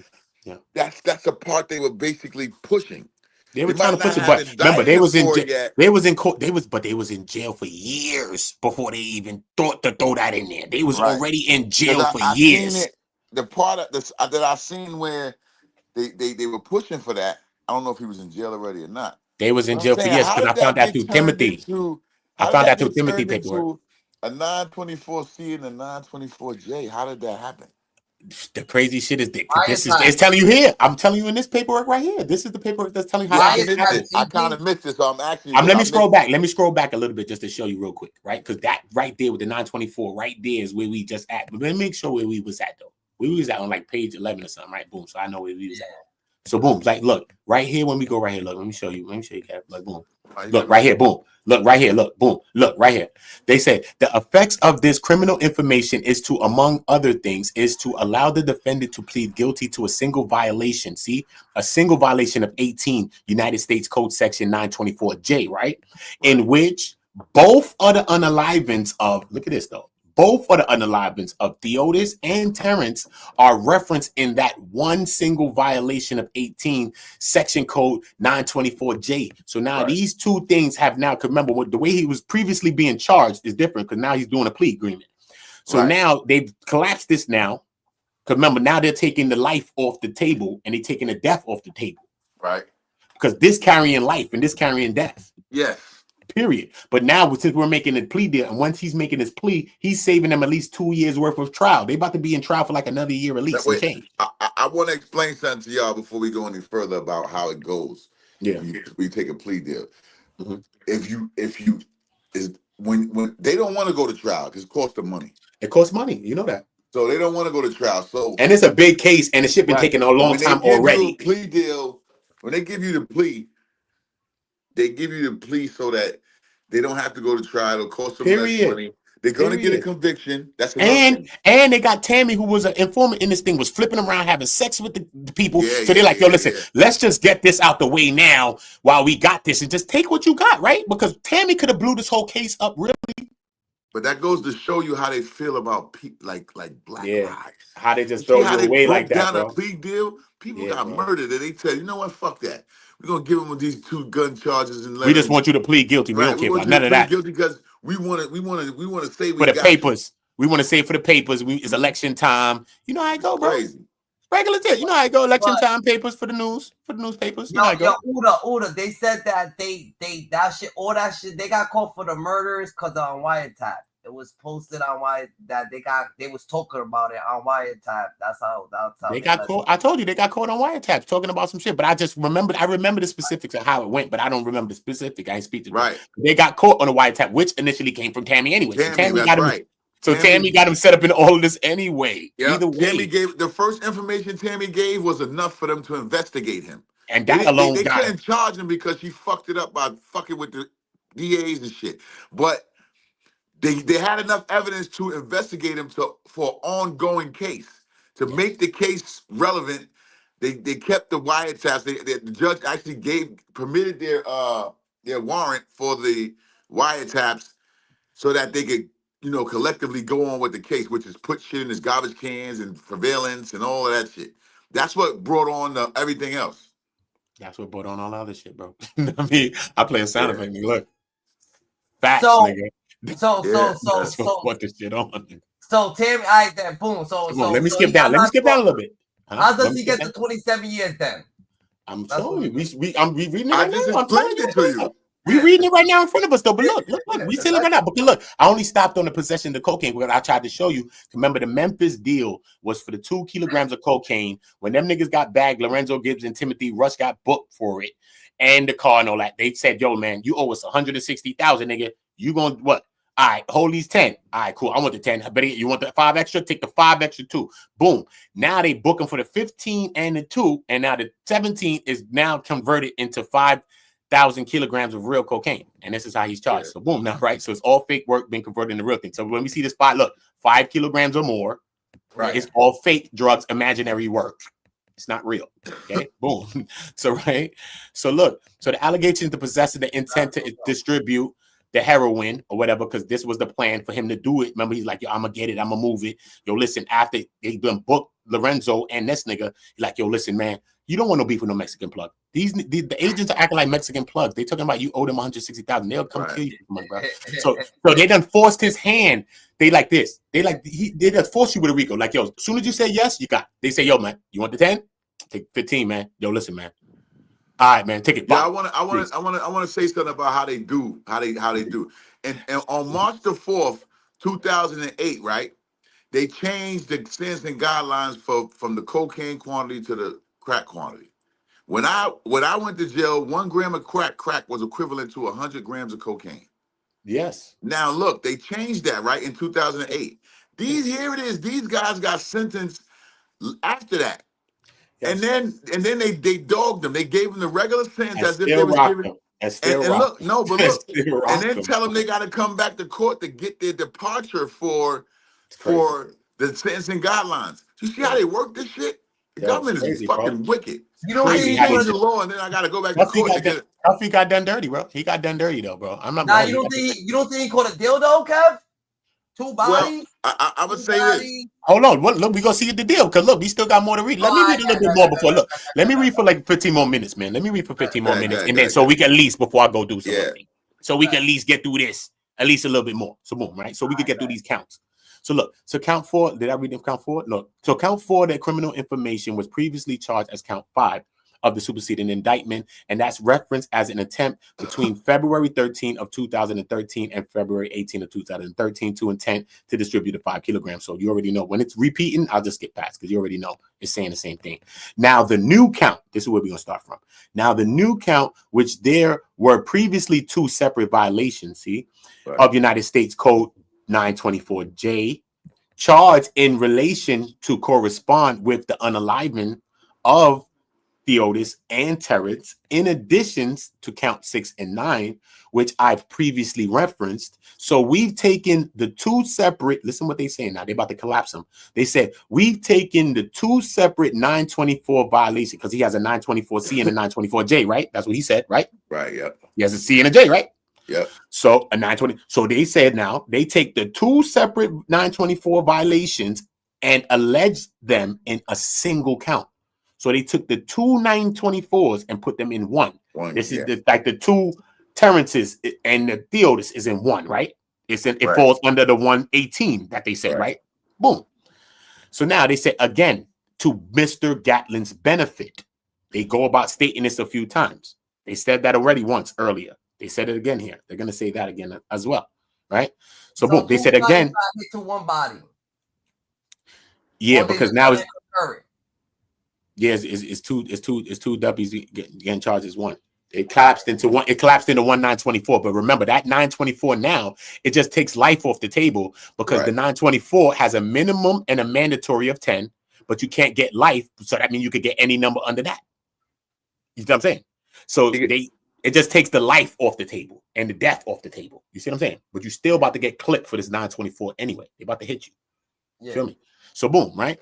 So, and this count alleges that between April 5th of 2010 and May 2nd of 2013 in the Eastern District of Missouri, the defendant Dion Lamont Gatlin, aiding and abetting and acting with others known and unknown to the United States, including Andre Alfonso Rush, also known as Dirty and Dre, did knowingly possess 1 or more magnetos in furtherance of a commission of a drug trafficking crime, which can be prosecuted in the United States or in a court of the United States. That's conspiracy to distribute. Basically, this references the 4 counts that are currently charged in this criminal information that I've just outlined, that he, acting with others, possessed those magnetos in furtherance of all those other offenses. So this is how you're getting charged with this 924J, because the drug offenses and the drug trafficking offenses, when you possess a firearm while doing so, this is when you're getting rocked. You don't have to use it. And remember, you don't have it. All they got to say is you had it, or someone say you had one. And obviously, Andre Rush has confessed. Andre Rush confessed. So obviously, he's the one that said, yeah, I had a strap. He had a strap too, but he was probably in the car. He probably said that. You know what I'm saying? Some shit like that. like we had straps or some shit. You know what I'm saying? Or he had a gun. Yeah. So this is Andre Rush who confessed, right? All right. So to possess firearms in furtherance of all those offenses and in course of these violations caused the unalivements of Theodis and Terrence through the use of one or more magnetos. Consistent with the previous allegation in the superseding indictment, this alleges a violation of section 2/920. This here we go with the C, right? Right, Kev? Yep. 924C1A and the 924J, like he said, and like we saying, right? Boom. So that's them. So we already know what's out there. But then with this, we just got to see. That's why it's good that we did read this, and I did read this on my channel too, and I'm reading it right now with y'all because we see what happened with the two bodies, and we see what happened with the two weapons charges instead of, you know what I'm saying? We could actually see what happened and how they collapsed it and what they did with it. You feel me? So they say, boom. There's also, feel me, an look. Anytime you hear also and you're in a case like this, you won't hear no shit like that. Sound effect, nigga.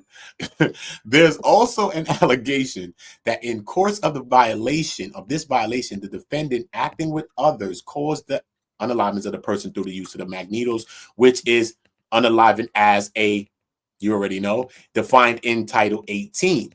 We go into the sections, boom, and that defendant Gatlin aiding and abetting acting with other, including Andre Alfonso Rush, also known as Dirty Dre, with malice and forethought, unlawfully unalived Theodis on or about April 5th, 2010, and Terrence Morgan on or about May 2nd, 2013. Damn, these niggas is putting in hold on, wait. Because hold up, April, May. Damn. So when he got caught into the conspiracy and wait a minute. So in 2012, he was with Tammy. But look, so he done did this one in 2010. This is way before. Damn, son. Remember, Tammy's working 2009 on Terry, and he meets around Tammy around 2009. Right. And then they're alleging like around 2010. Maybe he knows Tammy because they run around LA with MC Hammer's brother and all this other shit. They do this, clip Terrence Morgan, boom. I mean, clip Theodis, boom. Then remember, he gets caught into the drug conspiracy with Fidel Suarez on August 5th, 2012, and Tammy's debrief on August 6th, 2012, right? So now he's doing that already. Now he's caught up in that conspiracy right now. It's 2012. That's happening with Tammy and all of that. But then now 2013, this duppy happened. This body goes down. You see what I'm saying? You see how all of this is in between all of that, and too. That's another witness? That's one of the witnesses?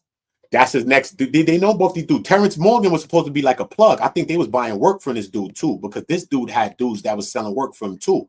Because in one conversation they got with Cuffy talking to Terrence, and Terrence is looking for Lorenzo Gibbs or Timothy. I think Timothy or Lorenzo, because they owe him some bread.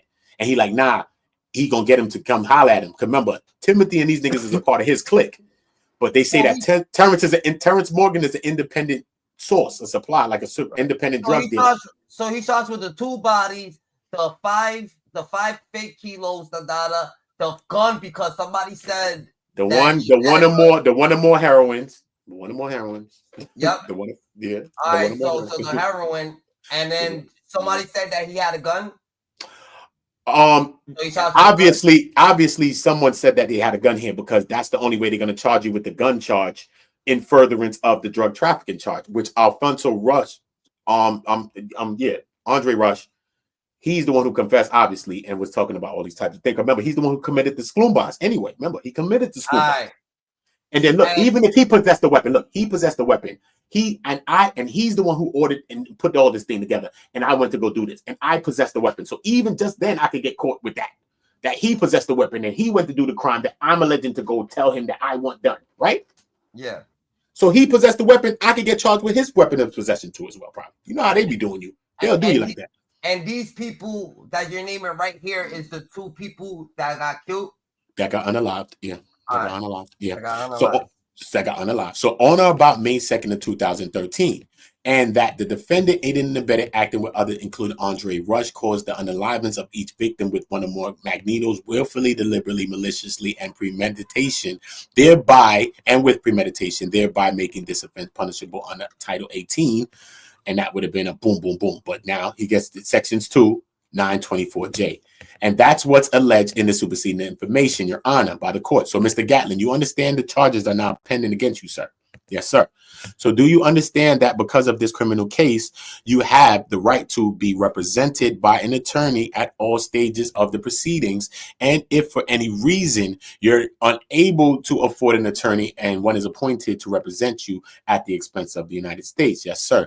Have you had enough time to discuss this case with your attorney? Yes. Are you satisfied with her representation of you in this case? Yes. The next series of questions I'm going to ask you are about the rights that you are giving up by pleading guilty.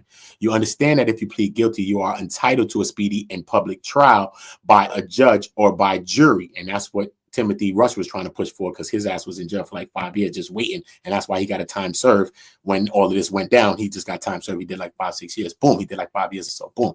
Yes. Okay. And do you understand at a trial, you're presumed innocent. The burden of proof is on the United States attorney to prove you guilty by competent evidence and beyond a reasonable doubt. Yes. And you do understand that a trial of the United States attorney would have to bring their witnesses into this courtroom. Those witnesses would have to testify in your presence, and your attorney would cross-examine those witnesses, object to the evidence, and could call witnesses and offer evidence on your behalf. Yes. And at trial, you have the right to testify. They just breaking down this. We're just going to skip through this stuff because we already understand these things, right? So you understand you pleading guilty, you waive in your right to the trial. So you already know you get to that when you didn't plead guilty on anything in life, a beer, anything. When you done heard that for a beer, for peeing on the street, you done heard that. They done tell you understand you didn't give them your rights, right? You ain't going nowhere with this, right? All right. So, and you understand that there's not going to be a trial, right? Yes, sir. Okay. But a judgment of guilty will be entered and a sentence will be imposed just as if you were found guilty after the trial. Yes. So you're also waiving your right against self-incrimination today, because I will ask you if you did what they say you did. Do you understand that? Yes, sir. Sound effect? I hear that. Sound effect? I hear that. Right, because this is what we talking about. I just don't. I've never seen this before where they like here. They're changing the assessment of the indictment. I've never But seen. Cuffy's a big fish, bro. He's like a big Meech, bro. No, I'm saying this. They want him. I've never seen the government change the assessment of an indictment in favor of the defendant, right? Never. It's crazy. It's crazy, bro. It's crazy. It's crazy, bro. To Okay, this level, right? To this it level, seems too. like Yeah, I've never seen. I'm just saying, for me fighting a case, a federal case myself, yeah, and going through all of these motions, I've never seen the government change the format of an indictment to benefit a defendant. But then they state that 3 times as well in this paperwork. They state that in the court. They remember we reading what they're saying in the court. They state that in the court 3 times. This is to Mr. Gatlin's benefit, and that is also to Mr. Gatlin's benefit. And this is, see what I'm saying? They even mentioned in that in the court while we reading this, because everything we read is what they said. That's what I don't know. This is why we got to keep going down and reading the paper, and we're gonna figure out what the hell happened. Because they said, look, we about this. They said we about to ask you what you did, because you pleading guilty, so you have to plead guilty to what you've done. So because when you plead guilty, right, you plead guilty to your indictment. Period. So, because they don't want you to come appeal nothing. The whole indictment. They're and they don't want you to appeal nothing. Remember, they don't. This whole thing, they don't want you to appeal nothing. That's why they asking you all these questions getting through this. They don't want nobody change their mind. When you plead guilty, you ain't appealing shit. Oh, I see. So you feel like maybe they didn't have a strong case because of Tammy and shit like that. So they had all that shit because of Tammy. So they were just trying to throw everything with the wiretaps. They were just trying to make everything a speedy process. They were just on him. He's trying to benefit you. He would have said that shit. No, he probably would have won. They just wanted a conviction. Because remember, it never really went down. Remember, it never really went down. Remember, with the way it supposed to really all the way with the even though he's charged with it, and they said that they arranged it because that's part of a conspiracy. Once you arrange all this conspiracy, it's a drug conspiracy. Once they can prove that you did all of this, this is the conspiracy that they're proving. You know what I'm saying? Let me break down conspiracy. Like, I'm gonna say this to y'all. Let's say me and Adi said we're gonna rob a bank or something. Mm-hmm. We never robbed the bank, but when they come to get us, they find all of the assessments to rob the bank. Do you know they charge you as if you did rob that bank? If they find you with all of the shit that you have there, even though you didn't commit the crime, you conspired to do it. But look, without that, think about it. Think of it deeper. No, we get away with the lick the whole time we rob the bank. We get away with it years down the line. You get seen out of some shit. You done struck up a fucking brain fart, and you want to come confess on some dumb shit. But you also implicate me in the shit. Nigga, they coming to wrap me back up in that. That's a conspiracy. We conspired in that, and they about to wrap us back up in that, even though we got away with it for 58 years. Don't matter. We about to be senile in the building in that conspiracy. We about to be charged. Period. So we conspired to do it. And anybody else that helped us, if they carried a bag, if they gave us a drop there, they all conspired with us. Yeah. As long as they knowingly and willfully and knowingly. Because if you don't know something, you don't know something.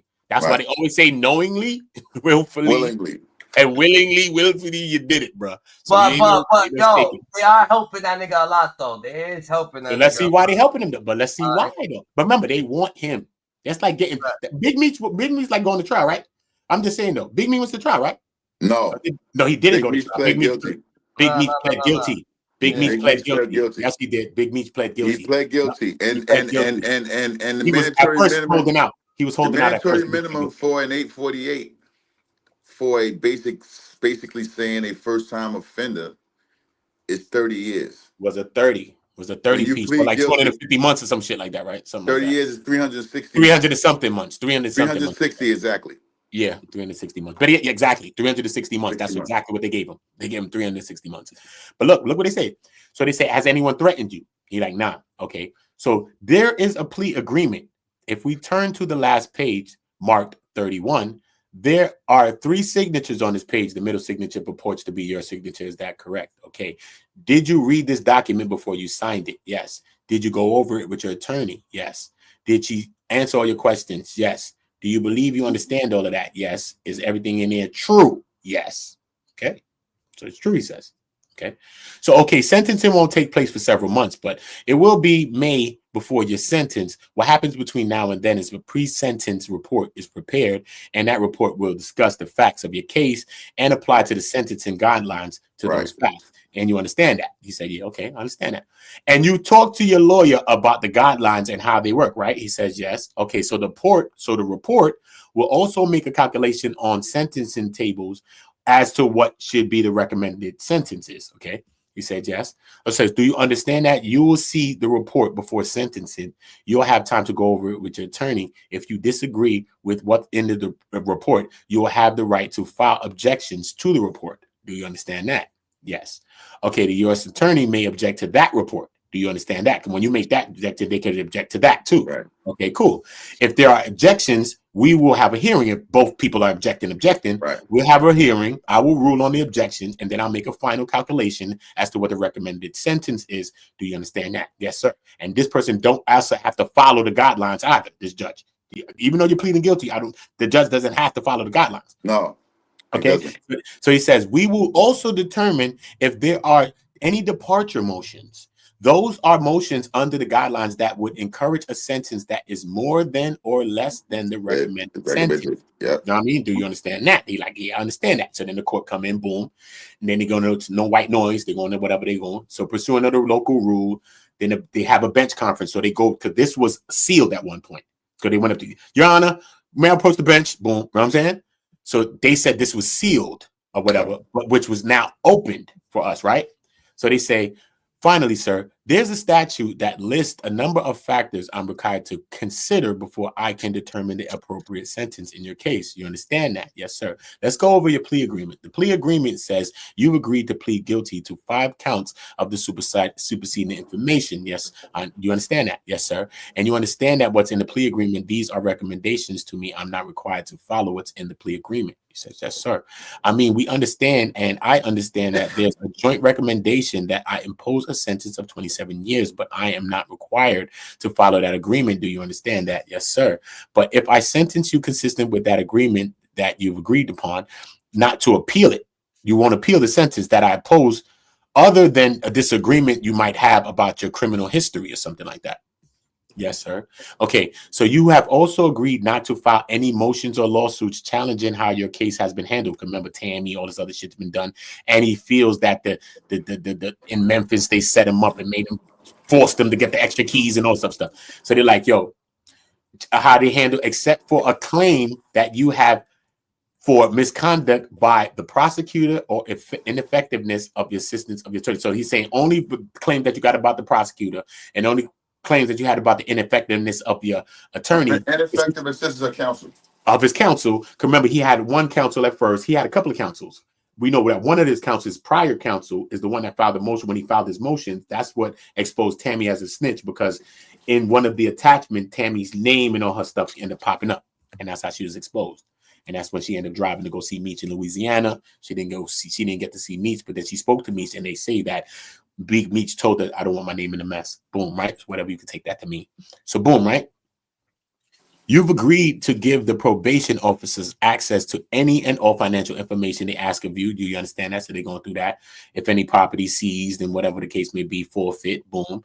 Okay, now beginning on page 22, there's a discussion about how it's proposed the guidelines will work in your case. For the purpose of the guidelines, count 1 through 4 are grouped, and recommended base offense levels is a 32. Okay. So the recommended base level is a 32, because you can get more than that anyway.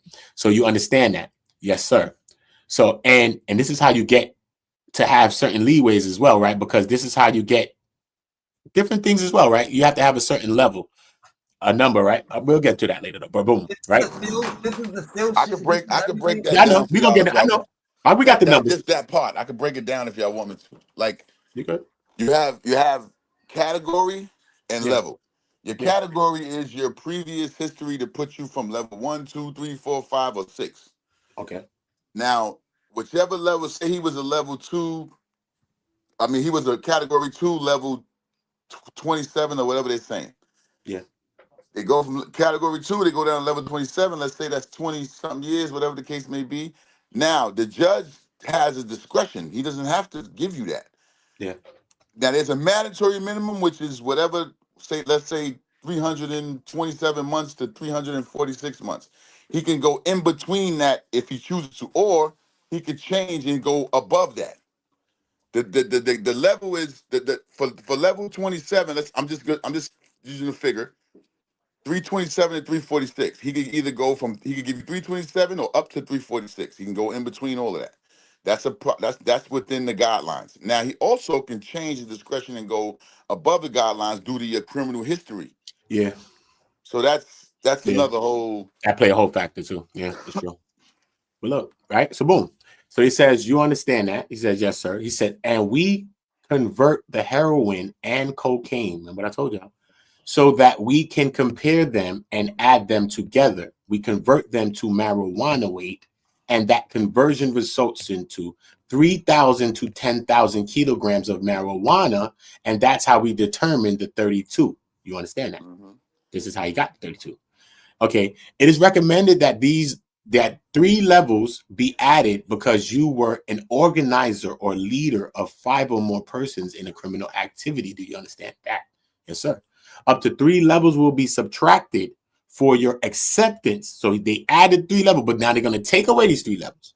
They said, well, 3 levels will be subtracted for your acceptance of responsibility in a timely fashion, because you're doing this before. Timely you know what I mean? That's timely manner. When you plead guilty, that's what they do. This is what they do, right? Boom, right? That ain't wrong or right. You pleading guilty, right?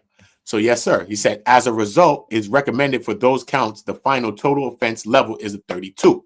Okay. As count 5, the base offense level is a 43. You understand that? See what I'm saying? The base level of count 5 is a 43. You're getting a 32. Okay. You understand it? Again, we have a reduction of 3 levels for an estimated final total of offenses levels of a 40 now. 40. So now he has a 40. So he'd had way more than all this shit, right? Obviously. Yeah.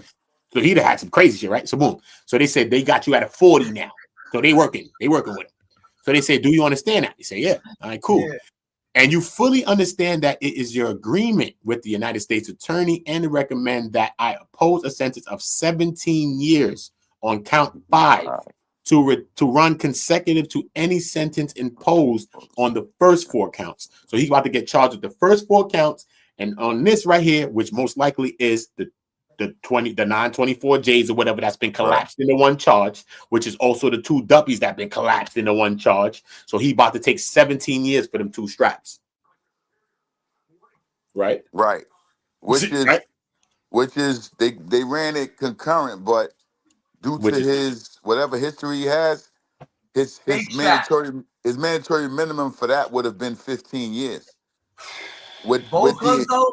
the when you go to enhancements, histories and all that and all this, and he's right, an organizer, the leader, and all right. this other stuff, See, right? that's the thing. He's been arrested before. He So did when 120 months in the Fed, not just right. arrested, he did So listen, trafficking. the pre-sentence report officer, they're the ones that go and look into all of that. Now, with their calculation and categorization of everything, that Mhm. goes to the judge, and then the judge determines from what they give. They go to your family history, what your whole life, whatever you've been through in life, whatever anything that happened in your life, the pre-sentence report, the pre-sentencing officer, they go and they investigate all of that shit. They come back with their calculations from it. They present that to the court. Mhm. The court then determines what they want to give you after the pre-sentence report.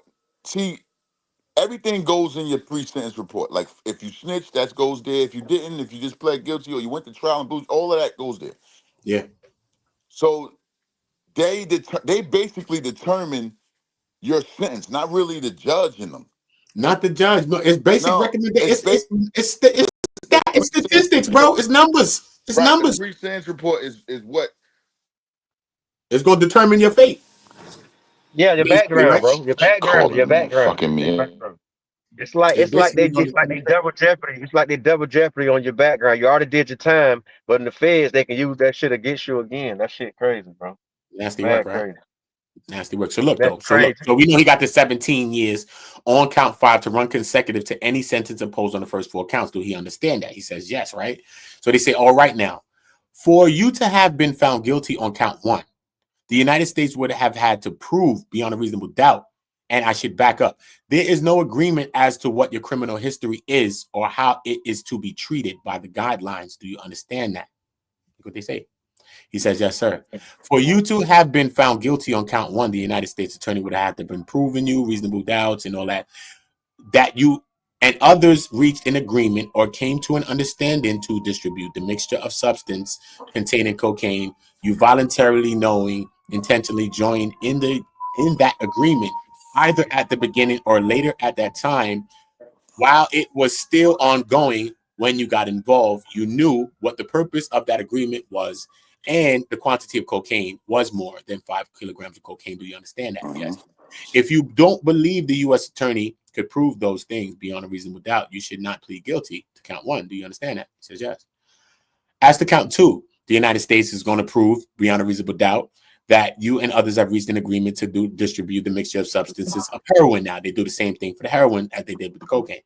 Boom, right? Ask him the same thing. Do you agree? Boom. Intentionally joined, understand, look, boom, same thing. Involved, quantity of kilograms of heroin, 1, boom. Do you understand that? Yep. Yeah. And if you don't, and you don't believe that they can prove you, you shouldn't be pleading guilty to this. You understand that? Okay, cool. So count 3. You have proof knowingly attempted to possess intent to distribute mixture of more heroin, whatever. Going through it again. And heroin is involved 1 kilogram. Do you understand that? Yeah. You shouldn't plead guilty to that. You understand that? Yes. And 4 is you have proved beyond a reasonable doubt that you and others knowingly attempted to possess intentions to distribute cocaine. Possess and distribute cocaine. Possess and distribute, the same thing. Possess Same cocaine shit. with the intent to distribute. I just want to see if anything changes on the bottom. Substantial steps in furtherance of that effort to distribute cocaine, and there was offense involved more than 5 kilograms. Same thing, but remember, you charged a couple of times on the same type shit. Right. So boom. So he said yes. So, and if you believe that, then don't. And then 5 is commit this conspiracy of 1 and 2, aiding and abetting others knowingly to possess that firearm now. So let's go to 5. Okay.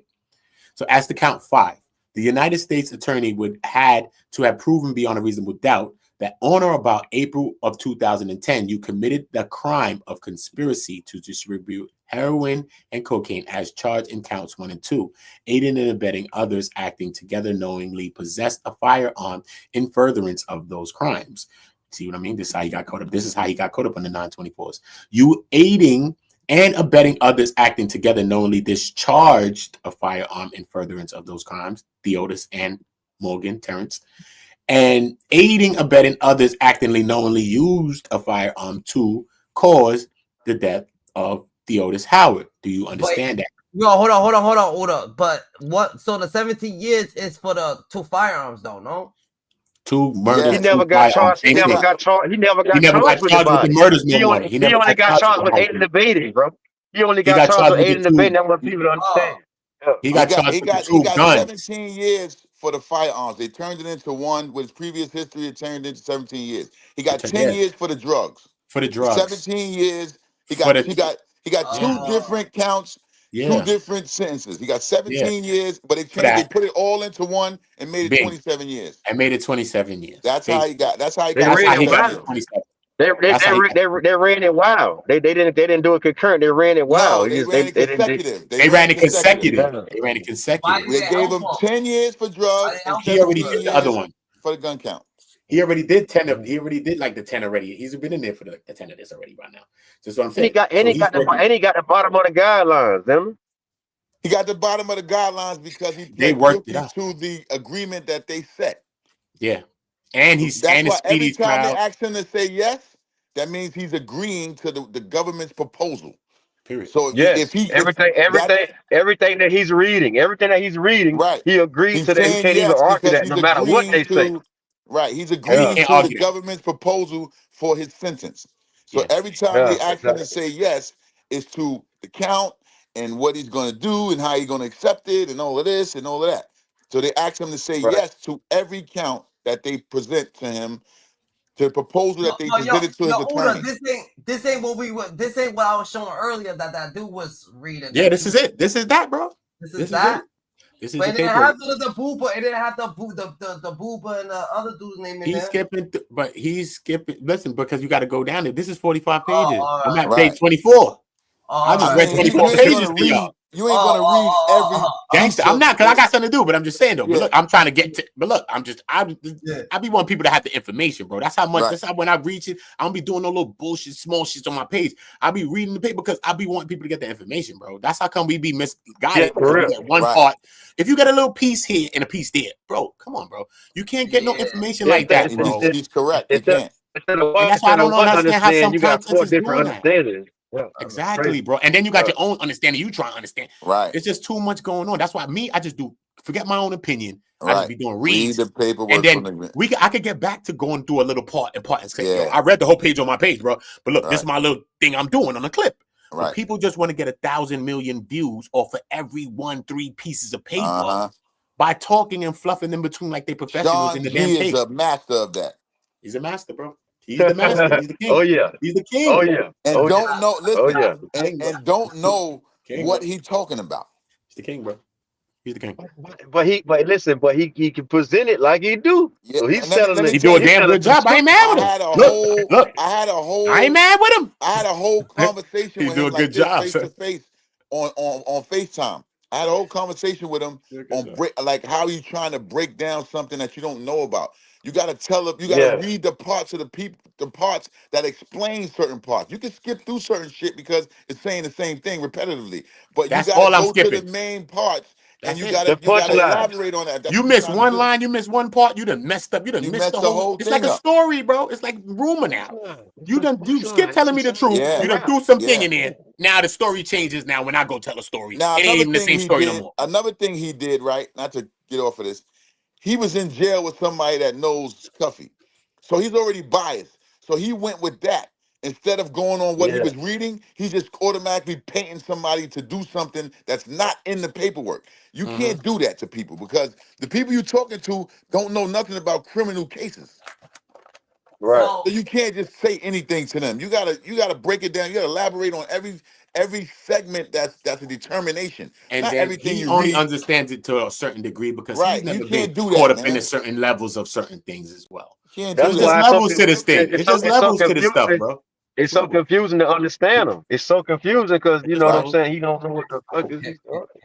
That's why I don't go on my opinion. I just go to the paper. I was explaining to him, right? I said, "Yo, I fought a case, man. I know. What up, buddy? What's good, buddy? So this right here. So this is the 2 firearms. That's it. This ain't the bodies, or this is both of them now. Ain't nobody. Remember Why the is two. it Ain't nobody.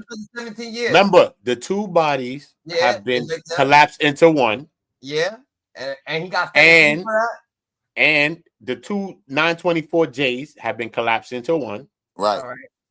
And the one we already know that the 924J bites. So they could have gave that nigga 30 years for the 924J alone. They could have rocked his knot, bro. Yeah. They could have turned his TV off, son. Kendrick Lamar. They bro. turned the bodies into guns and the guns could've. into one. That's what Yes, they did. bro. So this is when we're gonna understand why are they doing all of this? What kind of deal is this? This is what we're trying to probably figure. But that's all. You know what I'm saying? That's all most people would try to think, like, damn, what's going on? But this is what they did, though. You know what I mean? So at least we don't have to guess. At least we don't have to guess to say, how did the bodies, how did he not have the body? How did he get the guns? Because remember, that was a lot of confusion we've been having online, right? But one question, right did anybody get the bodies? That's a big question. Did But anybody now get the the bodies? question is this. Now, this is where we're getting into where it get his co-defendants. This is where it get kind of shaky because not his co-defendant. It's supposed to be 2 people was involved with the unaliving, okay? Andre Rush is supposed to be involved because remember, I did the report on Theodis Morgan. Is Howard? Theodis Howard, because it can't be Terrence Howard. I did it on Theodis. That's how I always remember. I did it on Theodis Howard on what happened when he got clipped. I did a video on Theodis on the news report. He was the 30th unaliving of the year in St. Louis. It was a big thing. It was an unsolved crime for a while. And then they had an anniversary like the year following or so for him. His sister was there. I think a family member was there as well when it happened as well. And they said in the first initial thing when they said that the person got clipped in the news reports, because I brought up the news reports, and they said that 3 people were said to have done it and fled to a waiting car. But now when you go through the paperwork, that says that, you know what I mean? I think Cuffy was in the car, supposedly, allegedly. But not only that now, the other 2 people now is Raymond, I think his name is Raymond Rambo Jones, and Derek Bub Clemens. So these are the 2 guys that was also with Andre Rush that did the clippings. But remember, who confessed to the clippings? Who confessed to everything? Andre Rush.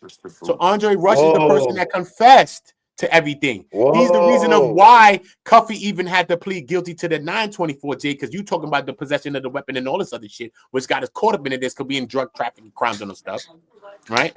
Yeah, and he's the one who probably the one who implicated. He probably implicated Rambo, Raymond Jones, and Bub's Derek Clemens, most likely, because he's confessing about the duppy that he caught. That's how come he got 25 years and he took death penalty off the check for him, because he's involved with 2 unalivings. Both of them people, they saying that he unalive. But listen, but how can they come up with stipulations and nobody ain't come up with no story? So who the hell put Cuffy in the car? No, when we go through mad different paperworks and stuff like that, I'm reading so much paperworks that they got the scenarios of shit that's happening. Then you read the news reports. Then you read the mad shit. It's like so much paperwork. That's what's all on my channel. But when I go through all these paperworks, another situation says, I think it alleges that because remember, it alleges that Andre Rush or whatever was in the car and that Andre Rush pointed out Theodis Howard out when he was there. They say this in the paperwork that he pointed him out. Not only did he point him out, he was a part of the unaliving, but he pointed him out to Gatlin. Is who he pointing him out to. So obviously they're saying that Gatlin is present at this time, but he's in the waiting car, I think, that's awaiting them. Right. You see what I'm saying? So basically, this detective work. This ain't even nobody telling them shit. They just doing their homework and they put it together and then they put it in the paperwork. That's what they doing. Because nobody ain't talking. Wiretap surveillances, it's wiretaps, it's mad shit going on. From the beginning, what Tammy did to him, they couldn't use it automatically, right? Yeah. So they used, from what she gave them, they used a furtherance to get surveillance, meaning audio, video, all of that of him. That's how they did it. That's how they came along with all of this extra stuff. They going through his garbage, everything, bro. Right. What she told them was enough for them to get audio and video of Cuffy Gatling. And that's when it starts. To follow then him, to get audio of his phone, to get video, to get audio of his phone, to get video surveillance for his house and the trash and the cars and all of that. came from when And she put Tandy him on with told them. CSIs too. She put him on with another agent and another CSI. But go ahead, Kev. Yeah, he put out to that's another how that CS. was. Yeah, he did. But CS. Yeah, he put on to another CS as well. I mean, she did. She did. But at the behest of Chroma, because Chroma's a leading agent at the time. Yeah, And she but Well, also remember. he said he peaked that agent though, right? He said he peaked that Also agent. remember, she said she didn't want to deal with him no more because he ran off on the plug. Suarez. She didn't want to fuck with him no more because he. Yeah, she didn't want to fuck with him no more because he ran off on the plug with the money. So everything she told them in the beginning led up to this, led up to all of this stuff we're reading right now. Everything she told them in the very beginning that they couldn't really use because of her involvement with the DA. So what they did is they went and got a warrant for audio video surveillance of Cuffy Gatling, period. Of his life. Of his life. Period, nigga. Anything you got to do with. What she gave to the DEA was enough for them to go to a magistrate judge and get a warrant to post a Title III warrant affidavit order. Affidavit order to actually surveil Cuffy Gatling. Period. So that's how they was able to look into all this extra stuff. Now, she's out of it once they get this surveillance. Once they get this, she's done. Now it's a Cuffy Gatling indictment on his own without anybody, without her coming to snitch on him and all that shit. They didn't even need her no more. Uda, so we here. It's deeper. We had the two guns. We had the two straps. That's Count 5. Yep, we had the straps. Yep, right here. Look, right there. See, look, see, acting. Look, aided and abetted, acting unknowingly. Right. Use the magnetos to cause the unalignment deterrence. Do you understand that? Yes, I do. So, and if you don't believe that the U.S. could prove that, you understand that. Okay. Does this agreement contain all the promises made to you by the United States Attorney? Yes. Did they make any promise that they didn't put in the writing? No. Has anyone else offered you anything or given you any? No. You anything? See, he stopped no in the middle of it. He said no. You anything to get you to plead guilty? No, sir. Are you pleading guilty to protect somebody else or cover up somebody? No. I'm going to ask the assistant attorney to tell us what facts the U.S. attorney believes it would have been able to prove had there been a trial. Okay, so this is what the facts were. They saying that what they would have proven. They said, like, listen, this is what he's dodging right now. Okay, this is why we're working, basically. So this is why we got to read these papers, right? So boom. And I couldn't just give y'all the whole little thing, even though I got to do some shit, but I got to just get y'all. Boom, right? So, and Mr. Gatling, if you would listen carefully, because when he's done, I'm going to ask you if you did what he says you did, Mr. Riley, and the judge. And if I may, before I, consistent with our agreement, I would ask to withdraw the previously filed criminal information seeking enhanced punishment. That's all of the other stuff that they was trying, that thing that they remember.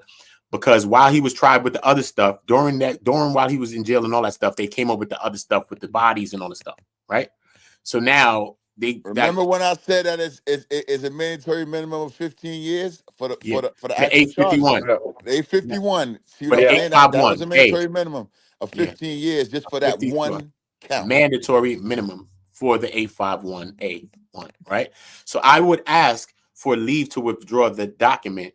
I filed a written memorandum with the plea paperwork. I believe the document, they break down the document. This is between the court and Mr. Riley. So we're just going to see Mr. Riley, let them get ahead. We're going to scroll it slow, but I'm going to see what they see in here anyway, including during the time 2009, but adding up to including July 16, 2015, which is the date of the first superseding indictment. In the Eastern District of Missouri and elsewhere, multiple defendants at various levels within the supply chain conspired to possess with the intent to distribute controlled substances containing heroin, cocaine, methamphetamines, marijuana, and other controlled substances in the Eastern District.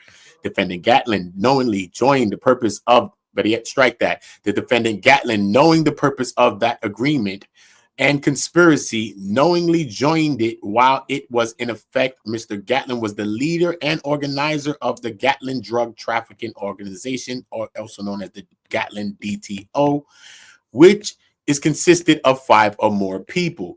The amount of the mixture of substances contained in a detectable amount of cocaine attributable to the reasonable, foreseeable, and defendant Gatlin is more than 5 kilograms. The amount of the mixture substance containing a detectable amount of heroin is attributable to the reasonable, foreseeable defendant Gatlin is more than 1 kilogram of cocaine. The defendant conspired with individuals including Fidel Suarez. See what I'm saying? So that's still there. Fidel Suarez, Lorenzo Tall, that's his nickname, or Dog, or Reno Gibbs, Terrence Black Morgan, who was a distributor himself, and Nephew, who was another drug dealer who they said worked for him, I think, an associate of Terrence Black Morgan. See, Nephew worked for him, and the Gatlin drug trafficking organization, DTO. Andre worked with Gatlin, also known as Dre and Dirty Rush. Tim, also known as Professor Andre's brother, Rush, and others to comprise of the Gatlin DTO. The goal of the DTO is to obtain bulk distribution quantities of controlled substances, including cocaine, heroin, methamphetamine, and marijuana by purchasing the substances in large quantities to receive bulk discounts. In turn, the Gatlin DTO would then distribute the illegal controlled substances primarily within the Eastern District of Missouri at higher prices in order to make a cash profit on the sale of cocaine, heroin, methamphetamines, and marijuana and other to the persons for further distribution or consumption. The plea agreement itself outlines some of the different roles that Gibbs, Terrence Black Morgan, Andre Rush, and Timothy Rush, the roles that they played in the agreement that included the storage of distribution narcotics by all the defendants. But Gatlin also in the relation to Morgan managed a separate distributor named Nephew. So it was Nephew was the work, right? Nephew. Yeah. He managed Nephew. And I'll touch on that as we go, but there's a sub distributor basically that was managed by Black Morgan. So he had a dude that had work that was moving work and niggas was getting work basically. You know what I'm saying? A sub distributor. So with regard to the specifics of the event of the conspiracy, the evidence would show that Mr. Gatlin actively sought and this is all on the fake drugs. Not trying to cut you off, and this is all with the fake drugs. He has no real drugs, bro. What are you talking about? They not no drugs in this case. No guns, no money, no drugs, no nothing. Just words. So this is all wiretaps. All people saying words. Tammy saying, agents saying, wiretaps. Let me all break words. down how the feds work. All words. They all don't words. need. Yo, I got to go though. I gotta go. I love y'all. I'm gonna be back in a minute. All the people in town. Love you all. Love you all. Peace, Bon voyage. You already know the vibe. We gonna continue. We gotta get out, Dada. I'm gonna be back. I'm gonna read the rest of this. I'm at page 27, so when I come back, I'm gonna read the rest of it for y'all. All right, cool. All right. All right. But look what you do with this. You take that right there and you chop this up into 5 minutes, 1 minute, 2 minutes, 3 minutes, all kinds of minutes, and chop this read up because this is a lot of work right here, bro. Trust me. You could get a lot of views with this alone. I'm gonna hold you down, Order, till you come back. I'm gonna just break down what we talked about so far. All right, cool. Salute, y'all. All right. Now look, That was good, DJ. The feds don't need physical drugs. Yeah. If they know that you were involved in something, and this is what they do. They get some people just come forward. Like majority of cases the feds get now, they don't do no investigation. Dudes tell on dudes. Once they tell on dudes and they start locking dudes up, and dudes start talking about, I bought this from him. I bought 5 kilos. I bought 2 kilos. I bought 50 grams. I bought this. They add all of that shit up, and then they charge you for it. Fact. Now, if you plead guilty, they'll break down some of that shit in order for you to for them to get a conviction. That's why their conviction rate is so high, because they scare you into pleading guilty, or they scare motherfuckers into ratting. That's how it works. They don't really do this is what I was trying to figure out, Cap. I was trying to figure out if honestly, how the fuck did he get all the beneficial agreements and everything? And let me tell you, paperwork. They just want a conviction. So I'm trying to tell you, listen, if you plead guilty with them, they'll break down a whole bunch of shit. You don't gotta say nothing. They'll break it down on themselves to convict you. The conviction is what they want, to send your ass to prison. That's what they want to do. So if you was facing a life sentence and they can get you to plead guilty to 30 years, 30 years is a fucking life sentence for real. That's a fact. Let's think about this. How long it took you to get to 30? He got 27. I'm just saying, 27, 30, same shit. 3 years of difference ain't nothing. Yeah. Just how long? Listen, in your lifetime, it took you a long time to get to 27. Yeah. Just think about 27 more locked inside of a box. Because the jail is a box. You see the same motherfuckers every day until the bus comes. The bus come every 2 weeks. So you see motherfuckers differently every 2 weeks. Or sometimes nobody leaves and they got empty dudes went home and they need to fill up beds. They just bring a bus load in. But the majority of the time, somebody going on that bus to leave here. Rather they going because of disciplinary or they going because their points dropped or whatever the case may be. That's a fact. But That's a fact. you see the same motherfuckers all the time. That's what I'm trying to explain to you. Prisoners. So to get a conviction is what they'll break down shit to make it. Oh yeah, I'm well. Fuck it, man. If I plead guilty, I'm gonna get 30 less years than what I would have got if I went to trial. You don't really know what you would have got if you went to trial because you didn't go. You get what I'm saying? That's the mindset of them. They break down your mind to get you to plead guilty to a conviction. Fuck the years that they taking off or they're gonna give you. I feel like they got something that's hiding too, the daughter. If shit got quiet once niggas started reading Cuffy's paperwork or something like that, a lot of shit got quiet. Like I'm talking about, Well, like get it because of the I situation. want to say this right here. We can't assume. We don't really know what took place unless we read the whole case, which is days and days, and days and days worth of shit. You'll be here for 10, 12 days trying to break down this whole thing. There's a lot of paper, miscellaneous paperwork and miscellaneous writing in there that you don't really need to read. You need to read the fine print, the process of the case, as far as his counts and all of that shit, and what he's pleading guilty to, and how they're going to sentence him for him pleading guilty to this count, that count, this count, that count, that count, whatever. That's what you need to study. The breaking down of those, to me, it seems that they didn't have a lot because they broke down murders to gun charges. So it's like they didn't.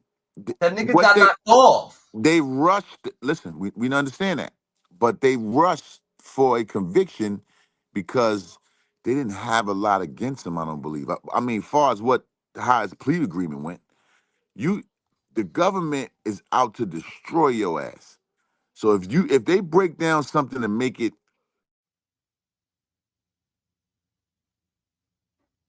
I feel like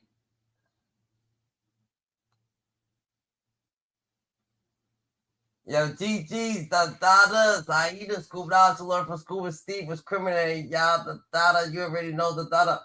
More or less, the daughter, you get your own opinion, the daughter, we just put it out there, the daughter.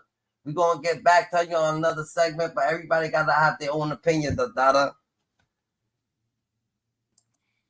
Yo, Kev, I'm going to cut it right here, the daughter. You want to give an opinion on it, though? I mean, far as was what I've read and that's why I stopped talking about it, because he didn't rat. Like, far as what the paperwork says, he didn't rat. Far as what the paperwork says, Big Meech didn't rat. Yeah. They took Tammy Cowan's initial pointings in the case for Gatling, and they couldn't use that due to the fact that she started sleeping with the prosecutor. So what they did is they went and got an indictment. They went and got the DEA went to a magistrate judge. They got a warrant to investigate Gatling. They did it, and they hit the jackpot. But he would have never been investigated he would have never went through anything had he not been doing nothing after the Tammy shit. He would have been free.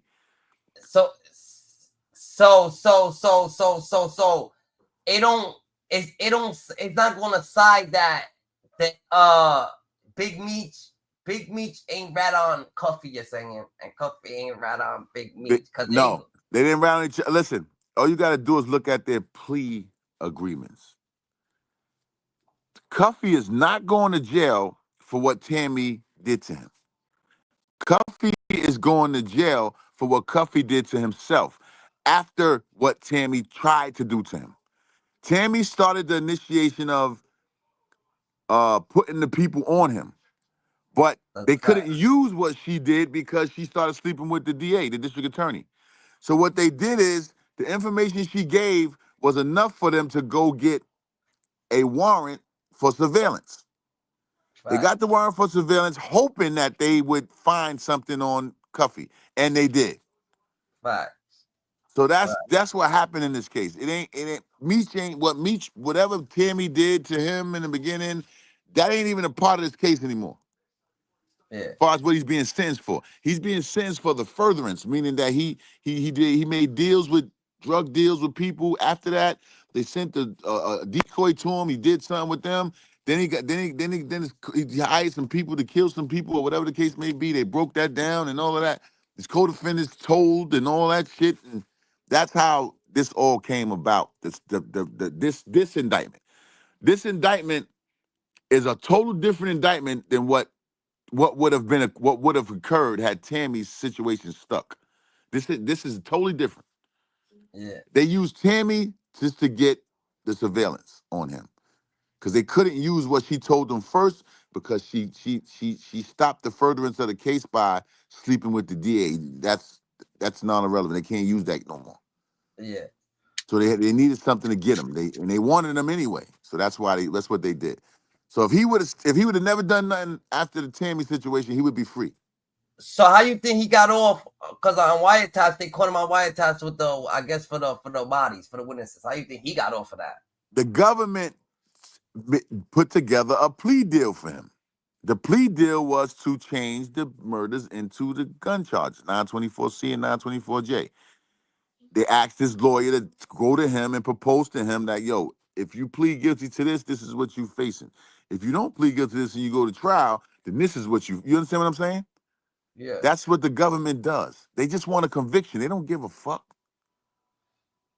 Yeah. They want a conviction, and 27 years is a lot of time out of your life. Yeah. That ain't no cakewalk. Everybody looking at it like, yo, he only got 20. Just think about it. 27 years is a long motherfucking time to do in prison. Yeah. Meech got 30, though. Yeah, Meech got 30 years because he got 848. That's criminal enterprise. That's totally different. That's a mandatory minimum of 30 years. Yeah. I don't give a fuck if you're in category 1. Yeah. Right. So that's Meech didn't tell on Cuffy, and Cuffy didn't tell on Meech. This is what happens when you go to jail, bro. You start to think in your mind, how did I get here? Who put me here? This is from the beginning. This is when he ain't got nothing but a complaint. He don't have an indictment, nothing. When you first get in there, your mind is racing. You like, damn, how the fuck I get in prison? So now you start to tally up everything. Remember, you ain't gonna get an indictment for up to 90 days. Up until 90 days. You go see the magistrate, boom, they tell you come back to court in 90 days. You go back to court. So they saying that Meech put him on, that Meech is going to set him up because probably for the paperwork or because he ran off on the plug for 3 bricks or something like that. No, that's not what happened. All Meech introduced Cuffy to Tammy. Tammy then went on her own, being that she got paid. She got paid for the first case, whoever that guy was. I forgot his name. I can't think of his name right now, but I read that part. I just can't think of his name. Anyway, the first case that she ever did, this had nothing to do with Meech or Cuffy. She got paid for that. So what she did is Meech told her to go set up a, whatever kind of deal they was doing, him and Cuffy. They introduced them. That was honestly done. Then Tammy took it upon herself to go and involve the government in their situation. Meech nor Cuffy had nothing to do with that. You see what Quandala's saying? 2 murders of federal informant. That's why niggas keep missing, not pleading. Nobody for 2 murders of federal informant. Dudes keep trying. He had one murder for a federal informant, and one was for a regular deal. He had one murder for a federal informant, which was against his brother. His brother was got caught in a drug conspiracy.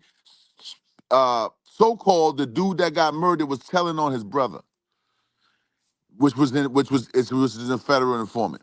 Now listen, this is what everybody feeling and realize. The government knew about that. The government put together a plea deal for him. They presented it to his lawyer, and then his lawyer went to him, and he accepted it. And then he went to court to be sentenced on that plea that they sent. The government sent that plea deal, not him. There's nothing in this paperwork that says he got a 5K1. There's nothing in this paperwork that says he got a Rule 35. He ain't telling. The government does things like this. They break down shit and they give you, just to get a conviction, they will do that. Right. That's the way it goes, man. Like people reading paperwork and see, oh, they got 3 murders, they got this. Look at Meech. Meech ain't got nothing to do with Cuffy situation At all. But Cuffy situation don't got nothing to do with Meech situation. That's a At whole all. Nothing. That's nothing. They don't have nothing to do with each other. Nothing at all. But I just broke that down to you. Now listen, when you go to prison, right? When you go to prison and you go conspiracy and they locked you up and you see CS1, CS2, CS3, CS4. Now you trying to put together like, hold the fuck up. Who the fuck is this? Now you playing who you dealt with. You playing back who you dealt with. So who you dealt with, now you start breaking down, well, who could possibly do this? Or put it this way. They put on or about January such and such, 2000 and such, this took place at this time. You play your mind back to that date and what you did. You don't forget certain shit that happens when it's major. And when they start putting it on paperwork.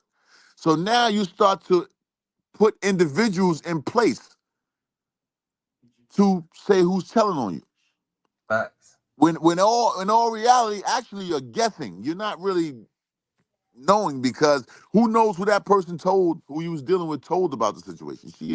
This is all that we don't think about when we're in prison. Anyway, that's how it goes, man. You start to think, you start to put people in places, you know what I'm saying? And then you're going on who telling on you then. That's what Cuffy did when he first came on the internet, saying that this one did this and that one did that and this one. Because Meech hooked him up with Tammy, he's automatically painting Big Meech as a rat. You see, listen, you see what Marvin's saying? Yes, Meech would have been cased up had Tammy not fucked with the prosecutor. Remember, they never used the first part, the first part of the investigation that Tammy started. They never used that in Gatling's case. They used that to get a warrant for wiretaps to start the new case. This is where people fail to realize that.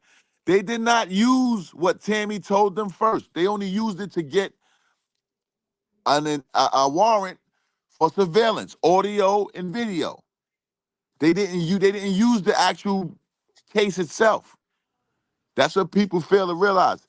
All the rest of this stuff came later by the government. Tammy had nothing to do with the second part. The bodies, the other part of the drugs that Tammy had, that Tammy went through with, they didn't even put that in this case. Facts. At all. They used that to get a warrant for surveillance, audio and video of Cuffy Gatling. And they tapped his phones, they put shit on his cars, they pushed it in his garbage, they put surveillance in all around his house, all that shit. Who's the niggas who got back for the bodies though? That's what the other co-defendants on his case, but they told. I gotta run to the restroom. But you got that. Those people told. That's different. They told.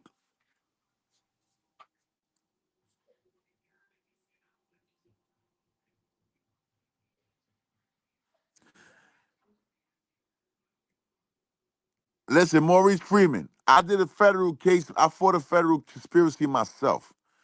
You're correct. Take 2 or more for conspiracy. Yes, we all know that. It even goes this far. Even if you don't do the crime, if they get sufficient evidence that me and you conspired to rob somebody, rob a bank, whatever the case may be, and they come and they find everything that they was told, they could actually charge us if you robbed the bank in the federal system. So we know that. But what happened here has nothing to do with Meech or Tammy at this point. Right. All Meech did was hook up Tammy to put together a deal with Suarez or whoever else. Tammy took it upon herself to go to the authorities and put them involved with what happened. Then she started sleeping with Chroma or whoever else it was. So that part of the case was actually thrown out. They can't use it because it's a conflict of interest. She's sleeping with the DA. They can't use that. So what they did with that is they used that to get surveillance on Gatling to start a new indictment, which is the one they got now. And that's the CS. I bet. The CS2 and the new agent, because Agent Chroma couldn't work on the case no more because he was fucking with Tammy the daughter. So what? The other agent too. Listen to what I'm saying to you. Those agents went to the government after Tammy's melee and got a warrant for surveillance, audio and video of Cuffy Gatling, due to the fact that they couldn't use what Tammy had initially told them because she started sleeping with the DA. That's how this all came about. They used her just to get to them surveillance to start the new case. Facts. And everything else came into play after that. Actually, he gave himself to the government, and he's on here saying that Big Meech did this, that Big Meech didn't do nothing to you. You did it to yourself. All Big Meech was trying to do was help you get some money, and he was trying to get some money out of it. Tammy took it upon herself to go to the government to involve the government in their situation, due to the fact that she told on the other guy that had nothing to do with their case. She told on him first and got paid for it. So she knew she would get paid for this. Do So you she feel? went. Do you feel that Big Meech seen the play and kind of helped them out, and Cuffy trying to I'ma act like say he this. did it? I just need to know that Big Meech know at the time that Tammy was an informant. He should have never Still dealt with her informant. if he knew that she was an informant. This is where he fucked up at. He should have never been. See, greed makes you do things that you shouldn't do. Now, he honorably was trying to do something for Cuffy, but he used an informant to do it, not knowing that she would go to the government and tell all their business. He didn't. I don't think none of them thought that. Because if they did, they would have never dealt with her.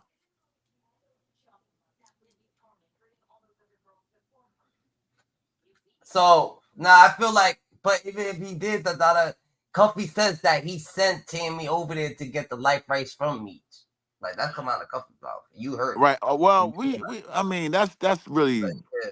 you know, that's not really all right. Getting the life rights and all that shit, that ain't got nothing to do with the case for real. The Yeah. case is about drugs and shit. Like it ain't got nothing to do. They can't lock you up for going to get somebody life rights. Again, you know, that's not a case. That's not a crime. This what I'm saying. They trusted her. Not only did Meech trust her, Cuffy trusted her too, because he went in furtherance of things, doing things with her. Not just Meech part. This is what people fail to realize. Cuffy took it upon himself after Meech introduced him, whatever. Cuffy took it upon himself to do furtherance of business with Tammy. That's the point. Like people fail to realize that point. So Cuffy kind of put himself in jail by doing further things with Tammy than the initial situation. Oh, This all right. situation was to make a deal about drugs or whatever the case may be.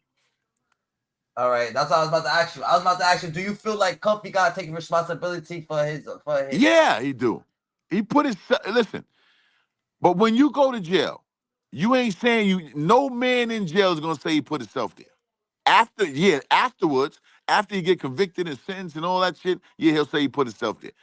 After years go by. But from the initial time you get arrested, you never say you put yourself in prison. You always saying somebody did this, somebody did that, somebody did this, somebody did that. That's a part of it. In reality, he's not locked up because of Meech. He's locked up because No, he's we locked up because of what he presented to Tammy. What was presented to Tammy is why he's in jail. They was able to go get surveillance due to the fact of what Tammy presented to the government through her dealings with Cuffy. Yeah. Even though it started as Big Meech help hooking them up for them to do a deal or whatever the case may be or whatever. His furtherance of that is why he's in prison. He let her know too much personally. Yeah. So that's why he's in jail, man. And if you see, the Big Meech rat shit totally disappeared now. Nobody's talking about that shit no more. Yeah. Because now that they've read the paperwork, they see. This dude is in jail because of his dealings with Tammy on another level, after the Big Meech shit. The Big Meech shit never happened. A lot of people got quiet. Why is it so quiet, you feel? Why is it so quiet? Because it's quiet now And now, because hold all on. the paperwork is out for you to read. Yeah, I'm about to say. And now that is quiet, it seems like the Cuffy situation is coming out more. His case is coming out so people can have understanding. Yeah, because of the fact that I think it's coming out so people can have an understanding that Meech, look at his paperwork that it has nothing to do with Big Meech. You know what I'm saying? First of all, this lets you know it has nothing to do with Big Meech. Big Meech got sentenced to 30 years, the bottom of the guideline range for his crime, and he's a first-time offender. Yeah. Which is his innocence in minutes that has no wrongdoings. He didn't tell nobody. He didn't do none of that. He got down with departures due to laws changing within the government system. He didn't get it for telling on nobody. Those laws have changed, and he got it. He got the down with departures due to that. You understand what I'm saying? Yeah. Of 30 years, you do about 25 years and 4 months. He got 3 points taken off for the changing of the sentencing guidelines. He got some other shit for the whatever law came out in 2018 that pushes him to like 19 years. He already had whatever years in, and then he went to the halfway house. He got a year there, 6 months there, whatever the case may be. So he didn't tell on nobody. But like I said, if you go to jail, when you get in jail, the first thing you're going to do is say, somebody put, especially in the federal system, when you conspiracy, you're going to start blaming people who put you there. Because when you read in the paperwork, you know who you dealt with when they put CS1. Then they start writing about what happened with CS1. Then CS2, they start writing about what happened. Your mind starts to retract and you start to recollect what took place. So now you start to put people in places. That's where the blame game comes in at, from you. What Cuffy did is went to the internet and start saying that Meech told on him, which he didn't, but it looks that way. The way that paperwork is set up, we all would have thought, if we was Cuffy, we all would have said Meech told on us. We would continue to say that. Fact. Because Meech hooked Cuffy up with Tammy. That's the part where he's saying Meech told on that. But Meech never knew Tammy was going to go to the authorities against him. No. That's why Meech said to her, yo, I don't want my name in that shit. Because he really had nothing to do with it. His thing was to set up a deal to get some money. That's what it was all about. Does Cuffy take accountability for him getting locked up? Cuffy, no man's going to take accountability for going to jail in the beginning. Yeah. But Cuffy's never going to take accountability from going to jail because he believes what he believes. And another thing, if I could get some benefits from telling my story, I'm gonna stick to it, rather if I believe it or not, in this situation. Because Cuffy figured out, listen, when I get out of jail, I might have a movie deal behind all this shit. They saying why Cuffy didn't stop messing with Meech to die, but I feel like Meech stopped fucking with Cuffy way before Cuffy went to jail, and that's why he didn't send he didn't sign the paperwork. Let me tell you this. Listen, Cuff and Meech wasn't together when Meech went to jail. They weren't doing business. What happened is, I guess Meech reached out Remember, Meech started calling him from prison, asking him if he wanted something. Maybe Meech talked to somebody and somebody was like, yo, I got this, I could do this. So he's trying to help whoever that is move their product or whatever the case may be. He know Cuffy is the dude that do his thing. He contacted him the first 2 times. Cuffy said no. Then the third time he said yeah. So he tried to set it up through Tammy to get the deal done. Tammy then went to the government, which they had not. Them 2 individuals had nothing to do with her going to the government and saying what she said to the government. Yes, it will look that way because of how the deal how it went. But Tammy went to the government on her own, and the people that fought cases after what everything that's been read and be read and seen and all this shit, we can kind of put that together now because Meech got sentenced to 30 years. He did it. You understand what I'm saying? From all of the honorable departures he got, which is honorable because he didn't get it. He didn't snitch on nobody to get those departures. Those came from the changing of laws within the federal system, and he did the time for that. Cuffy didn't tell on his case either. The government gave him a plea deal that was beneficiary for him, which he had nothing to do with. He didn't get no Rule 35, he didn't get no 5K1, he didn't get none of that. He didn't tell on nobody, none of that shit. In the sentencing, they don't ask him nothing about, they don't say, well, due to your helping, due to your cooperation, we were able to come up with this. That's not in his sentencing minutes or his plea agreement or nothing. Or his PSI or nothing. It's not in none of that. So neither one of those guys told on their cases. Neither one of those guys that got a departure from assisting the government. None of them got that. So that's what needs to be put in the air. Like third party and all that shit that Cuffy was trying to say, that's bullshit, man. He was just saying it because of how, like I said, in the beginning when you get locked up, your first mindset is to play, when you get the complaint, your first mindset is to put people in the place of CI1, CI2, CI3, CI4, whatever the case may be.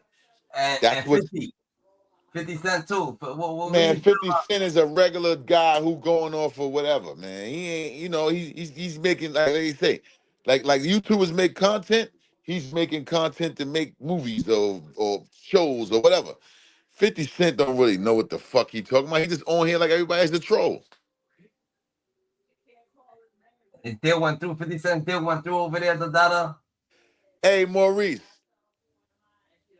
like I said to you, I broke that down to you. Cuffy is going to say whatever he's going to say about Meech. Cuffy didn't go to jail for nothing that happened with Tammy and Nietzsche's connection. Cuffy went to jail for them going to get the warrant for the surveillance to further surveillance him to start a case. This case he's getting locked up for is a whole nother case. It ain't got nothing to do with Meech and Tammy. Meech and Tammy is only mentioned because of the fact that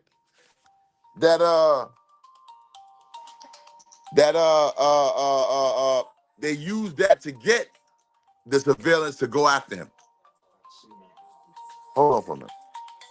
Yo, what's up? I'm all right. What's going on? So more or less the data, he's more or less the data.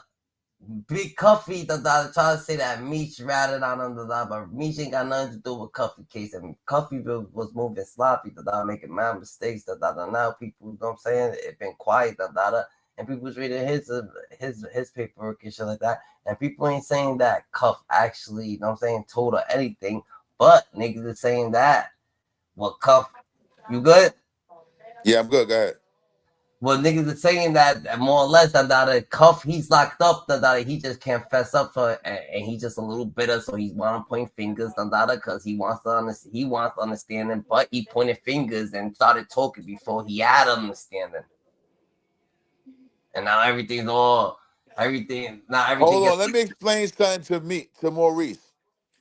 You don't get discovery on nothing until you go to, when you get ready with your 3500 material. They don't give you who did what and who said what before you go to trial, before you settle your trial date. The feds don't work like that. The feds give you CS1, CS2, CS3, CS whatever. They don't give you names and who did what and how they did it, and they don't do that. So Cuffy ain't get no motherfucking discovery. He went to a Frank's hearing on what Tammy told the government. Meech didn't tell them nothing. Tammy told them that. Meech did not, anything in that from Frank's hearing dealing with Meech, Tammy told it to them, not Meech. This is what we fail to realize, man. Tammy going to the jail to see Meech. Meech did not know she was telling, so Meech went. You know, they made a deal, so she went to the jail to talk to him or whatever. You can't talk on the phone about it. This is what people feel. People playing parts. People putting things together that have never been to prison before in their life. They just on here listening and saying, "Well, this is this and that is." It don't work that way. When you go to jail, you put people in places, man, of what the government puts there. And then what Cuffy's doing is going on the internet, because Cuffy never got no 3500 material. He pled guilty. He don't know who told on him murdering the murderers. He only know what he know that about the co-defendants because they ratted. And when your co-defendants rat on you, they separate you from them. You don't see them anymore. This is what the public doesn't understand. When a co-defendant rats on another co-defendant, they separate you from the case. They separate those guys.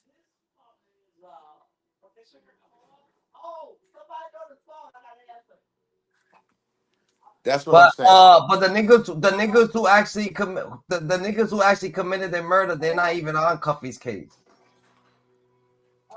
The niggas who actually committed the murder, they're not even on Cuffy's case. They are on Cuffy's case. They told. Nah, they're not. Yeah. Yo, listen, man. It was nice talking to you. I gotta go do something for my moms real quick. We'll get up later, man. We're gonna come back on and do it and read and finish with Uda. All right, Kev. All right, peace. All right.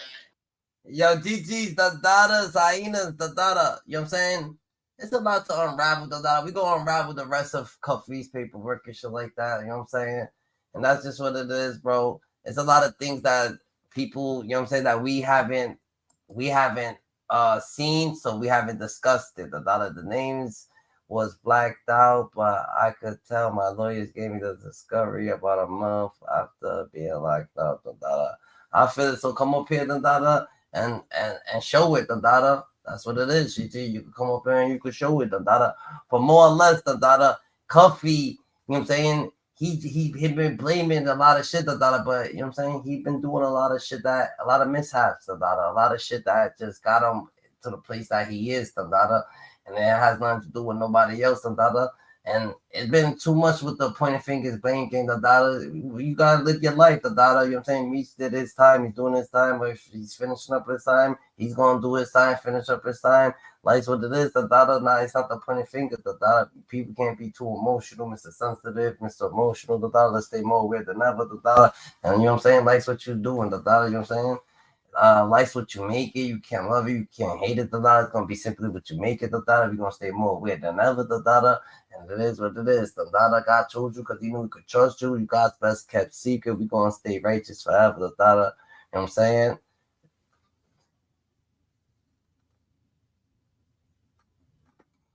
I'll be back on a little late in the evening time. We'll be back on in the evening time. You know what I'm saying? Eastern time, like evening. You know what I'm saying? Around like 7-ish, 6-ish, we be back on the Dada. So, you know what I'm saying? Stay more with than ever, the Dada. Life's what you make it. You can't love it, you can't hate it, the Dada. Ooh.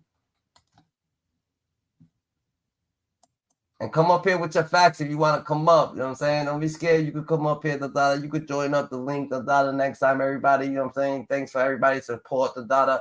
You know what I'm saying? Thanks for the supporters. Thanks for everybody out there, the Dada. GG's, the Dadas, Hyenas, Scuba who learn from Scuba Steve. The Dada, hit the link and join up, the Dada. You know what I'm saying? Life's about opinion.